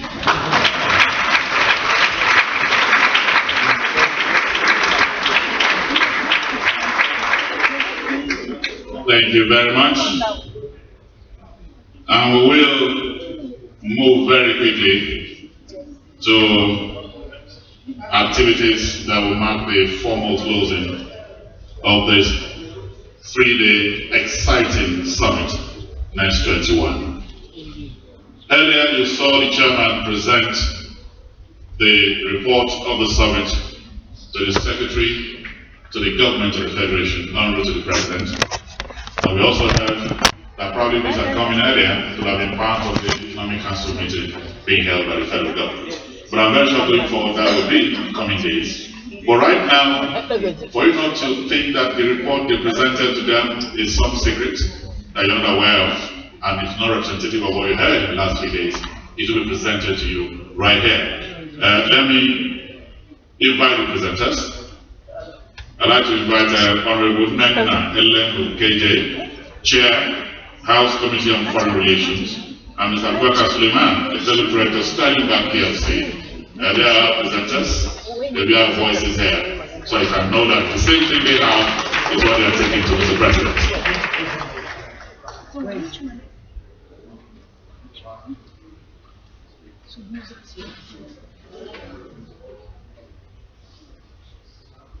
A very good afternoon to you. A very good afternoon to you, distinguished ladies and gentlemen. My name is Lena Elendu KJ, and presenting the NESG 21 Summit Summary with me is I would like to move very quickly along to what Amina calls a very impactful and successful economic summit. And dare I say, I agree with her. This is the summary report of 3 days' effort from the opening to the plenary to the breakaway sessions to the workshops. It is important that I state at this point that it is a brief synopsis of everything that was captured in the past 3 days, and a very comprehensive report of about 100 pages will be made available by the Economic Summit Group. The title of this year's summit was Tough Choices, Achieving Competitiveness, Inclusive Growth and Sustainability. For us, navigating that was like a maze. And so we dealt with competitiveness. This house dealt with competitiveness. This house dealt with inclusive growth. This house dealt with sustainability. But I will speak to competitiveness. In a country increasingly without borders, in a country that has achieved demographic growth, in a country that has achieved military strength, in a country that has achieved strength on the sub-region, in the region and around the world, the one thing that eludes us, unfortunately, is requisite economic growth. And so we decided to take a very simple trip, a very simple model, and break it down into where we are and what needs to change. In listening to most of the panels, everybody speaks for the fact that these conversations have been had year in, year out. But the time has come for us to actually look at these things again, look at what needs to change, but articulate it with the willpower to make that change. And it is, again, I will go over the same thing that have been said over and over again, but I would look at them through different eyes, because right now for us it is not a talk shop, it is a solution proffering shop. So, the things that bother us the most are pervasive corruption. So much has been said about pervasive corruption. Pervasive corruption within the public sector and within the private sector. Everybody speaks to the fact that it is the bane of Nigeria's very existence. It is the bane of our existence as a people, as a country, and as the largest country, the largest black country on the continent. What needs to change? I think that with everything that has been said, we just need to hold each other accountable. Of course, there is the issue of poor infrastructure. Everybody speaks infrastructural deficit. There's power, there's roads, there's healthcare, there's schools. And we will talk about the solutions to that. Weak institutions are another thing that this House recognized. After 19 years of democracy, everybody knows that every democratic country can only thrive when it has strong institutions. And so we recognize these weak institutions, no legislation. We recognize the fact that Nigeria needs a roadmap to strengthen her institutions in such a way that she delivers on the expectations of her citizens. Another thing that was recognized by this very high-powered delegation was inadequate legislation, under legislation, sometimes over legislation, over regulation, and sometimes a mishmash of policies that not only confuse but also do not create the added incentive for investment in this country. What needed to change, we believe, what needs to change are the obsolete legislations and the multiplicity of regulations, policies, and, of course, regulations. We spoke to suboptimal capital development. We need, and even the last panel spoke about strengthening the youth, inclusiveness, creating an optimal human capacity in such a way that makes the Nigerian youth and even the adults able to thrive in a world that is increasingly without borders. And what did we think needed to change? We thought the entire educational and associated infrastructure. Thank you very much. As the Honorable said, there were three major things that we tried to address. We did talk about competitiveness. So beyond competitiveness, we also talked about inclusive growth, and we talked about sustainability. And why are these important? We have seen this country grow for a few years, about 7%, 8%, and there are very few countries in the world that have achieved that. But the level of poverty we've seen in those years tells the whole story. It does not matter if you grow. If we succeed in creating a country that is competitive enough for us to aspire to our own share of global growth, the question then becomes, does that growth translate into improvement in quality of lives of our people? Everybody we've listened to today seems to agree that unless we can translate that, we will not have achieved our objective. We will have a country that will have pockets of prosperity, and will have poverty. And with those poverty comes all the issues around security that we've talked about. And therefore you cannot be competitive if you are not secure. And so we decided to look at a couple of things during the course of this summit. Heightened security was something we brought up. So when it comes to inclusive growth, the most important thing for all of us is that if we don't achieve it, we will always have insecurity in the country. And we must find a way to deal with that. And the solution to that is a simple one. We need to eliminate the security threat to the country. This country cannot survive unless we eliminate that security threat.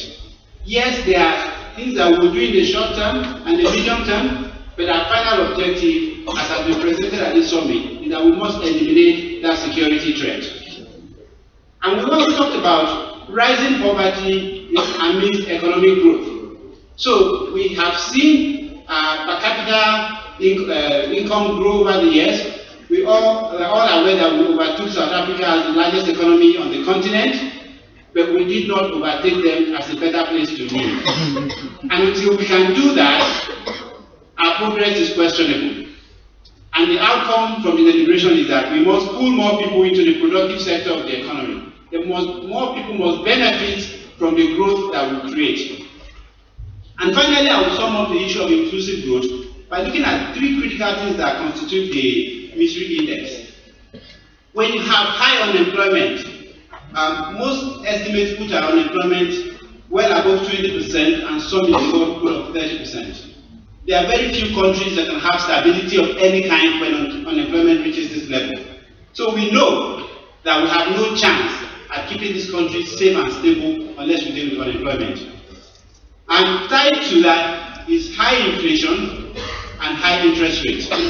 Because with high inflation, the net value of people who participate in the economic process continues to decline on a yearly basis. And so we must create opportunity to address that. I will tie this in by bringing in the concept of sustainability, because it is important that we recognize that these three things go hand in hand, but they also reinforce each other. As you achieve more of one, you have an opportunity to do more in the other space. And as you achieve more in inclusiveness, your competitiveness improves. We must deal with the issue of sustainability. It has been made very clear that whatever we build in the next couple of years must form the foundation on which we can continue to build. We we should not start afresh in 2019. And the only way we can make sure we don't start afresh is to focus on the sustainability principles. We talk about Lake Chad today and what will happen with Lake Chad. Lake Chad is the consequence of lack of sustainable planning 20-25 years ago. The new Lake Chad will happen to us if we do not look at global sustainability index and aspire to meet them. It is not just about sustainable economic growth, it's also about the environment. Can the environment sustain 400 million Nigerians in 2050? That will not happen unless we build sustainability into our model from today.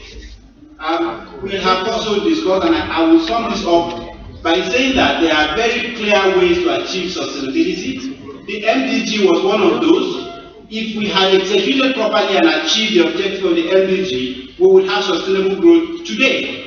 What we must now do is to work with what has been set as the next set of goals that addresses this issue. And so we must take the SDG as goals and objectives that we hold ourselves accountable to and make sure they are achieved so we can have sustainable growth.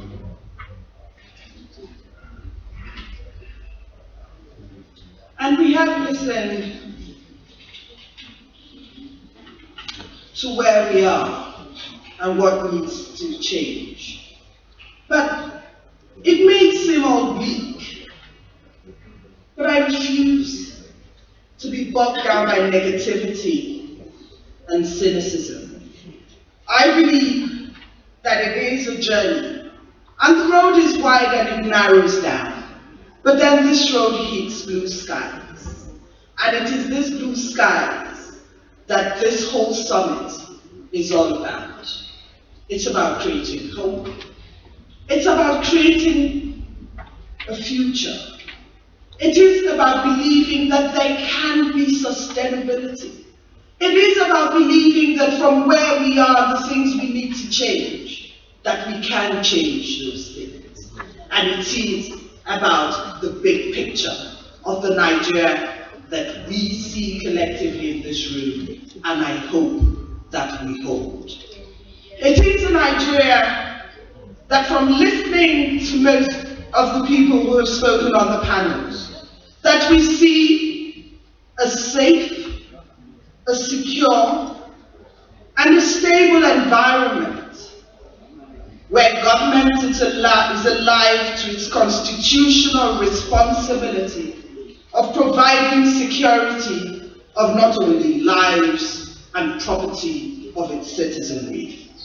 We all see a Nigeria that, like the motto of our country, where justice, equity, and fairness thrive. We see a Nigeria that the Constitution, Section 14, Sub 3 speaks to, that legislation like the Federal Character Commission legislation underscores, and that the Nigerian architecture should be built on. We see a big picture that has inclusive growth, where every boy, girl, man, woman is brought on board. Statisticians have always said to us in the last couple of years that Nigeria's growth has been somewhere in the range of 7 to 8%. But amidst it is pervasive poverty. And so, we see a Nigeria where everybody, and let me use the phrase that we use in political circles, is carried along. We see a country where the game actually changes. We see a Nigeria where diversification is just another long word, but it is a word that has meaning. It is a word that is actionable. We see diversification from a monoproduct economy to an economy that speaks to mining, to empowering the SMEs, to agriculture. We see an economy that diversifies. We see governance and efficiency, not only in the public sector, but also in the private sector. We see a horizontal and a vertical efficiency in governance. horizontal from the center to the federating units and to all the tiers of government, and vertically the three arms of government, the executive, the judiciary, and the legislature. Each one separate, not one taking preeminence over the other, but working together to ensure public safety. Thank you. And as we continue with the big picture, there are two critical things that we must talk about again. The deliberations at the summit concluded that in addition to a safe, secure, and stable environment and creating sustainable productivity, we need to be globally competitive. And we need to understand this properly. We don't want to compete with Ghana. We don't want to just compete with Benin Republic. We want to be globally competitive. The best countries in the world have set certain standards. Those standards determines where resources go to. People don't make decisions because you are better than Ghana.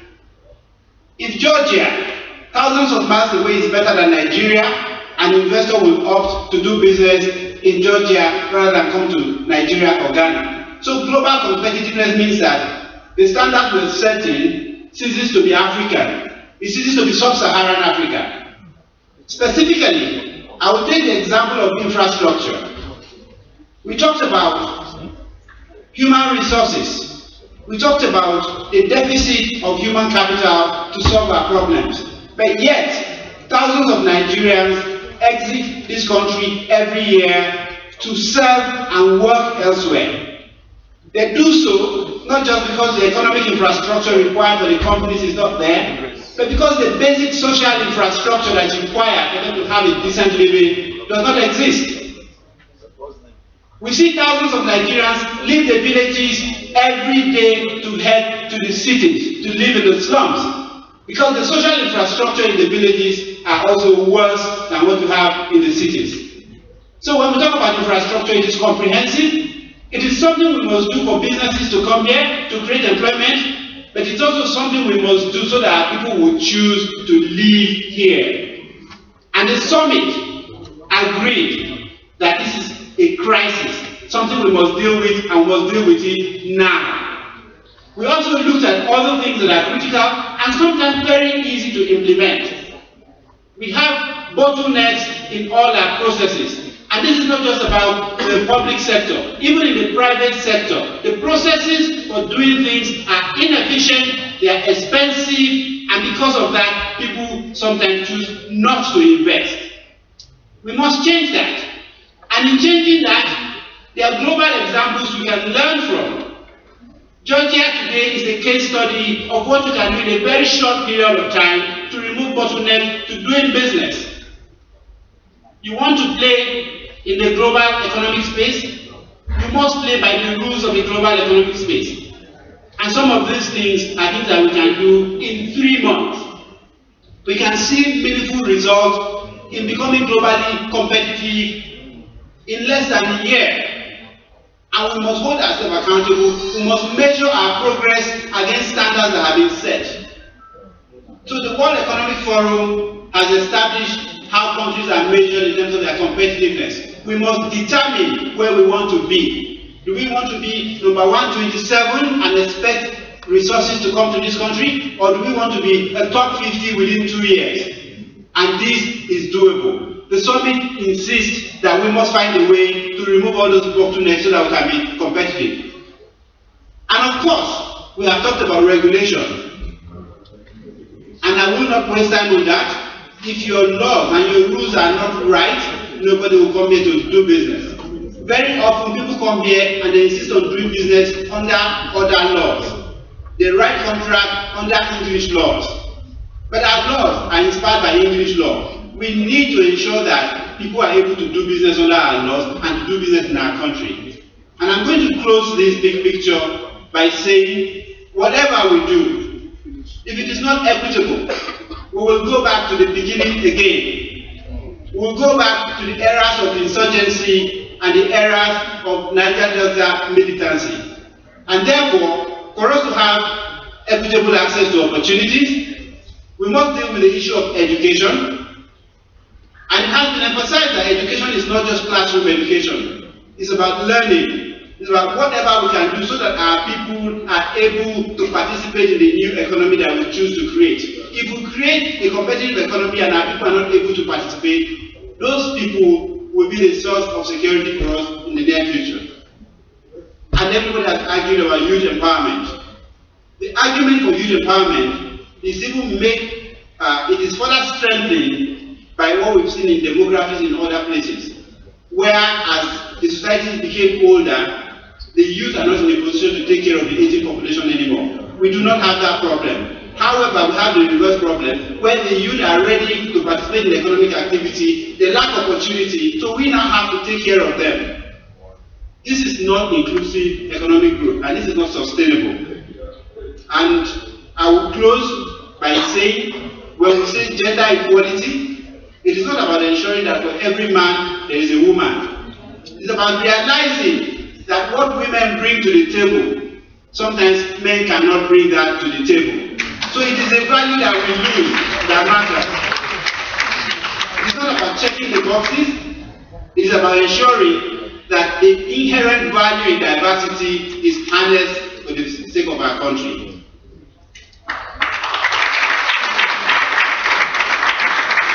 I already see the big picture. This is already a Nigeria I see where a man stands on his feet, advocates for gender equality.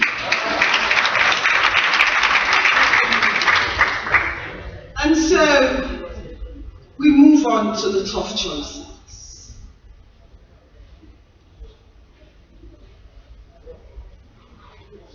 We have spoken to the problems, we've identified the problems, we have seen what we need to do, and now before us are the tough choices. And so, everybody speaks to strengthening our institutions, but I know, and a lot of us know, and this assemblage of people has spoken to reforms, to conduct impact assessments of current institutional reforms to enable deepening, consolidation, and/or redesign of our institutions. All these are contained in the Oronsoye report, which covers such issues as reforms, consolidation, and even suggests that some institutions be abrogated and all issues connected therein. We speak to infrastructure. We speak to the need to privatize and concession railways, to focus on freight, major highways, imports, refineries, pipelines, and depots. We speak to adopting alternative financing options in the areas of infrastructure investment, both directly through PPPs and intra-budget expenditure. We speak to legislation. We speak to identifying all the obsolete laws. In Parliament, we say, over legislation is as bad as under legislation. And so when certain people speak to more legislation, I think what we need to do is actually look and streamline the existing legislations and of course speak to the execution of the existing legislations. I think that we have legislations on every subhead that we have here, but the issue still boils down to the will of the executive to execute on these legislations. Of course, I will not speak negatively about the legislation because in legislative practice I am supposed to divulge any interests I may have, and I have interests here. But we speak also to tackling corruption. We must strengthen the legal framework for the repatriation of stolen funds. I am aware that there are 3 pieces of legislation, very strong landmark legislations that are waiting assent by the executive arm of government. One of which is the Foreign Assistance in Criminal Matters Bill, the Asset Forfeiture Bill, and the Financial Institution Bill. They await assent by the executive arm of government, and unless we have the legal framework in place so to do, it will be difficult for us to collaborate with our strategic partners on repatriating the stolen funds. Nigeria, a lot has been said about tackling corruption. But we talk about it, there is so much echo. We hear it every day. Now it is time for commitment. We must tackle corruption in a way that is seen as equitable, in a way that suggests that nobody is above the law and that there are no sacred cows.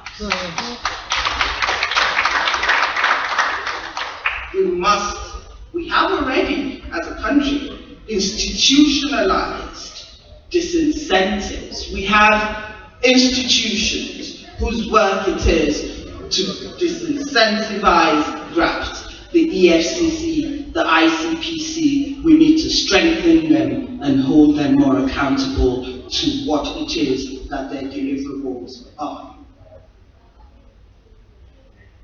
Today, there has been so much talk about insecurity. But I want to take a minute out to celebrate the men and women of the Nigerian Armed Forces. The men and women in uniform who stand on walls and bring back the territorial integrity of this great nation. The men and women who through courage, through valor, through consistency are turning the tide on insurgency and are taking the battle to the insurgents. But having said that, we must strengthen the existing framework for interagency collaboration between not only the agencies, but also between the military and civilians.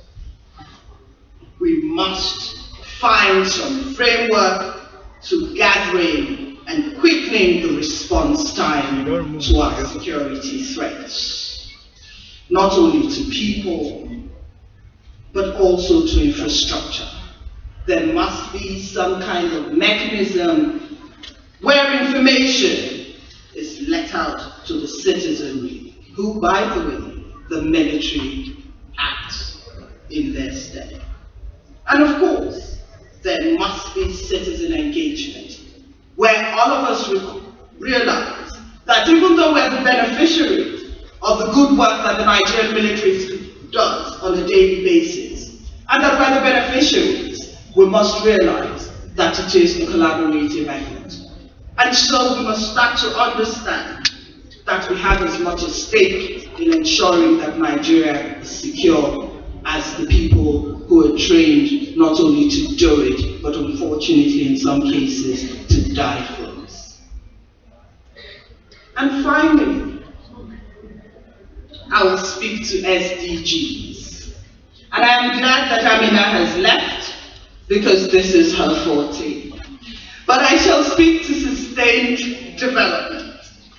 And moving from the MDGs, the United Nations has said to us that they have come up with what the sustained development goals are. And these run a gamut. Everything to turning back the tide on hunger, to climate change, to gender equality, to maternal and child, reduction of maternal and child mortality, to turning the tide on hunger, to agriculture, to empowerment of the people, and so on and so forth. Nigerian government has come up with a roadmap for a better articulation of the SDGs than we had with the MDGs. Thank you very much.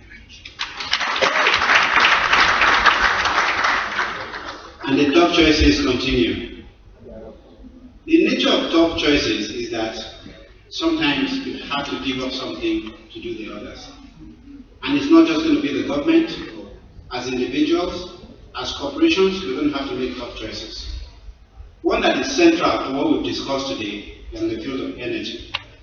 And the summit deliberations concluded that it is critical in the oil and gas sector that we separate the role of the regulator from the role of an operator, so that we can have transparency, so that we can have controls in place to ensure that whatever our objectives are in these sectors will be achieved.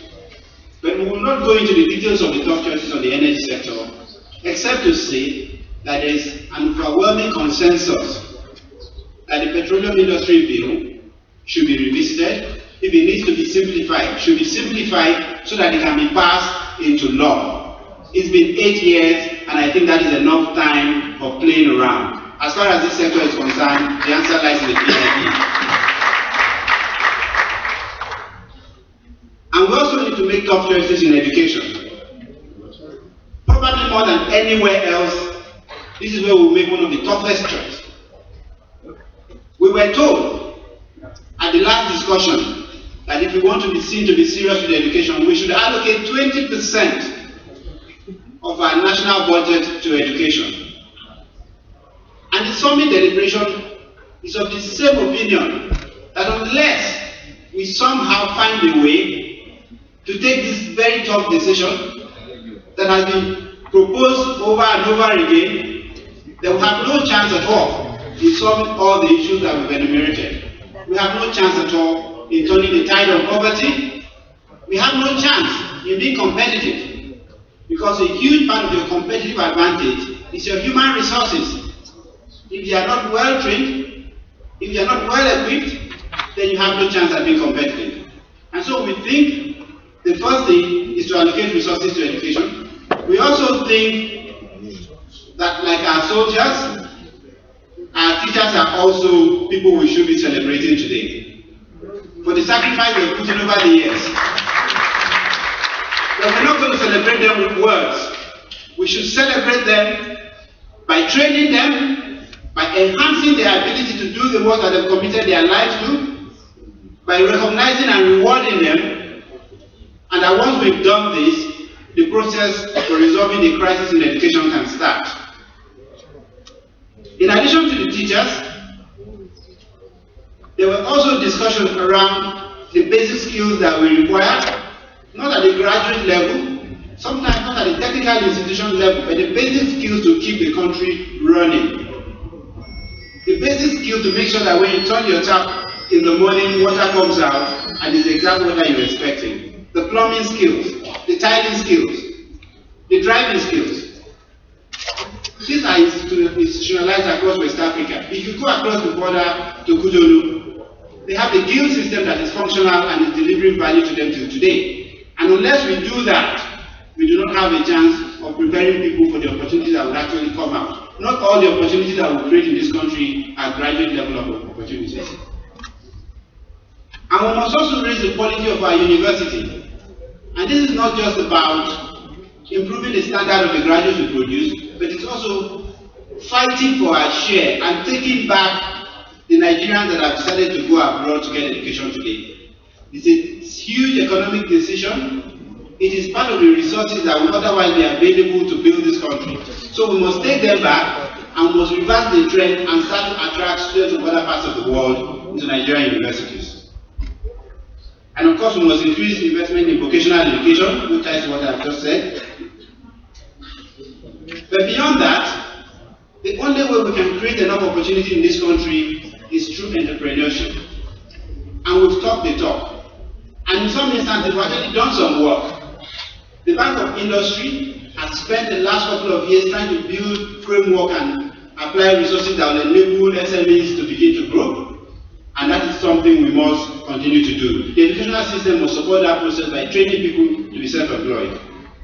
And more importantly, the curriculum for educating people cannot be decided at the campus. It must be a collaborative effort between those who will employ the graduates and those who will train them.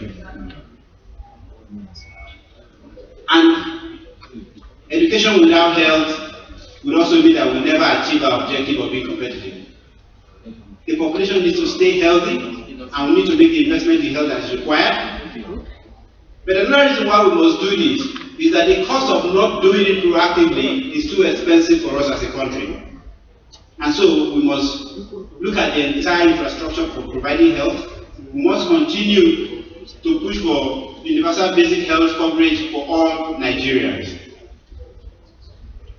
We should also provide incentives for the pharmaceutical companies that have chosen to do their business in Nigeria, both in terms of research and also in terms of how they're able to start up. One more tough choice that we should also look at, in addition to education and health, is to look at job creation, and I'm not going to spend time on this. Everything we've said, from removing the bureaucracy, from retraining people, from providing access to people, at the end of the day, we must provide jobs. A jobless growth is not a meaningful growth and it's not a sustainable growth. And so we must eliminate bottlenecks. We must also provide support for the SMEs.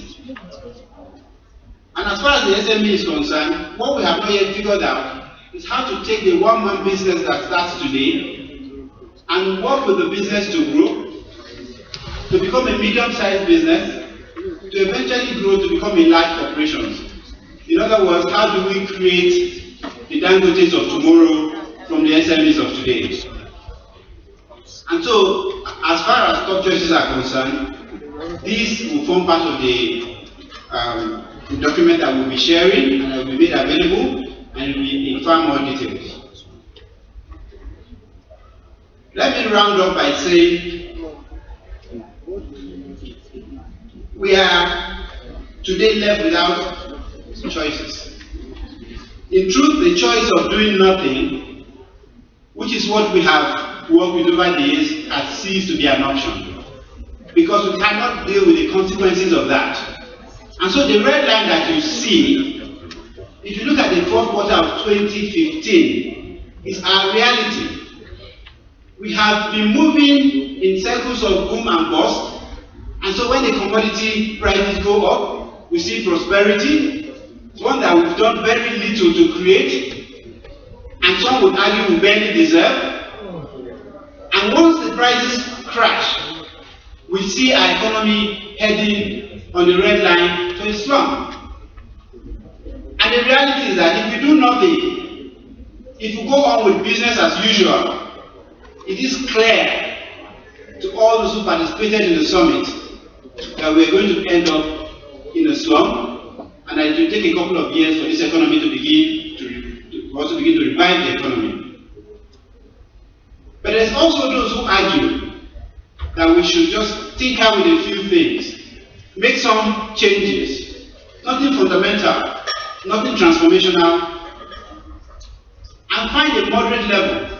But what those people forget is that in this race to be globally competitive, in the race to provide for our people, we're already way behind. And a moderate outcome is a very bad outcome, because it will mean that we have no chance of catching up with the other countries in the world. And so the only choice, the only real choice before us, as far as this summit is concerned, is for us to make the tough choices that we have enumerated.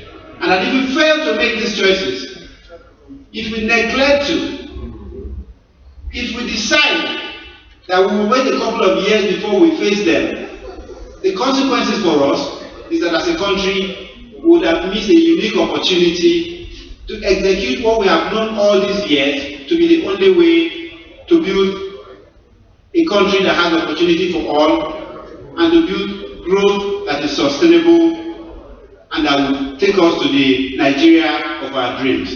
Thank you very much.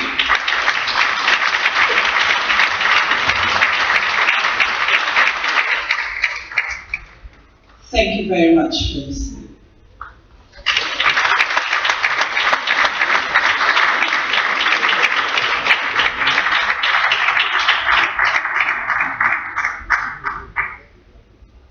What an excellent presentation of all our time here. Ladies and gentlemen, I believe it is not better than that.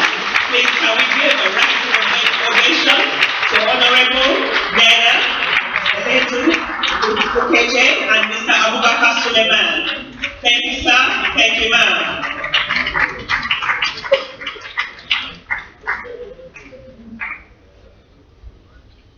Wow.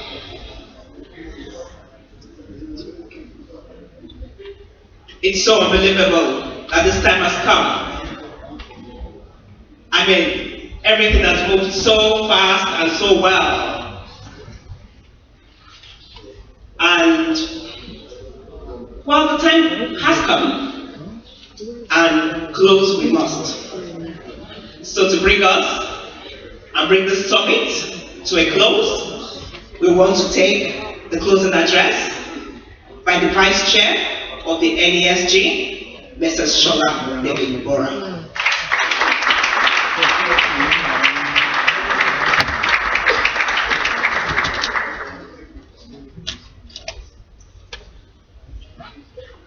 I don't think I've ever attended a summit where there have been so many people at the closing.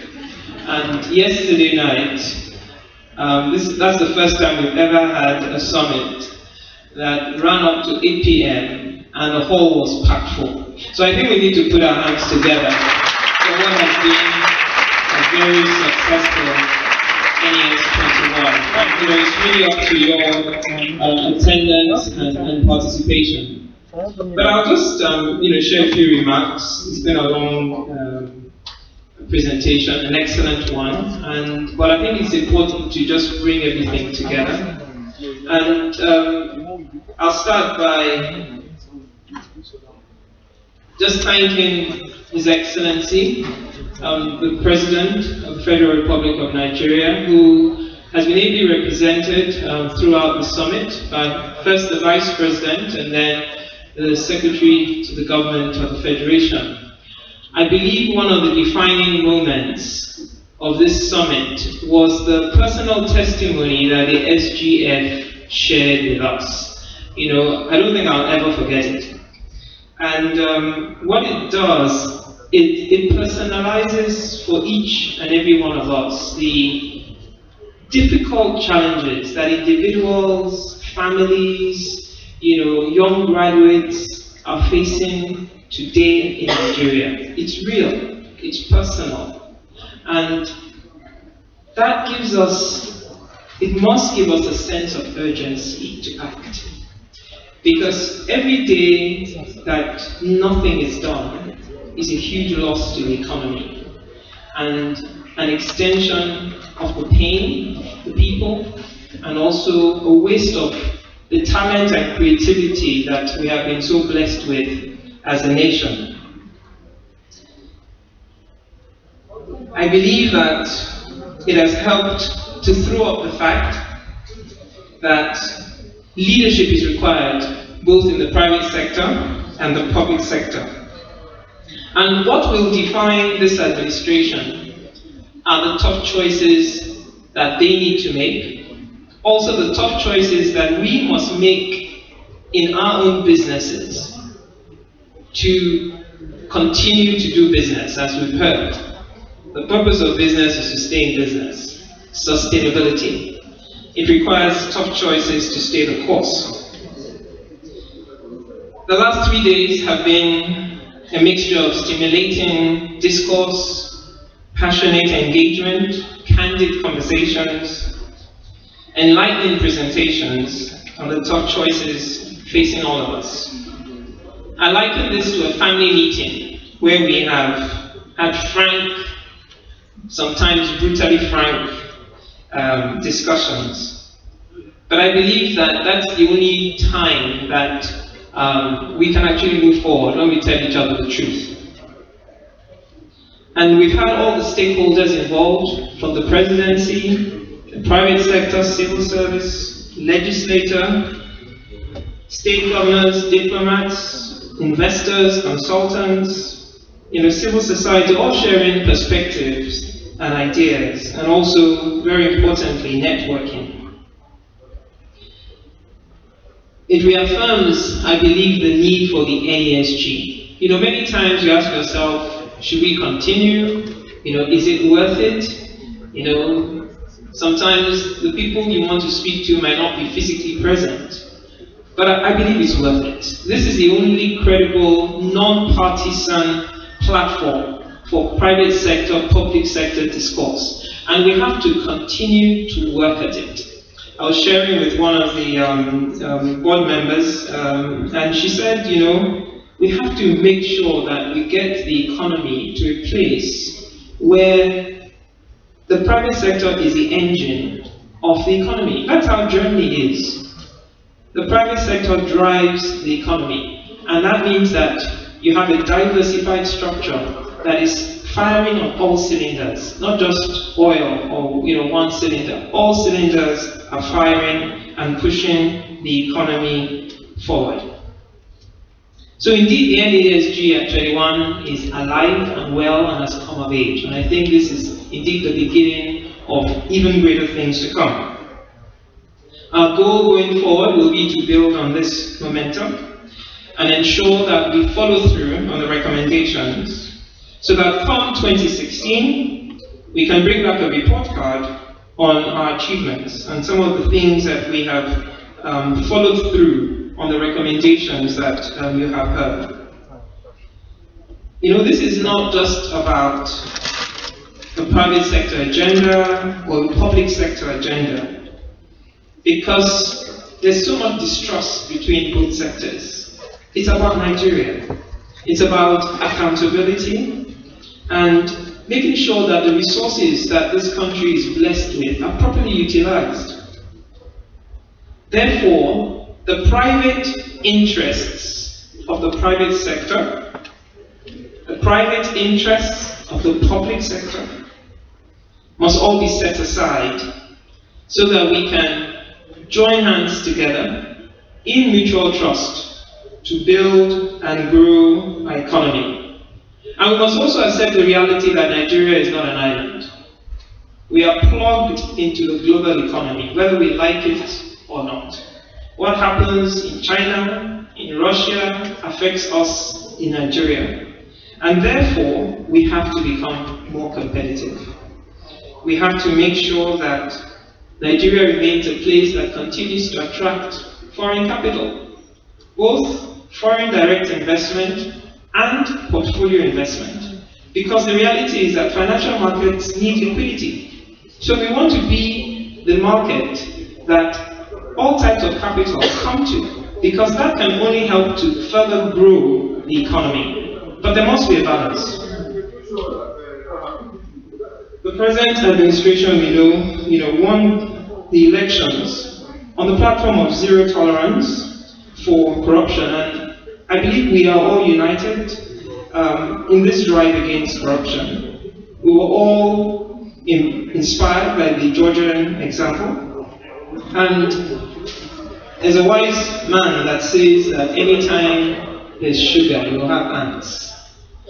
So our responsibility, both the public sector and the private sector, is to make sure that all the rent-seeking opportunities in this economy are removed, so that the sugar goes and the ants disappear. I genuinely believe that we will embrace the optimistic scenario that has been outlined here, and that from this point on, the real work begins. The real work of engagement, the real work of advocacy, the real work of making sure that each one of us take personal responsibility of contributing in some way to ensure that we grow our economy. The work will continue, as we've heard, with the 10 policy commissions. Please make sure you are part of one of those 10 commissions. And we very much look forward to seeing you next year. Our 22nd Economic Summit will be held in October from the 11th to the 13th. And we will be convened by God's grace to review the progress we have made on the top choices, as well as to discuss another topical theme that will help to move our country forward. God bless Nigeria, and thank you very much.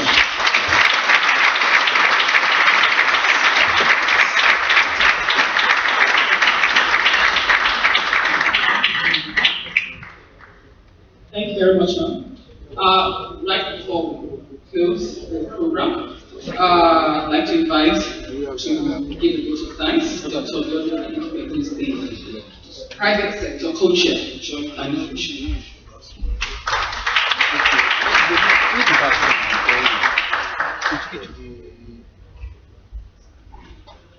Distinguished delegates, ladies and gentlemen, my job is a very brief one, and I'm very brief about it. To appreciate and honor all those that made NES number 21 a reality. And I will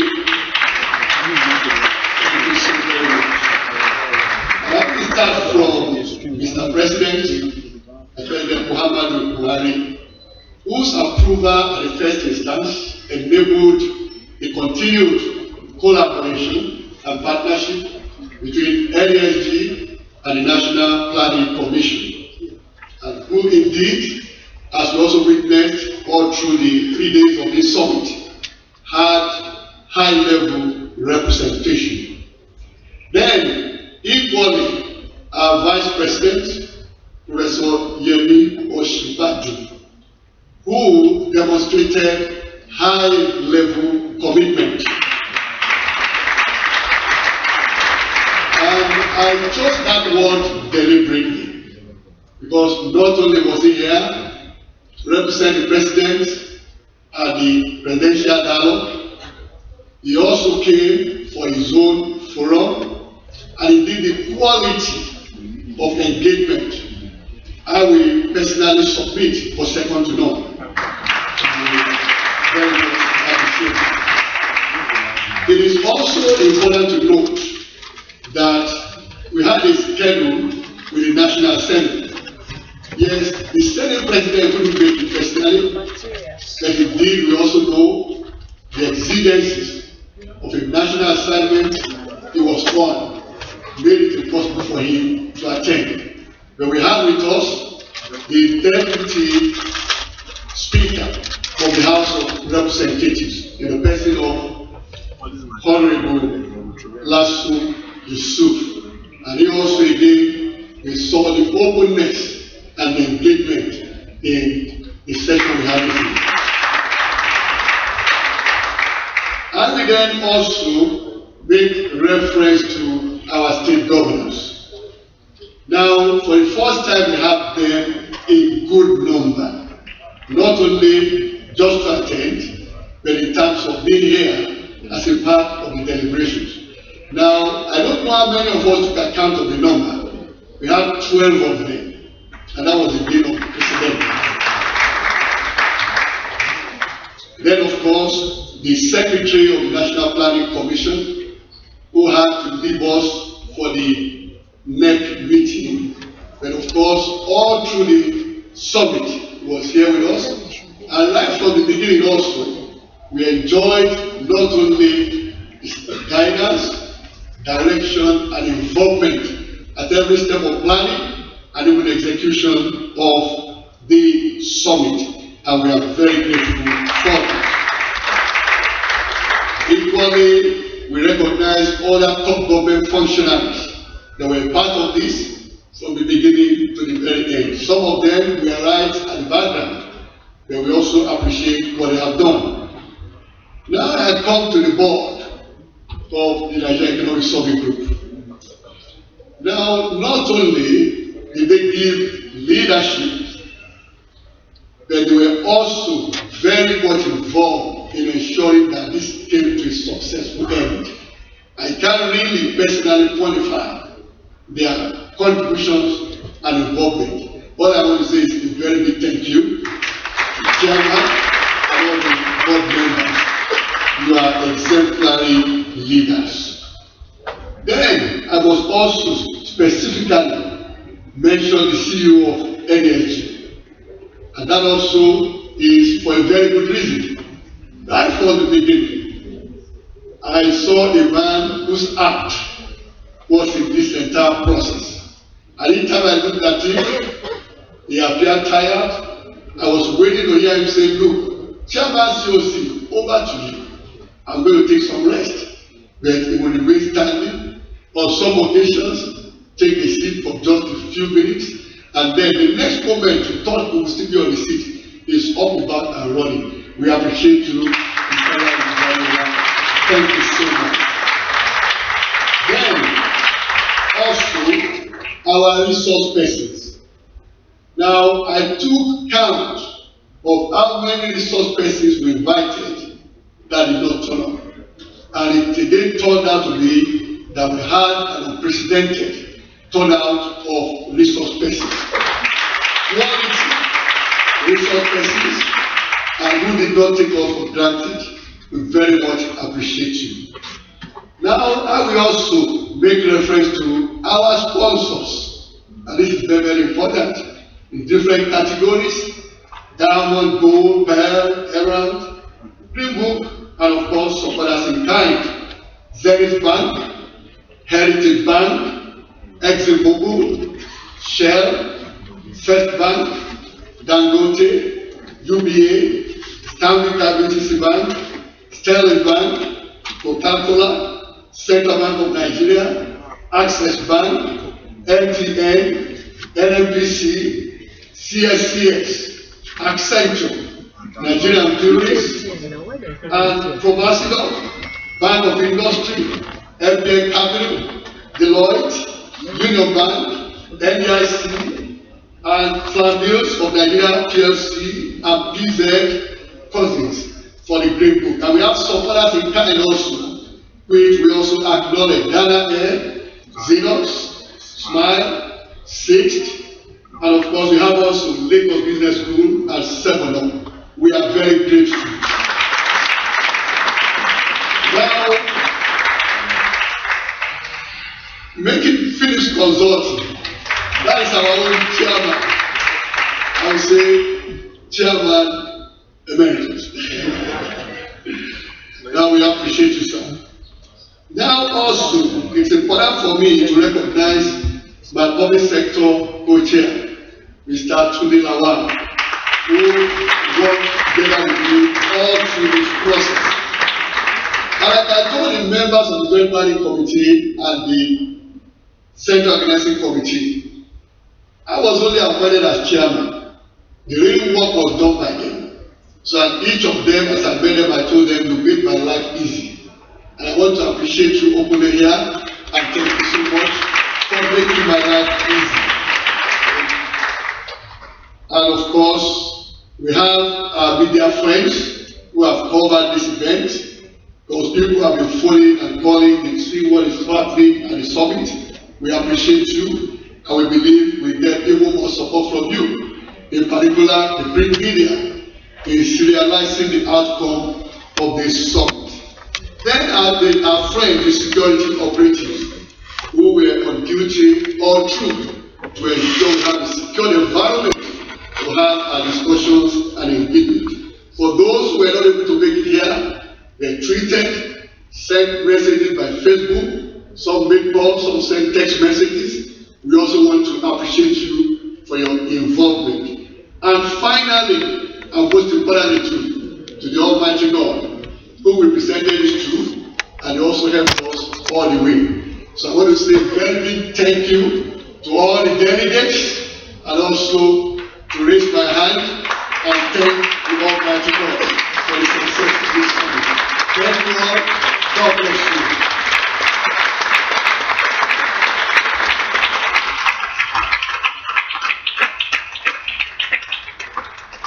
Your Excellency, distinguished ladies and gentlemen, as he was reading through everybody to thank, there's a special group of people that my heart goes to. When Ndidi was handling her session, she said the future belongs to them, the youth. And Tajarela has assembled a wonderful team of young people that have acted as rapporteurs, and there is, wherever they are, let's put our hands together for them.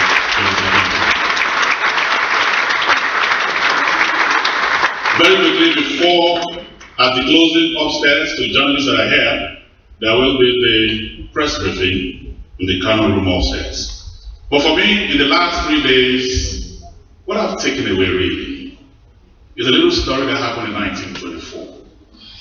A young Olympian was going to the Olympics. And I keep on telling this story where I go to, because what we've done here in the last 3 days is for the future. 2 weeks to the Olympics, they called him that his wife was about to deliver. So you have to make a choice between going to the Olympics or going to stay with the wife. He chose to go and stay with the wife at the hospital. They delivered a wonderful baby boy. 24 years later, the Helsinki Olympics in 1958, that little boy had grown up. He won a gold medal for America. And then he wrote a letter to the father.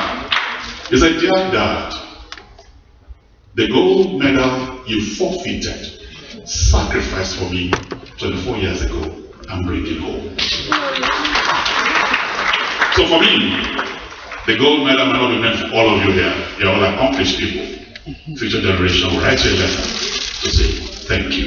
Shall we write for the national anthem? The national anthem, please.